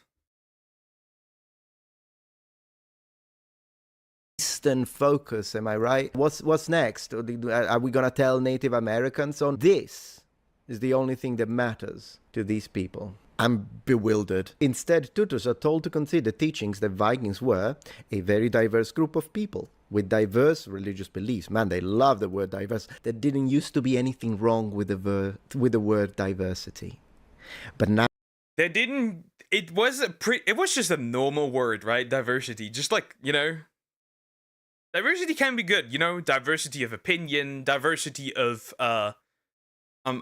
in philosophy. However, now when I see diversity, I'm like, this is a red flag. This tells me people are not valued on what they can do, but rather valued on their identity. That scares me. Been up to Armenia, Philippines, and Singapore before. Nice.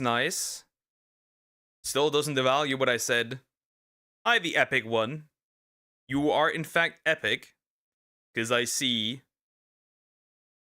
the Doge being grabbed by Gojo. Pretty neat. Now that they do stuff like this, now it's gonna become a red flag, and I hate it, but not like this. The guidance urges tutors to consider that, open quotes, some Vikings became practicing Muslims, close quotes, due to Islamic goods being found in the graves of some Vikings. You don't know that. You don't know that. They may have just been buried with those things. That doesn't mean they've actually practiced that. You don't know that. This is just does not make... That just doesn't make sense. So wait, wait. Oh, this is insane. Thought to have been attained by trade. No, wait. So you're telling me the silver that those Vikings stole from the monastery. Bro, Joe! Crazy shit. Bro came in and said, yeah, bro. That's crazy, buddy. What do you think? Bro is finding out. You know why? Bro is finding out if Strawberry is actually tourist instead. That's what I think. He's in Lindisfarne after butchering all the monks. They're Christian now? That makes them Christian, does it? Oh, they love Jesus. They loved that silver and gold inlaid crucifix of Jesus because they loved Jesus. Had nothing to do with the silver or anything like that. So that's how you say these were Muslim. Unbelievable. The charities, even if some Vikings converted to Islam, what the heck did they buy? Half a moon? Even if they did, that would be such an insignificant percentage within any given Norse population cluster as to be numerically irrelevant. You could teach it as an interesting anecdote, not as Vikings weren't all... by the way, isn't this like pagan? Yeah, it'd be an interesting anecdote, right? It'd be an interesting like fact to know. Oh, look, this is a cool fact. This Viking was actually Muslim. That would have been an interesting historic fact. The problem is that you won't be able to prove that, and since you can't prove it, you shouldn't label it as fact, especially when they have been buried with Christian stuff as well. Deletion? Hey, Noble Ones, we've got some incredible news. I'm launching a new plushie. So we've got a new collaboration going with Makeship, and it's this plushie here. You can tell. Look at the hair. Look at the hair. So yeah, it's a Metatron plushie. I'm going to show you now. I've got the prototype right here, so you'll see. You're not just going to see the silhouette. Yeah, I'll show you. Anyways, it's a Metatron 1 million subscriber plushie, so it's my way to celebrate you. But Metatron, you don't have 1 million subscribers yet. Well, ideally, it's like the last, 12,000 steps together, but there are over 1 million Noble Ones if you consider my second channel, for instance. Anyways, I'm gonna show you the plushie now. Because it looks amazing. It's so historically accurate. In 3, 2, 1. Here it is. So, he's even got the friggin'... That's cute. That's a cute plush. That's a cute one. The Vikings had a lot of slaves. They were likely diverse, doesn't the Vikings themselves were? Yep, pretty much. Pretty much. That makes sense. That makes sense. That is very true. You know, I know that the person whose name we're not supposed to say also uses the same browser. So that's another red flag. Look, he's got the historically accurate brigandine hand-spun silk velvet with brass. You have no idea. Poor guys, I was so annoying with the design. Also, the hair is historically accurate. I had to change it 3 times. I'm like, too short, so the hair is historically accurate. The beard is historically accurate. Look at this. Most importantly, this is a limited edition. It will only be available for about 20 days because this is Pedantic Edition. Metatron Pedantic Edition. So yeah, click the link in the description below and you will be able to do a subscription for creator updates on the website, and the plushie will launch in 4 days, 19 hours, 33 minutes and 59 seconds. 58, 57, 56, 55, 54. Make sure you get your limited Pedantic Edition plushie, and thank you very much for your support. It's not like they care anyways, but this is insane. The charity states there is an imperative to provide So if they were Muslim, they also have child marriages as Vikings. I mean, they probably had, as did probably most cultures back in the day. But regardless, he suits long hair, but he should use a better brush to get rid of the frizz. True. How do you know which browser that person says which browser they use? material to students that they can relate to and connect with. Oh, there is plenty. Oh, okay, so first, if the imperative is to provide material to students that they can relate to, it means no student on this earth should be relating to Vikings, because if you relate to Vikings, then that's a problem, because I don't think you want to go and pillage. You should not be relating to them. What is the goal here? Means that these students are Muslims, right?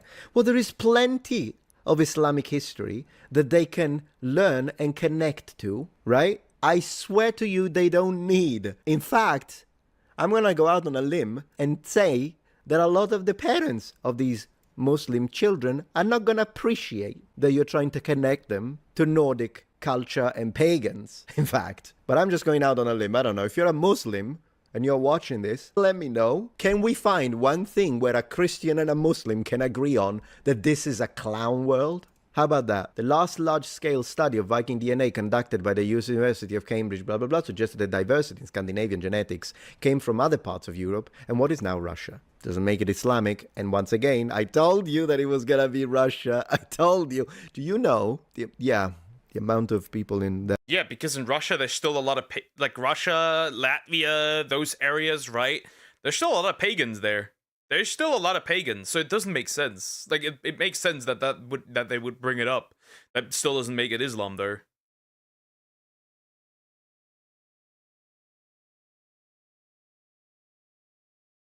Viking girls were usually married off in their early teens. They did get a say in it, though. Okay. They married boys in the same age range, by the way, not old men.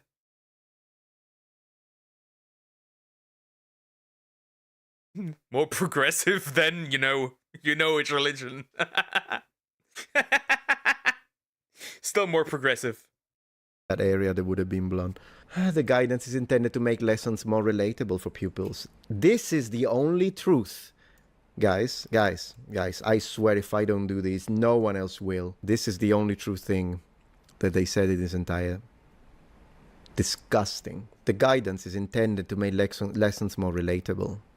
Not real, not true, not accurate, never mind historically accurate, relatable. The charity's approach contrasts a decolonized narrative with what it described as a Eurocentric and colonized version of history. Well, you know what? If you have a problem with Eurocentric history, there is a system, there is a way to do that. I would ditch this because it's mega cringe, the term decolonized, but we focus too much on Europe in the study, fine. Rather than deleting, replacing, and removing real European history, leave it in there because it's important to study, no matter how much you hate it. It's the basis of Western civilization. And add modules for the... I would actually argue that there's not enough European history discussed in schools. At least here in Germany. Here in Germany, we mostly talk about World War I and World War II constantly. That's the main topic. We don't talk about, like, early European history. We don't talk about, like, the Middle Ages that much. I mean, I don't think the US really talks about the Middle Ages, in fact, at all, or Europe that much. Which, in my opinion, they should, because that's where the United States originated from. American culture is European culture. I think they should talk about this more, in fact, if anything. Students about Asia, about the Middle East. Of course, you could. You could also teach more about other parts of the earth, right? Make sense, sure. Nope, but I don't think anybody has an issue with that, right? You want to talk about Asia? Go ahead. You want to talk about Africa? Go ahead. Fine. But I also think that Europe doesn't get enough. There's no such thing as USA culture. Yes, there is. Literally. American culture is European culture. Food culture is European culture. Americans do have a culture. It's European culture. It is what it is. It literally is. There's not much to say here. Because Americans are, in fact, descendants of Europeans. Hate to burst your bubble. History isn't meant to be related. It's meant to teach us about parts of the world that we likely shouldn't repeat. Correct. We repeat them anyways. We learn a lot about the medieval period, mainly Tudor England, but that's like on the of being early modern. Make America native again. With what native people? There are not enough left. There is not enough left. Doug, I've got a question. Oh, a question by the Sumax. Speak.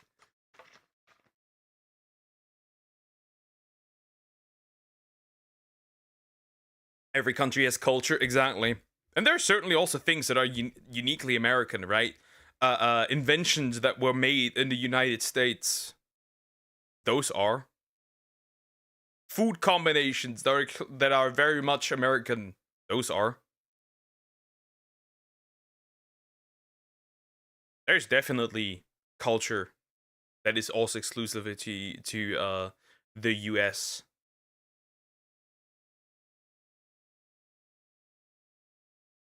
The United States is also not racist. In fact, I can guarantee you, Indonesia is just as racist as any other place. Just like every other country is just as racist. There is no country that's not racist. Sorry, hate to break it to that to you too. What if someone confesses a murder in the church to the father, right? The pastor, that would they do next? I'd argue that the pastor most certainly, probably, should definitely tell people the murder, because that's definitely something. I think I don't remember what the Bible says to it, but that's definitely something that I think pastors are allowed to say when the serious crime was committed. I think so. Yeah, the pastor has the pastor should do and report it to the police. That's a serious thing. I don't think because in its core that's like a serious thing, right? That would also I would consider that lying if you don't say that. You're VTubing. That's a Japanese invention. Correct. Talking about the ICE protests, might talking about Trump deporting Americans from their own country. If they're illegally there, then they're not from the country. If I go illegally to the United States, they have the absolute right to deport me immediately.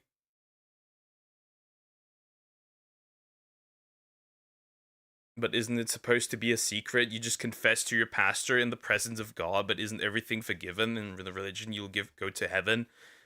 I would need to look what the Bible says. I mean, we can quickly do a Google search.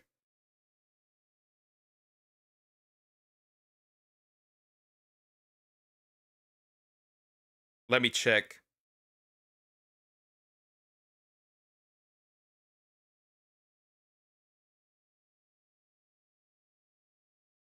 Let me check.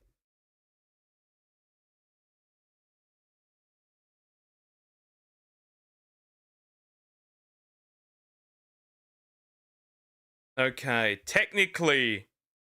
Okay. This is exclusively for Catholic.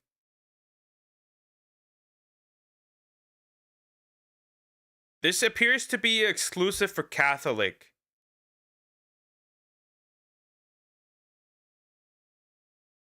Technically, no. But this is exclusively for Catholics, so technically, no. You are correct. You are correct.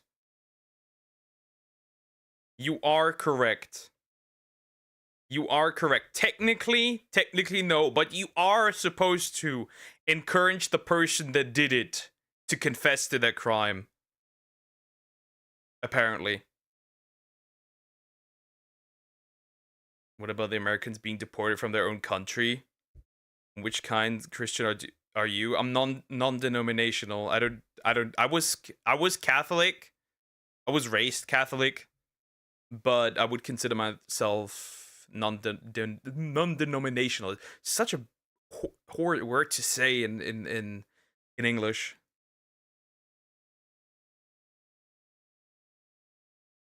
Wi-Fi Christian. Yeah. If they're illegal in a country, they committed a crime, they must be deported. That's my take on it, which makes sense. If you want to enter a country, do it legally. But what if they keep doing it and keep on confessing because there are no consequences? They still go to heaven. The pastor won't reveal it. Well, they're not going to heaven because even if they confess, it's like you jerk off every single day, but at the same time, you ask for forgiveness. You're not serious about it, right? You're not serious about it. So you are not sorry for the sin you have committed. Therefore, you likely will not go to heaven. Belief without work is useless, essentially. Still in Asia, but about Africa? Native Americans? Heck, I would have loved it when I was a 13-year-old if people could have told me and taught me about all of these different cultures. This is the right way to avoid any centric position. Also, they never seem to have a problem with Afrocentric ideas, versions of history, do they? I would love to hear about Japanese culture being Japanese culture and China and all those places. Why not? Isn't all forgiving? Is Jesus all forgiving? That's the basis of the religion. Is you need to regret your actions first. Exactly. You need to repent. If you keep committing that sin over and over, you are not repenting. You need to repent.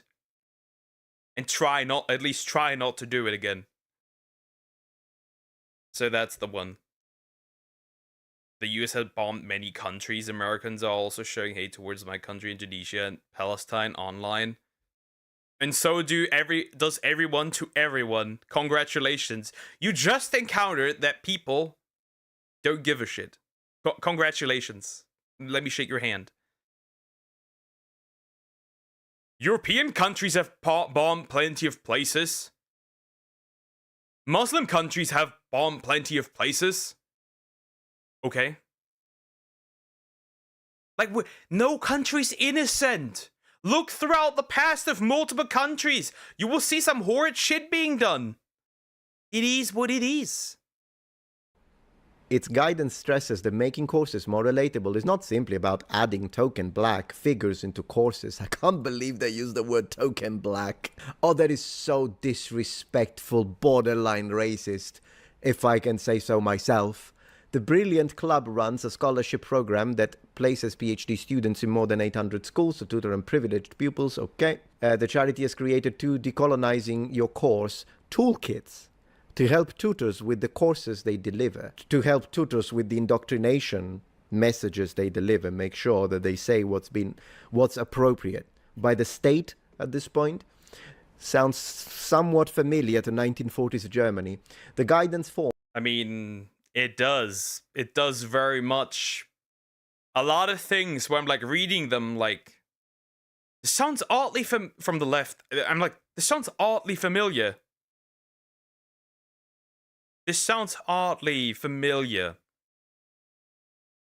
This sounds oddly 1940s. Try not to. What if they can't help it? They're trying to not to avoid it, but their desire is just so strong they aren't able to control themselves within. They need to repent and continue to not do it. But if they continue to do it,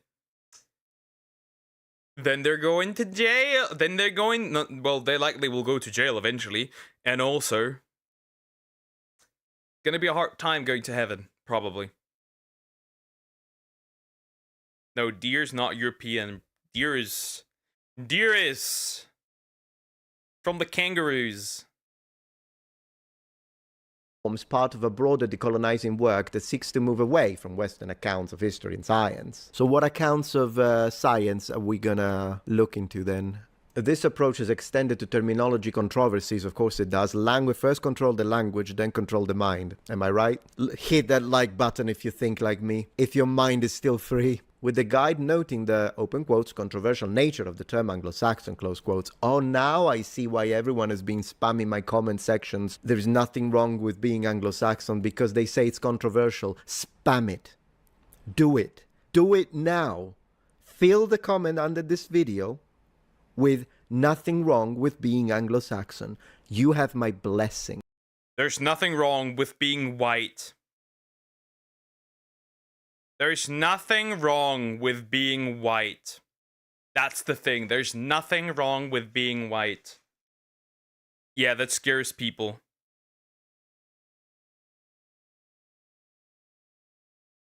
Nah, Deer is in fact, as he said himself, from my balls, as he lives there.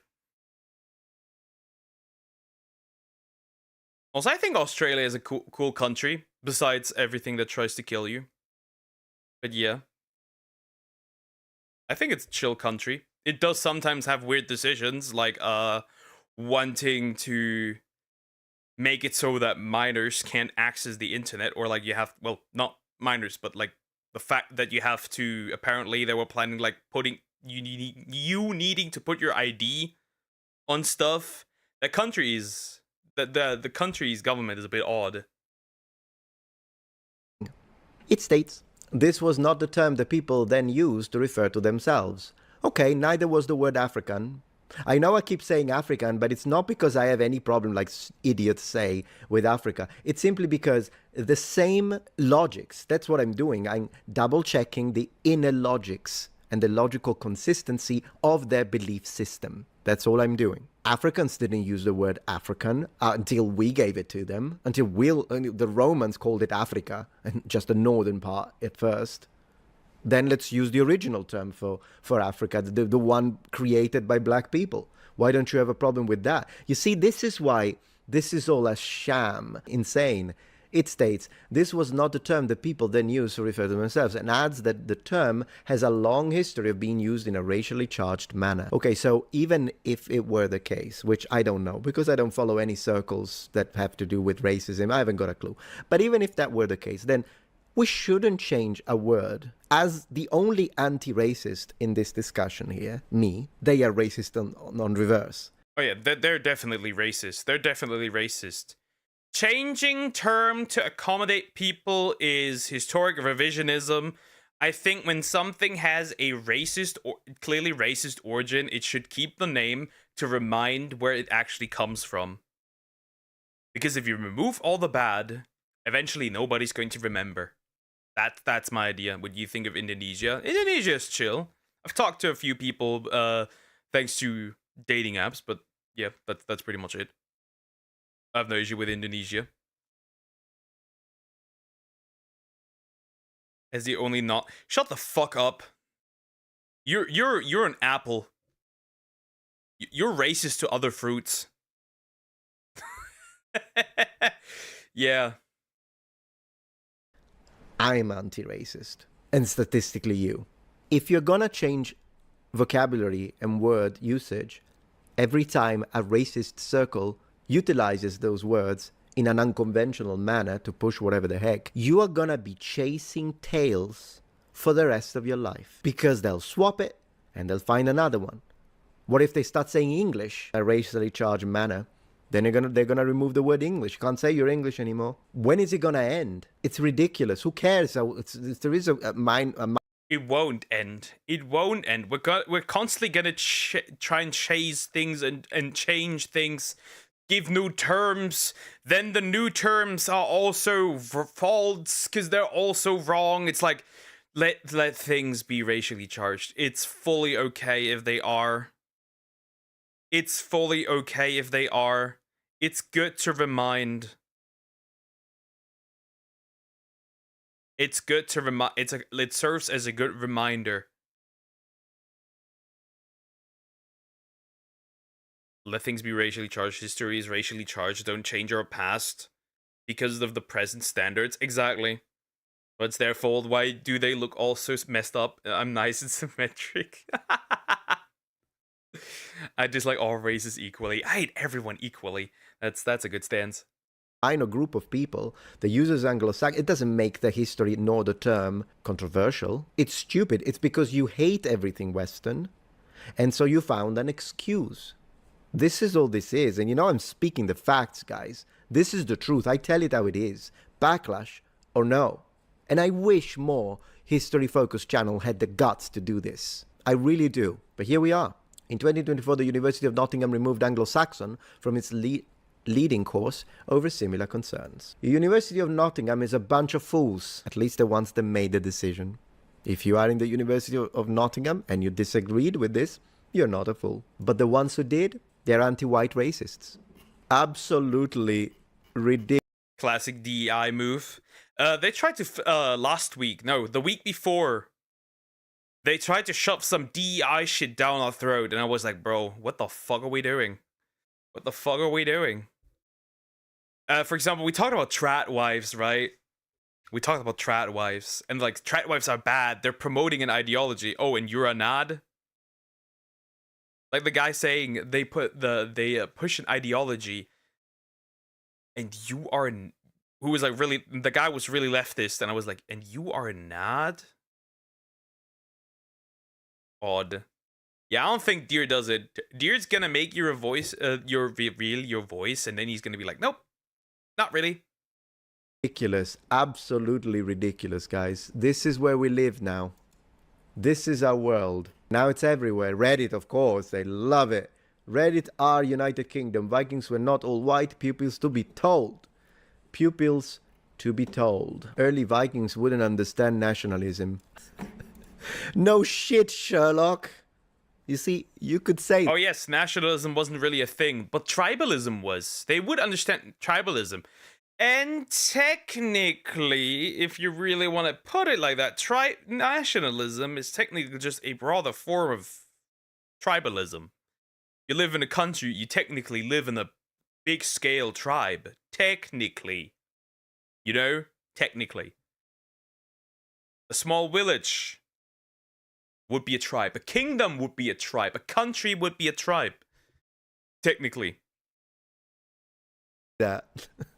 Without censoring and removing and making and demonizing everything connected to European history. Viking may not have been blonde or Scandinavian, so as you see, every single article now is repeating the same stuff. Also, when you purchase through links on our website, we may earn an affiliate commission. I'm buying nothing from you, Life Science. I mean, unless this skeleton is for sale. This would look really good for a Halloween... yeah. Those ferocious... This is probably not even a proper remain. You know what this could be? This could be just a prop. Seafaring warriors that explored, raided and traded across Europe from the late 8th to the early 11th century, known as the Vikings, are typically thought as of blonde Scandinavians.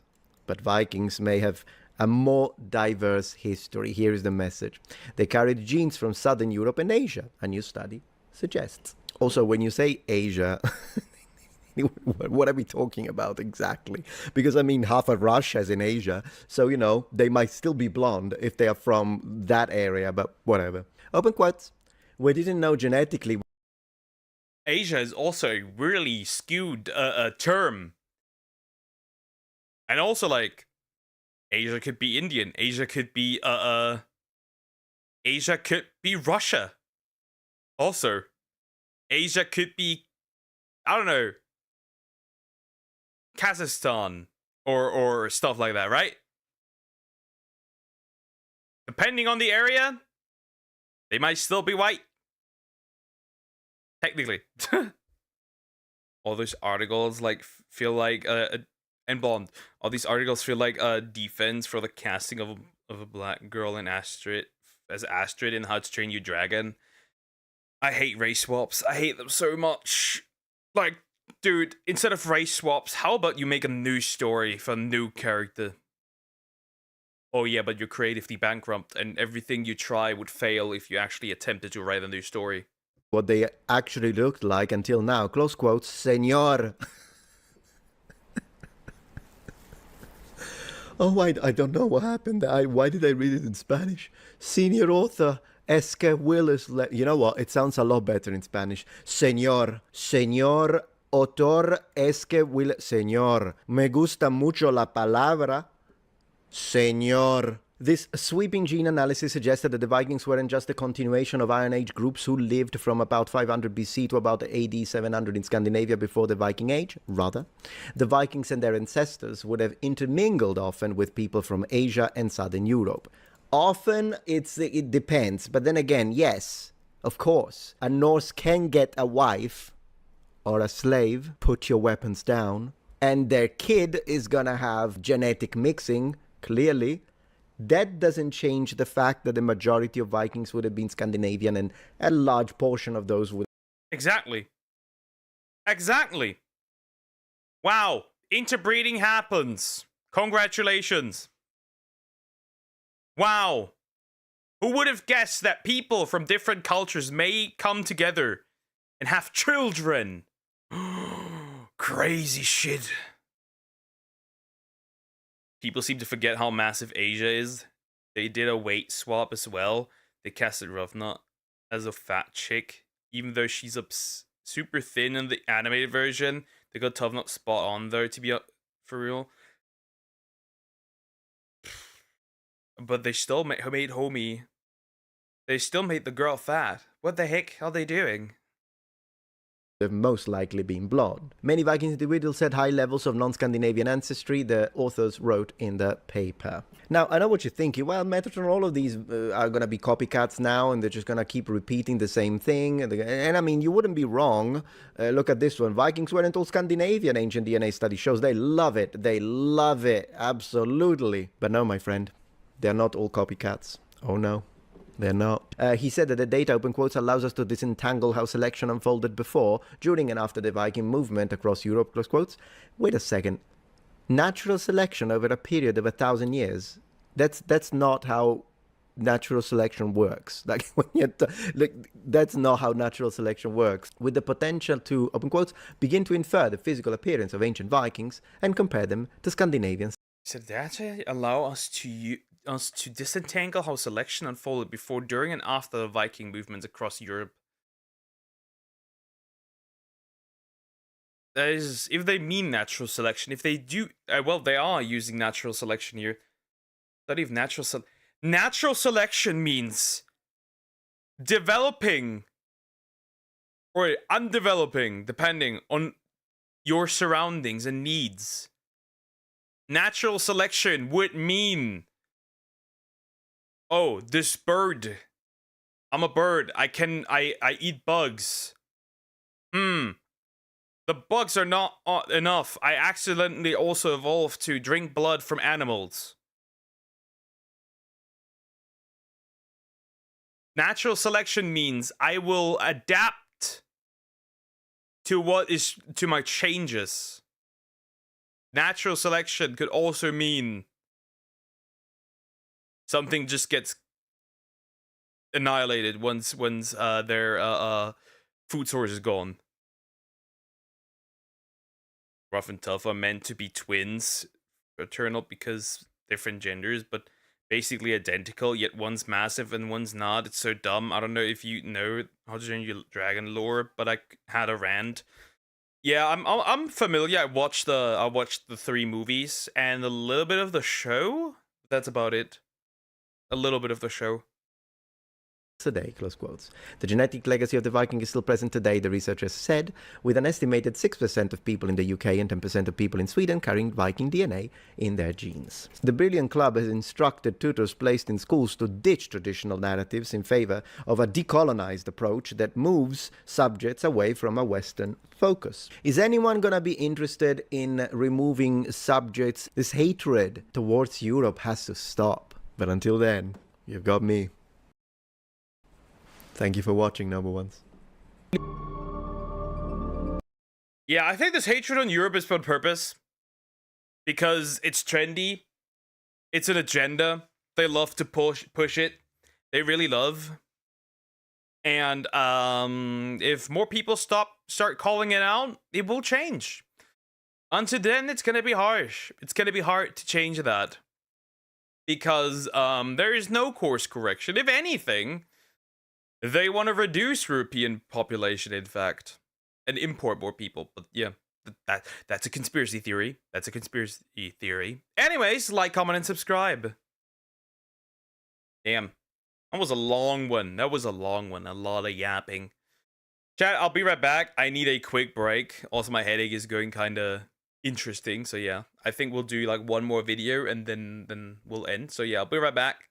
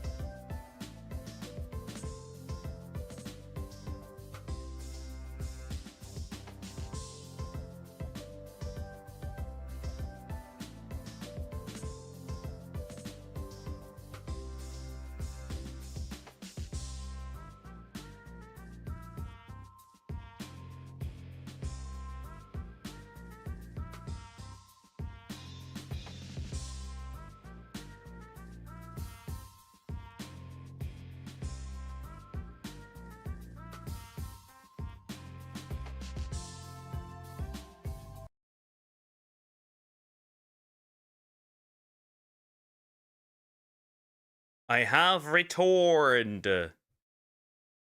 Alrighty, we're gonna do maybe like 2-3 more videos. I have a few shorter ones, my does. Oh, yeah, right. I do still have the videos that you have recommended. We could do those real quick. One's like 8 minutes, the other's 4. That's chill. That's chill. That's quick. That's easy. We can do that. I was thinking of doing it, but Crocker was playing something. Too bad. Too bad. Too bad.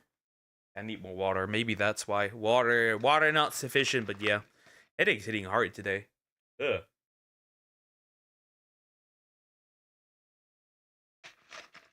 So we could do those. Alright. Is it more Cody? No, it was something more normal. I'm surprised, actually. I'm surprised. One of those was these. Wait, nah. We have loading issues. Bro, don't remind me of water. Why? Drink some water. Water's healthy. Almost had to sneeze. Hold up. Okay, now. When Cars Don't Stop for Protesters by the DC Shorts. Yeah, I'm gonna straight up say this. One of the most obnoxious people out there, and it's not even comparable, are climate protesters. The most obnoxious people on this heckin' planet. Oh my goodness. I could lose it. I could actually lose it. They glue themselves onto the street. It's like crazy, right? It gets hot, right? It gets hot or cold, really cold. And they glue themselves onto the streets, and then they need to call the like firefighters and shit to remove them, right? They do that, right? So essentially, I'm paying taxes, so these retards are being removed. I hate climate protesters. Also, they love to ruin pictures for some odd reason. Why is the artist at fault for the climate crisis? Odd. I dropped my water bottle on my foot. Now my foot hurts. The floor is wet and I had to go and refill the bottle again just now. That's crazy. Water. Water. Water. It's just crazy. It's just dumb. Well, we'll see. For these people.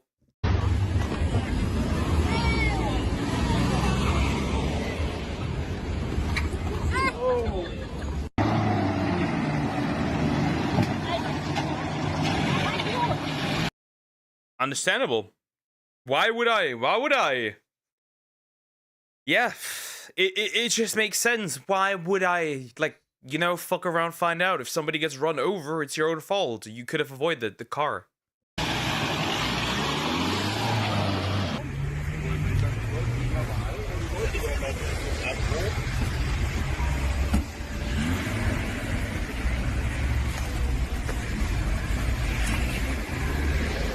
Yeah, bro did not care.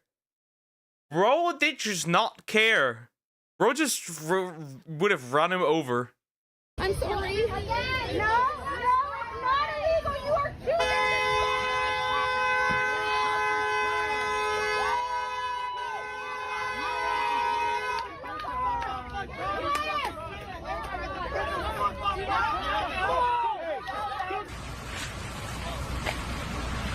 This is also... These people also don't realize, right? If you sit on the road, you are asking to be run over. Exactly. It's also... How did they come to the conclusion that doing this to the average person would make the average person want to help the climate? If anything, I'd now drive twice as much. This does not want to make me support your goal. This makes me hate you. For real, this would make me hate you. If your fat ass was sitting in the road. Not only that, but imagine you had an emergency, right? You're like a doctor, right? And you were like called in because there's an emergency. And now because of these retards, somebody dies. Which has happened, by the way. Here in Germany, due to an ambulance not getting to the hospital in time, people died. Because of those retards, right? It's also that they just... Imagine you have a like an interview for a job and it's really important, right? Because you need that job and you can't get there because these idiots are in the way. Yeah, definitely. I definitely support your cause after this one. I'd drive twice as much.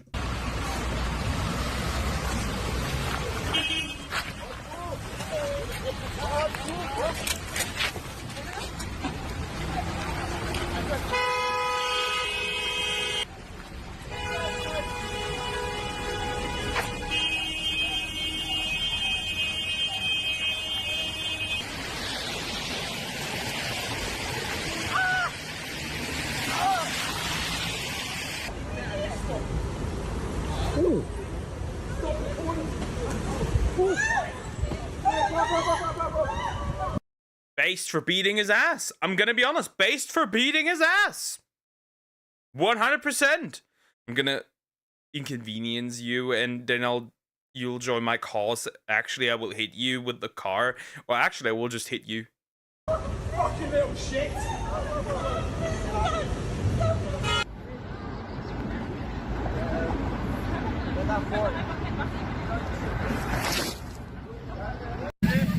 You know, it might be hot. Maybe they needed a shower. Maybe they needed a shower if you want to. I have that already. I think I have that. I have that in my list, Sumax. I have that in my list. We can watch that. Don't worry. We can watch this. We can watch that. I have that in my list. Yeet! Kick!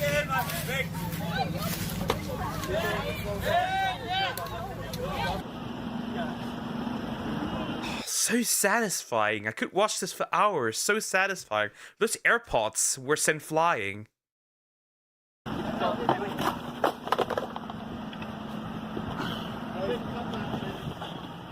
Guys, let's get back.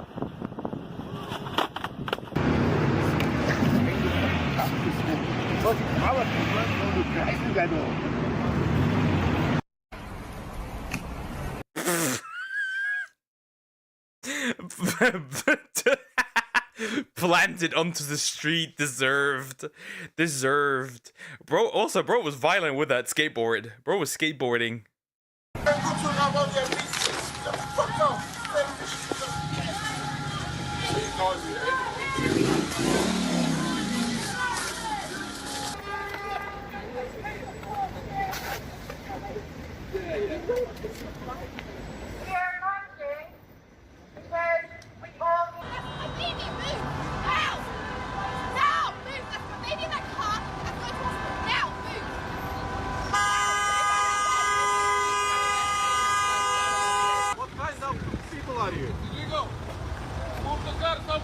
She's literally saying, there's a baby in my car, I need to go to the hospital, move.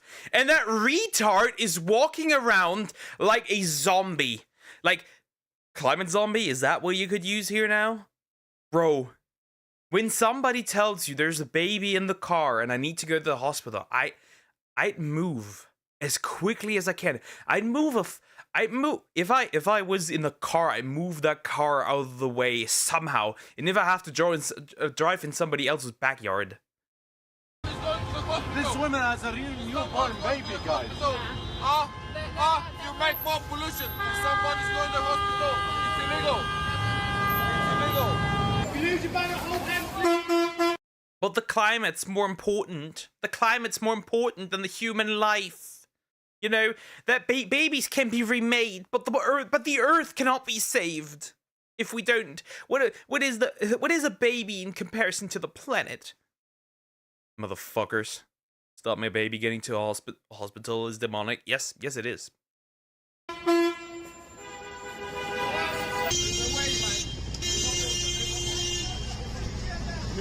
Move!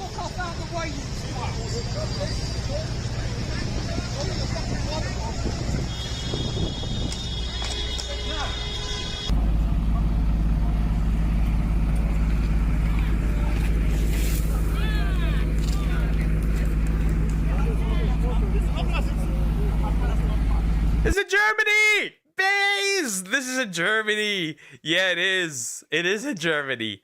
Yeah, Rufus, this fat ass.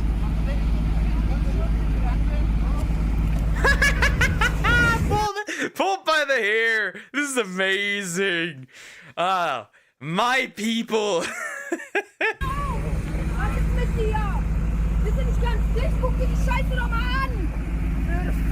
Basically, she just asked if she's retarded and she's supposed to look at the shit she's doing.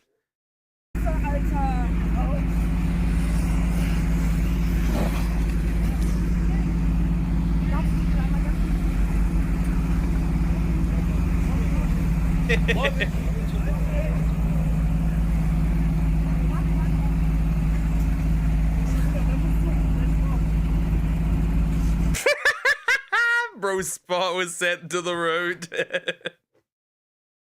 Oh, a lovely culture you come from. Yeah, apparently I do. Based people everywhere. She's dragging her by her hair again.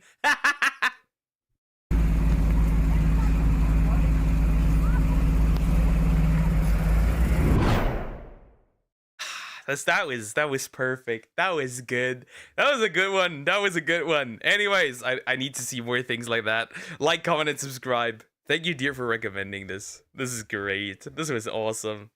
That was awesome.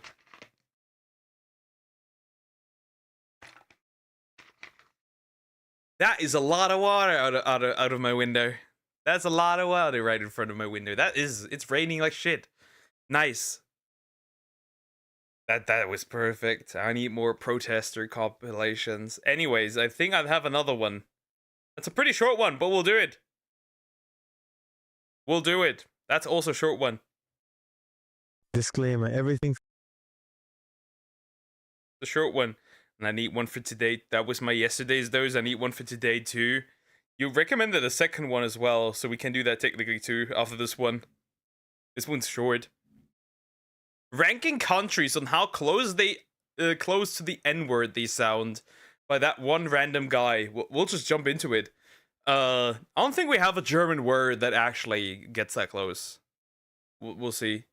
Disclaimer, everything said in this video is just a joke and for entertainment purposes only. To align with the black community, I decided to ask the important question. And I sure hope that black people don't dive into conclusions because they'll drown. I mean, because I'm not a racist. Never was, never will be, I guess. Anyway, straight to the video. At number 5 we have Senegal. Before you click off the video, hear me out. If you dissect the word into Senegal... Bro, why? No, wait. The country name. I thought like the words that sounded close to it. It's the country's names.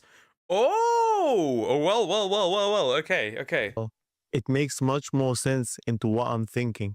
You also have to take into consideration that this world is not only made of normal people. It's made of black people, Indian people, Romanians, and even Asians. So, Niger is pretty screwed. Yep. So, what does he mean by that? What do you mean by that? Aren't these groups normal? What do you mean by that? And how would the Asians pronounce? Didn't you say you never were racist? Hold up, wait a minute. Something ain't right. Pronounce it Senegal.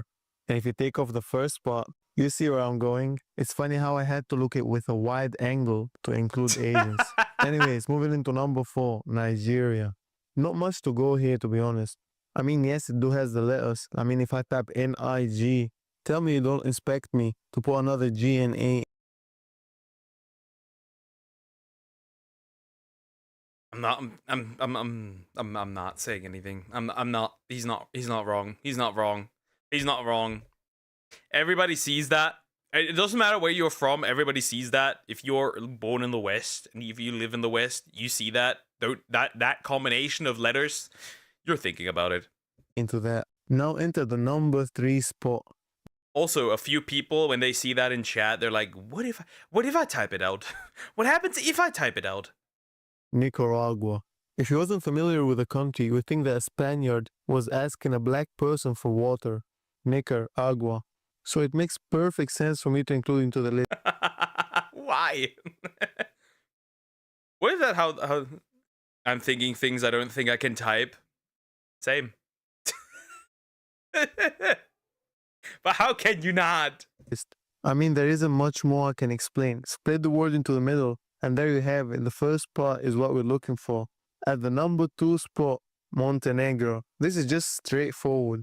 It literally means the Black Mountain. They could have went with any name. Look at Monte Carlo. Fun fact, did you know that Carlo means... But...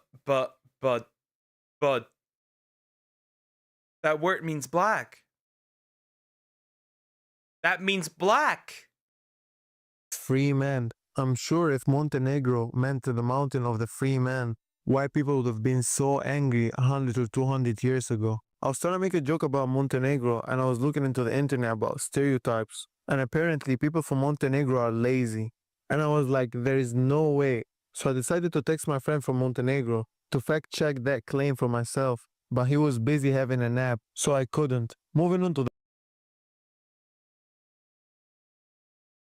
Are you sure that the disclaimer in the beginning was correct? Are you sure? Are you actually sure? Roar. Why do you want that? We have a similar word for black. Yeah, it's like... It makes sense. It makes sense. The number 1 spot, Niger or Niger, I don't know how you pronounce it. When I first searched it up, I thought to myself, something smells off. Then I found it. Their flag looks similar to the Indian one. I mean, come on. Come on, bro. That disclaimer. Also, Indians catching strays. Once again. Indians catching strays. Dude, I thought that was George Floyd. Nah, I think that guy's name is different. That's not George Floyd. Man, you cannot have that name, steal your flag from India, and have a country outline that looks like a chicken drumstick. The jokes do write themselves, don't they? I mean, it's not like people from Niger will write it. Fun fact, when I was Yeah, the disclaimer is down the window, out of the window. There's no disclaimer for this one. It's gone. typing the country name in Google search, I kept pressing 2Gs, and that's how I found out what muscle memory meant. Anyways, hope you liked the video. Muscle memory, bro. Bro, that was a good one. That was a short but good one. That was a short but good one. Well, the Indians is usually catching strays. Well, makes sense. Makes sense. Anyways, that's crazy. That was a good one. That was a good one. That was actually a really good one. That was funny. That was good. I at first expected that there would be words that sound like the N-word, but it's actually countries that sound like the N-word, like actual countries. Okay, that's crazy. That was crazy. I read Niger for the first time in geography and fully said the N-word because I thought that's how it was pronounced.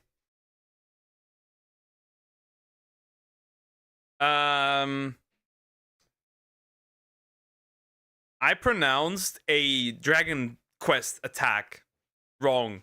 And I still don't know how it's pronounced, but I pronounced it wrong. And I also just straight up said the N-word. and for Niger, I did the same. I did the same. I understand your feelings. I understand. I straight up said the N-word as well. Because I didn't even know that it was pronounced Niger. I got a detention for that, by the way. Yeah, for us that didn't happen. That was ages ago. That was ages ago. Anyways, like, comment, and subscribe. That was ages ago. That was ages for me. That's just a word. And out of context, I don't really care. I think when you use bad words, the context matters. The context matters. Though I know a VTuber who calls herself Nazi Miku, who straight up drops the N-word without repercussions. She streams on Rumble and is like, yes, I will call a black person the N-word without parole. It's crazy. It is crazy. It is wild. It is, in fact. Oh, headache is crazy. Fuck. Okay. I think I will do... First of all, let me remove that I've watched. Nighty night. Y'all keep roaring. Bye-bye. I think I will do one more, and then I'll probably stop for today anyways, because my headache's been annoying as fuck. So I'll do one more. We'll end with something chill.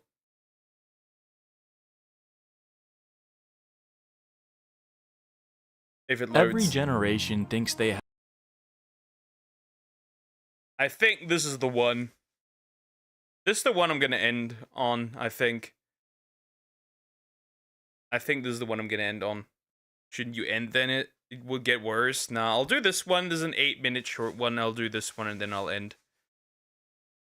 A tribute to Gen Z Media by Ryoudi, I think is how you pronounce it. Technically, the A and O would make an sound in Germany. But okay. We'll see. Gen Z Media, time to dwell in memories. Every generation thinks they have the best movies, music. We definitely don't. We definitely don't. Or do we? We may. We may not. It depends. TV shows and books. One thing we can argue with already. Gen Alpha won't. Gen Alpha won't. And as a member of Gen Z, let me just say that we definitely do. Let's start out with TV, and more specifically, cartoons. The hyper-ironic What do we have here? What do we have here? 8 minutes become 28 with your yapping? Exactly.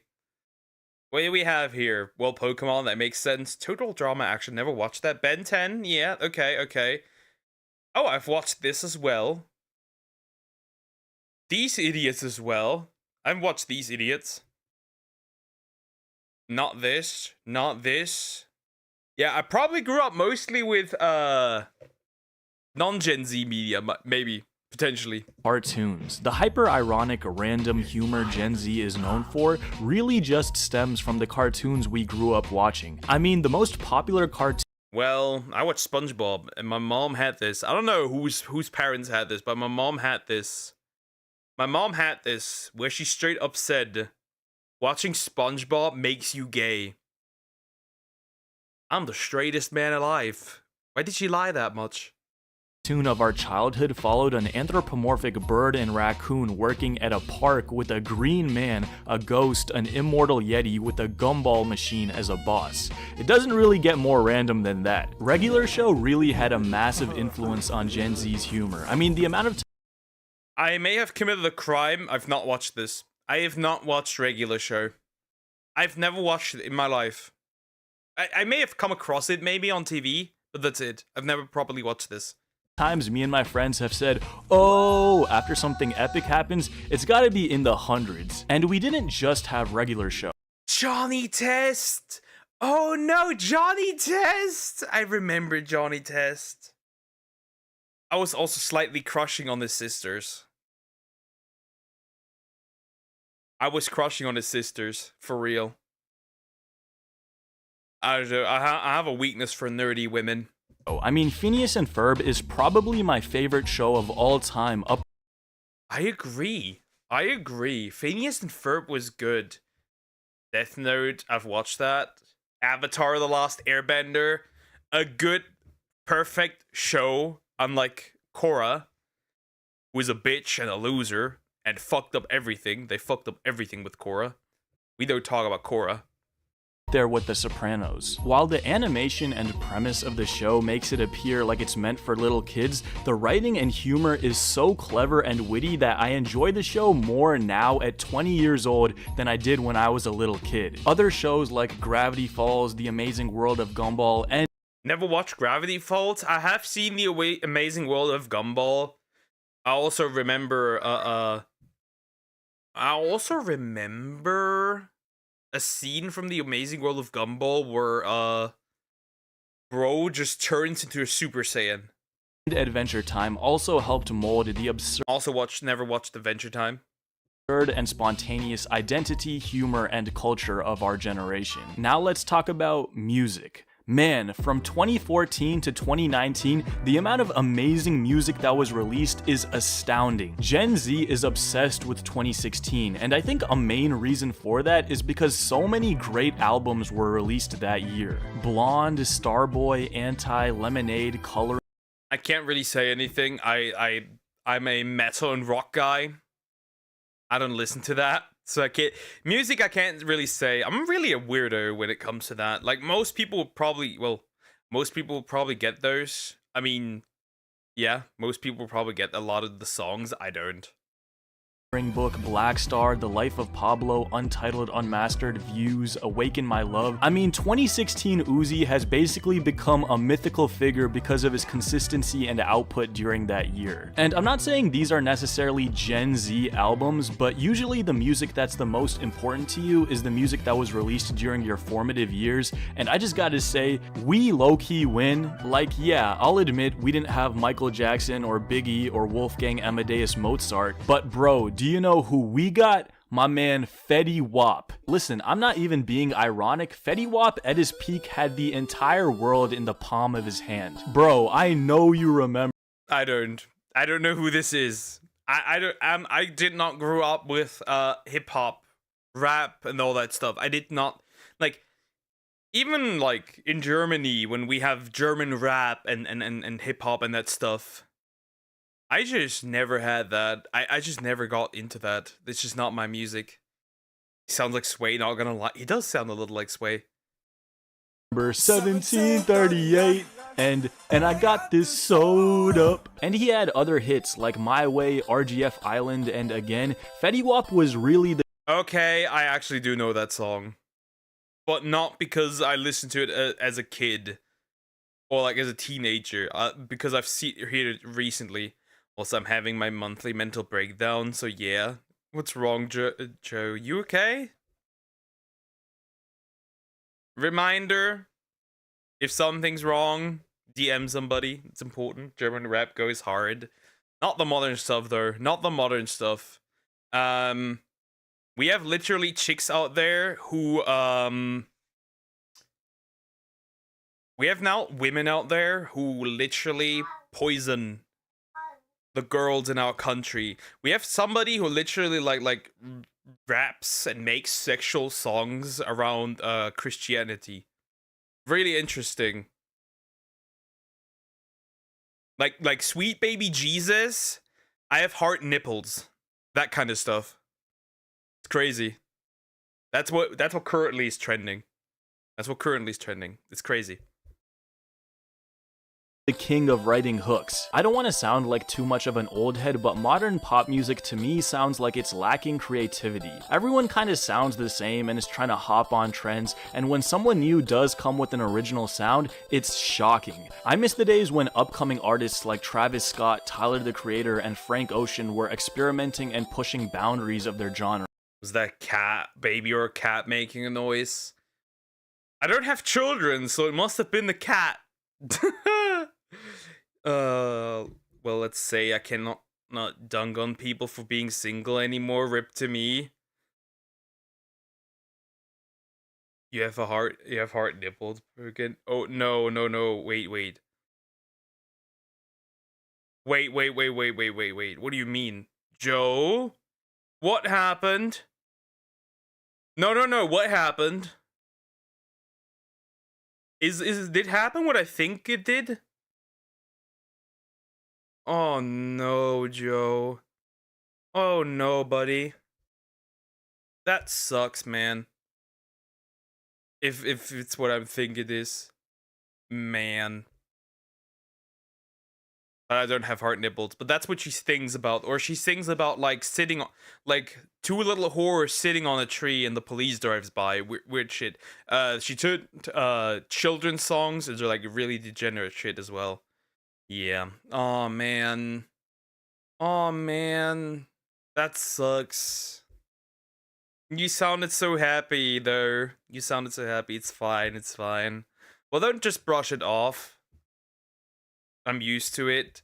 You shouldn't be though. Don't brush it off. You're crazy allowed to feel down. Don't worry about it. Eventually a girl comes by that will absolutely appreciate you. Don't worry. And while these guys are still at the top of their game, the new artists to take their place just don't do it for me. I still remember I was in 8th grade when Igor dropped, and I was blown away. It was equal parts soul, pop, and hip-hop. There was a complete narrative through the entire album. The music videos were beautiful. It was creativity at its peak. The greatest thing about this era of music was that there was something for everyone. There were plenty of pop radio hits, hip-hop was going through its second prime, new wave R&B was on the rise, and artists were starting to mature and find their own. I can't really say anything about this music. I've never listened to that stuff. I was like I said, I'm a rock and metal kid. Like Sabaton, a lot of Skillet. What else? Nightwish. Those kind of things. Sound. I couldn't be happier with the music Gen Z grew up with, and the same goes for video games. If there's one video game that would define our generation, it's obviously Minecraft. I really don't know what to say about Minecraft that hasn't already been said. I mean, yeah, I think that's one most of the Zoomers can relate to, playing Minecraft. I played so much Minecraft on the PlayStation 3, so much. I wish I still had those worlds, not gonna lie, because I would hop on the more simpler version of Minecraft. I'll be real. Slipknot peak. True, Slipknot is good. Slipknot's good. I like Slipknot. Also like a more newer thing which is called Citizen Soldier. That's good stuff as well. That's good stuff. It's also like you know, a bit more on the therapy side and mental health stuff. So I really like that. Ariana is cool though. She's alright. Nah, I will explain. I will explain. Just not today, and all but soon. I cannot stay sad for long. Still, buddy, take your time. That's important. I'm a heavy metal and K-pop girl. I don't really listen too much K-pop. I don't listen to any K-pop really at all. Rarely. I do like some Japanese songs though. Fondly remembered the days of hopping in worlds with my friends and building roller coasters, mansions, and having full-scale battles. It was the perfect escape, simple yet dense with content, complete freedom. The same goes for Minecraft's equally popular but wilder little brother, Roblox. There was really something for everyone. Yeah, Roblox wasn't my thing. I never played Roblox. I only played it nowadays because there's a lot of monster taming games on there, and that's my genre. That's pretty much it. But I never touched Roblox really. In Roblox, sports games as a kid. Fashion games, tycoon games, mystery games. There was so much content and room for creativity and fun for a young mind. And I think we can all agree that sports games peaked during our childhood. 2K16 is probably my most played game of all time. It really is the perfect basketball game, and bro, how can we forget those old FIFA soundtracks? I need to know now. Unfortunately, these days, sports games fuck the sports games made by EA. We fucking sports, chat. We fucking sports. I sunk hours in this. Hours.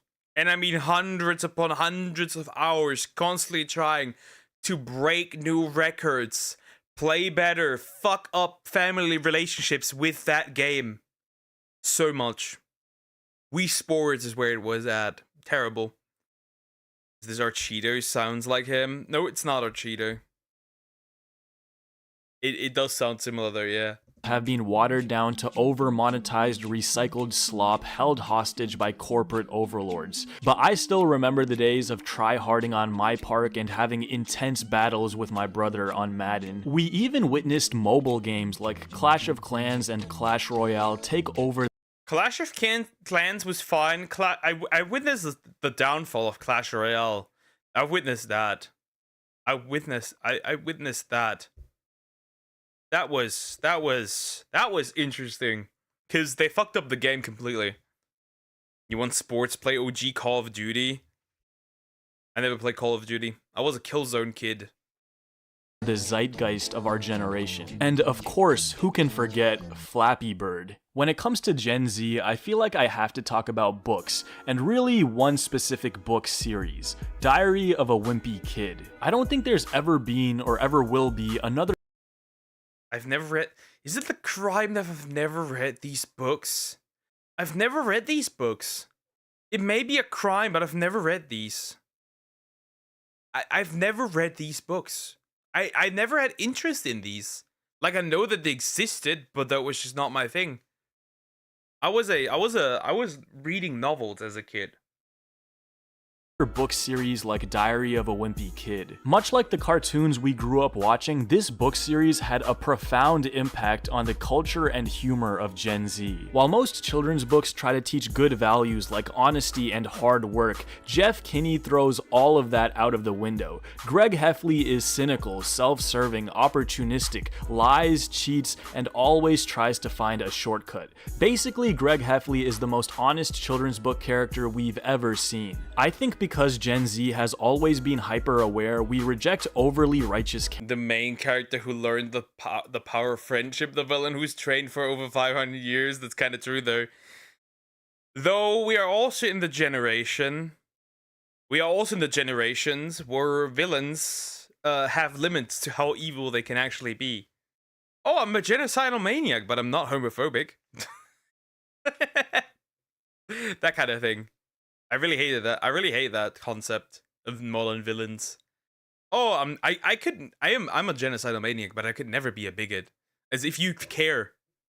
characters because we know they don't exist in real life. The people around us operate like Greg, and in many ways, so do we. He was a hilariously flawed character that rarely learned his lesson, and we couldn't get enough. Much like the cartoons we grew up watching, Jeff Kinney gave us the respect of not talking down to us. The magic of those first 6 books will forever hold a special place in my heart. And clearly, I'm not the only one, with Diary of the Wimpy Kid still being relevant in meme culture till this day. There's an entire subculture of Diary of the Wimpy Kid fanfictions that range from extremely No, bro, what? Diary of a Wimpy Kid, Death Note?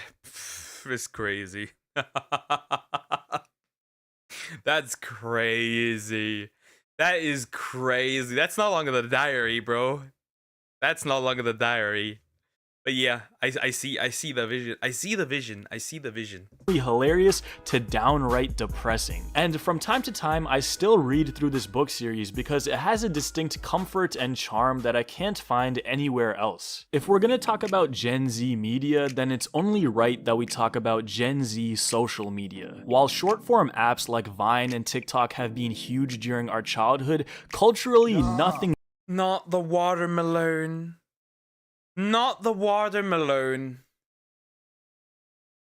The watermelon guy. The watermelon. He says watermelon, but it's watermelon. But yeah, he says it like that. I remember that. Oh fuck, dude. Shit. Memory discovered. Also, YouTube Rewind. The worst rewind in YouTube history.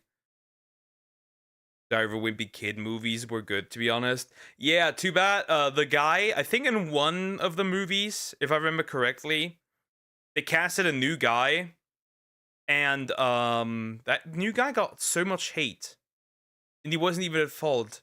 Like death threats, everything. The watermelon. Exactly. Really comes close to YouTube. I'm genuinely glad I got to witness the old days of YouTube. The days of FNAF Let's Play. True. I'm still a great connoisseur of old school Let's Plays, which is why I love Trigger Conroy so much. I know that he's a weird feet guy apparently now, but I still watch his Let's Plays. They're so good. They're so informative. They're just so high quality, it's crazy. There's also a German Minecraft Let's Play from like what we call a German YouTube grandpa, because basically he's like the god of German YouTube basically. And like holy shit, it's just so good. It's just so fucking good. Oh, Let's Plays, which is so good. Yeah, the Roderick replacement got rinsed for that role. Yeah, that I think that one was it actually. I think it was a Sunny V2 video that I reacted to. Yeah, that one was it. OG phase, back when H3H3 was making hilarious commentary videos. Casey Neistat's daily vlog, the rise of animation. Well, now H3H3 is suing retards, and they deserve it. How's the GoFundMe going, Denims? Channels. There was so much diverse content, but of all the great channels we grew up with, for me, one of them stands above the rest as the greatest YouTuber of all time, a man who defined the humor for a generation of children. Yo, what's up? My name is Ardizzle for Shizzle my nizzle off the hizzle. Ryan Higa. It's really hard for me to put into words how much Ryan Higa. I never watched him. That was never my thing. I never watched him. I think I was very much a Markiplier guy back in the day already. Because I love that man. That man was great.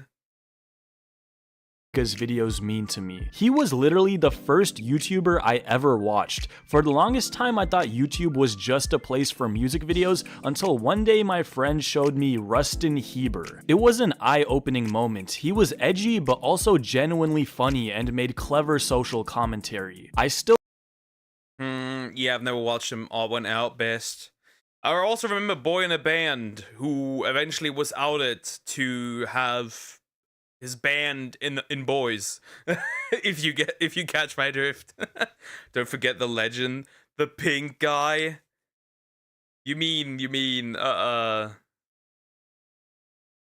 don't know who you mean.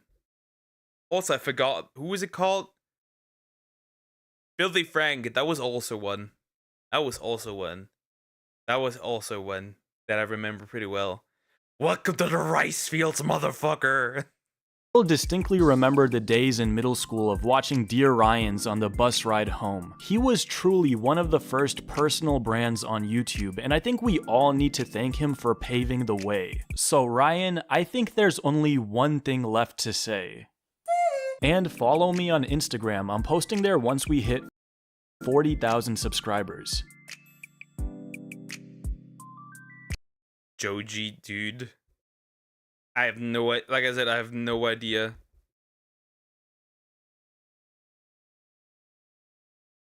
I have no, yeah, okay, I know what you mean. Never mind, actually, I know what you mean.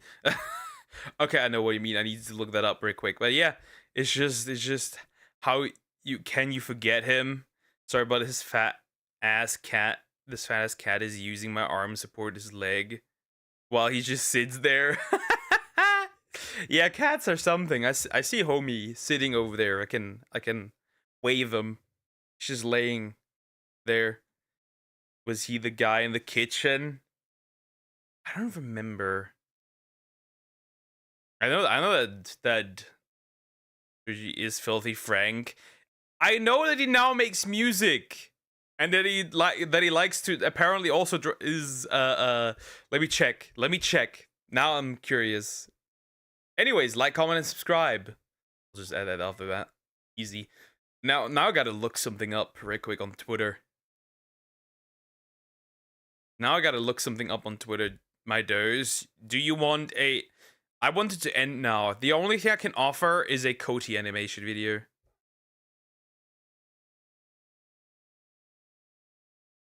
What is his name on Twitter?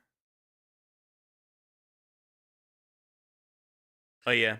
Oh, maybe I do know, in fact, now who it is. I know who it is. Never mind. Okay, I know. That's the only thing I can offer. I remember now. I got 4 cats, and none of them understand personal space. They're animals.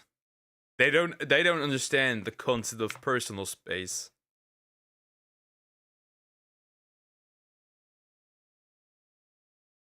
Like, my dog sleeps in my bed. She just does that. She just sleeps in my bed. And I have to share it now with 2 women. Not particularly fun. Dear, that's the only thing I can offer you, Coty animation. That's the only thing. I need a response. I need a response, dear. I need a response. I need it. I need it, dear. I do. This man doesn't give me a response because he's a deer. The rare dork. Anyways. Otherwise, I'll end here. Because I'm not watching a longer one. I won't watch a longer one. I have another. It has to be short, fairly short though. It has to be fairly short. Because I want to end. Because I'm having a headache. It gets annoying. So yeah. Then I need the link. Then I need the link. I need the link. Deer's a creature? Yeah, deer is certainly a creature. I like him though, regardless of how much of a creature he is. Yeah, my dog head does not understand. Don't push yourself, Poke. Yeah, I'm fine. Don't worry, I'm fine. It's just the weather, massive weather. I'm very sensitive to weather change. Temperature change, my head dies. It starts raining, head dies. It's just pretty normal for me. So yeah. Now, my dog also knows where the snacks are. She just hasn't remembered where the snacks are. So, and the snacks are on top of the fridge. So if you actually want to go, I send you video, react to the video. It's not a YouTube video.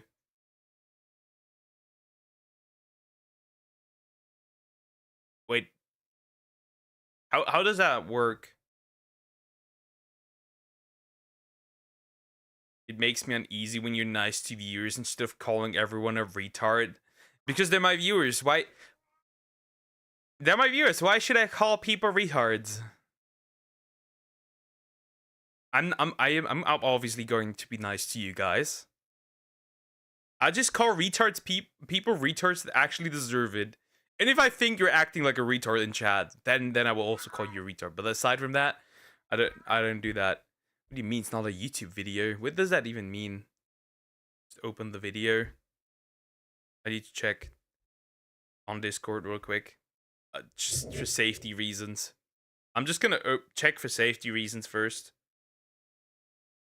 That's important.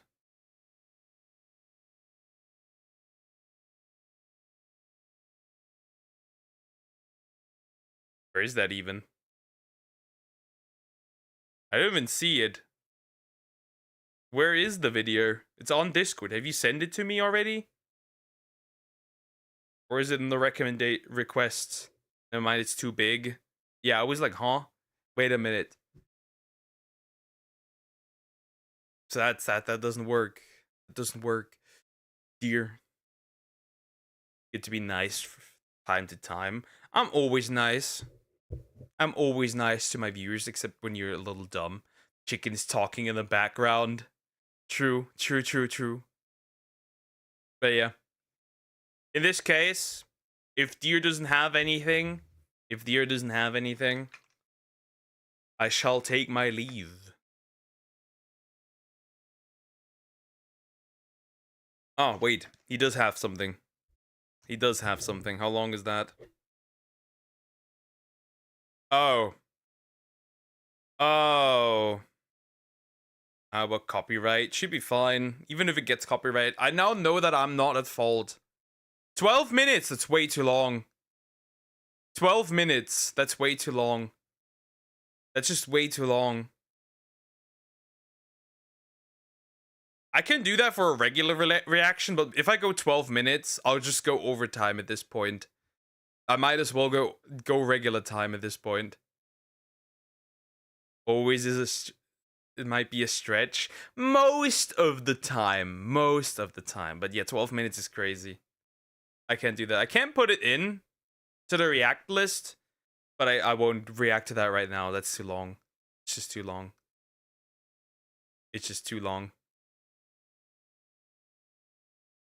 Good things end so that new things can start. That's the law. Correct. Very correct. Yeah, it's just too long. If it was like 2 or 3 minutes, I'd be fine with it. But like, yeah, it's just too long. And now I'm yapping too much. I think I'm just gonna end. The headache gets annoying. 6 minutes. Let me change 6 minutes. Fine, 6 minutes. Go ahead. Do that. 7 minutes. Okay, let me see. That's fine. Okay, I can work with that. It's gonna get gross, chat. Because it's Deer. So I can already say it's gonna get gross. It's gonna get really gross. I can say that. Anyways, we'll do it. Every generation Calm thinks down. they have the best. We do have the best, anyways. Suffer for your art. It's just too long. That's what she said. I hate you. Anyways, Tiny Spider wanted to eat my scorpion, so I gave it a huge cockroach by Exotic's lair. If you don't like insects, you should probably leave now. It's gonna get gross. I think he wants to eat the scorpion. Ooh, that's the end of that road. Well, what do we have? That's the end of that roach. Is this by any chance in Asmongold's house? By any chance? Have here a little jumping spider standing on my scorpion's enclosure. Look at him, he's eyeing at the scorpion. Maybe he wants to be friends. Wait, no, I think he wants to eat the scorpion. Look at him. When scorpion moves, he goes like, oh, that's food, alright, let's go. Where are you going, little dude? You realize you couldn't get... Bye-bye. Take care, Joe. Sometimes when I watch you, I imagine straightening that swirl on your head. No! Not the swirl. Leave my swirl on my head. Actually called stupid. It's actually considered stupid hair. Because it's used for stupid characters. So it works perfectly. Joe Poker, do rest. Take care, Joe. You do rest as well, buddy. Take some time to you know, with your emotions and stuff. That's important, buddy. The scorpion, huh? Yep, it's in the enclosure. Sorry about that. Oh, now you see the mealworms, so you're gonna go after those now. Hey, where you going? Why are you scooting down the side? The scorpion is like still waiting for you. Wait, what are you looking at? Oh my goodness, you guys. He has found the bigger scorpion. Are you serious? This little spider here has big ambitions. Wish I could have big dreams like this spider. Man, just look at him. He really thinks that he can tackle down that scorpion. No, dude. Bro really thinks he's gonna take down the scorpion. I see it. Makes you look like a Teletubby. That's a quite racist Teletubby. Right-wing Nazi grifter Teletubby. I see the vision. I see the vision. That wouldn't be a very good idea. But look at him, he's so determined. Man, love this spider. He is definitely not giving up. Okay, you know what? Since he's hungry, let's look for a meal for him, shall we? We need this. And let's go through my Turkestan roach bin because it's a lot of roaches. That is a lot of roaches. This is definitely Asmongold's house. these things will make a great nutritional meal for this little jumping spider. My roach bin doesn't have too many roaches anymore because, you know, they have been inbreeding for quite some time, so they slowly died off. And inbreeding? Inbreeding! That's interesting! Roach sister leveling. Jumping spiders are very smart. They're also super. I think they're also cute. Have you seen the videos of Lucas, the jumping spider? Have you seen those? Those are cute. Did you just admit of being a Nazi? Of course. Didn't you not know? I'm right wing. That makes me Nazi. Did you forget that? Did you not get the DLC? And that makes you one, by the way, too. Since you're a conservative too. This is not My Little Pony reaction videos. Hi Zep, how are you doing? Hope you're doing good. Oh my god, have you ever seen slugs mating? I've not, or maybe I have. anyways, I got one and hey, where do you think you're going? Come back here, you little roach. It's not time to escape. Hey, come here. Where do you think you're going, huh? Get in the cup. Now, let me introduce you to our little jumping spider. Look at him, so determined to get food. Now, let's pick this roach up and hopefully the little dude will give us some good takedown. Man, it's so difficult to pick up these Turkestan roaches. I mean, they're so skittish and yeah, there we go. Oh, okay. So the jumping spider has caught its eye on the roach and it is, oh my god. Yeah, the roach is cooked. I'm not looking, but hi. Hi. Close your eyes, Zep. Close it. My opinion of you is raised. I'm at the point where I'm like, you know, I'm at the point where like you call me any buzzwords and I'm like, okay, so what? What are you gonna do now? Yes. So what are you gonna do now? Huh? What are you gonna do now? And usually they don't respond back anymore. Cause like, what are you gonna say? Goodness. So the jumping spider just jumped on the roach and is biting it on the body. Like, oh, and it released it. Roach, where do you think you're going? No, you are not going anywhere. You're going back to the jumping spider. So there we go. Now the jumping spider has caught its eye. But he wants to live! He wants to live! He just escaped! This is unfair! It's survival of the fittest! And he survived! On the roach again. Alright, let's go. Nope, he's hesitating a little bit and the spider has hesitated. Come on, jumping spider, you can do this. The roach is just waiting for you over there. It's helpless. Yeah. Oh, okay, he's thinking about it. Look at him. He's like pondering. Yep, I'm gonna get that roach. All you gotta. Was bro just aura farming? Was bro just aura farming? He's like, oh, I'm gonna get his ass anyways, so I can just chill a little bit. Bro was aura farming. Do is just jump, man. Come on, let's go. And oh, That's the end of that roach. Now this spider is like, oh gosh, it's got the roach on the back of the neck. Of all places. Man, this spider knows how to hunt. Now that's why they call them jumping spiders, because instead of like tarantulas that wait for their prey to come by. That's a hairy bitch. That's a hairy bitch. What about the little roach family? Yeah, I think it's over for the roach family. That roach is just chilling. Yeah, definitely just chilling. That spider's adorable. They are cute. Like I said, they are actually, I think they're actually cute. Jumping spiders are cute. That ginormous bitch is not. That's a hairy motherfucker. Also, maybe I'm just have a skewed opinion because of Lucas. These guys hunt. They jump on their prey. And he is pulling the roach. Like, this roach is literally 3 to 4 times this spider's size. And he can still pull the roach. You don't want to mess with these jumping spiders. Although they can't do any harm to us humans. But, I mean, look at this. Anything bigger than it still goes for it. Very, very ambitious creatures. Like, look at this. Right on the head, you guys. He has targeted the roach on the head. It's like, look at that.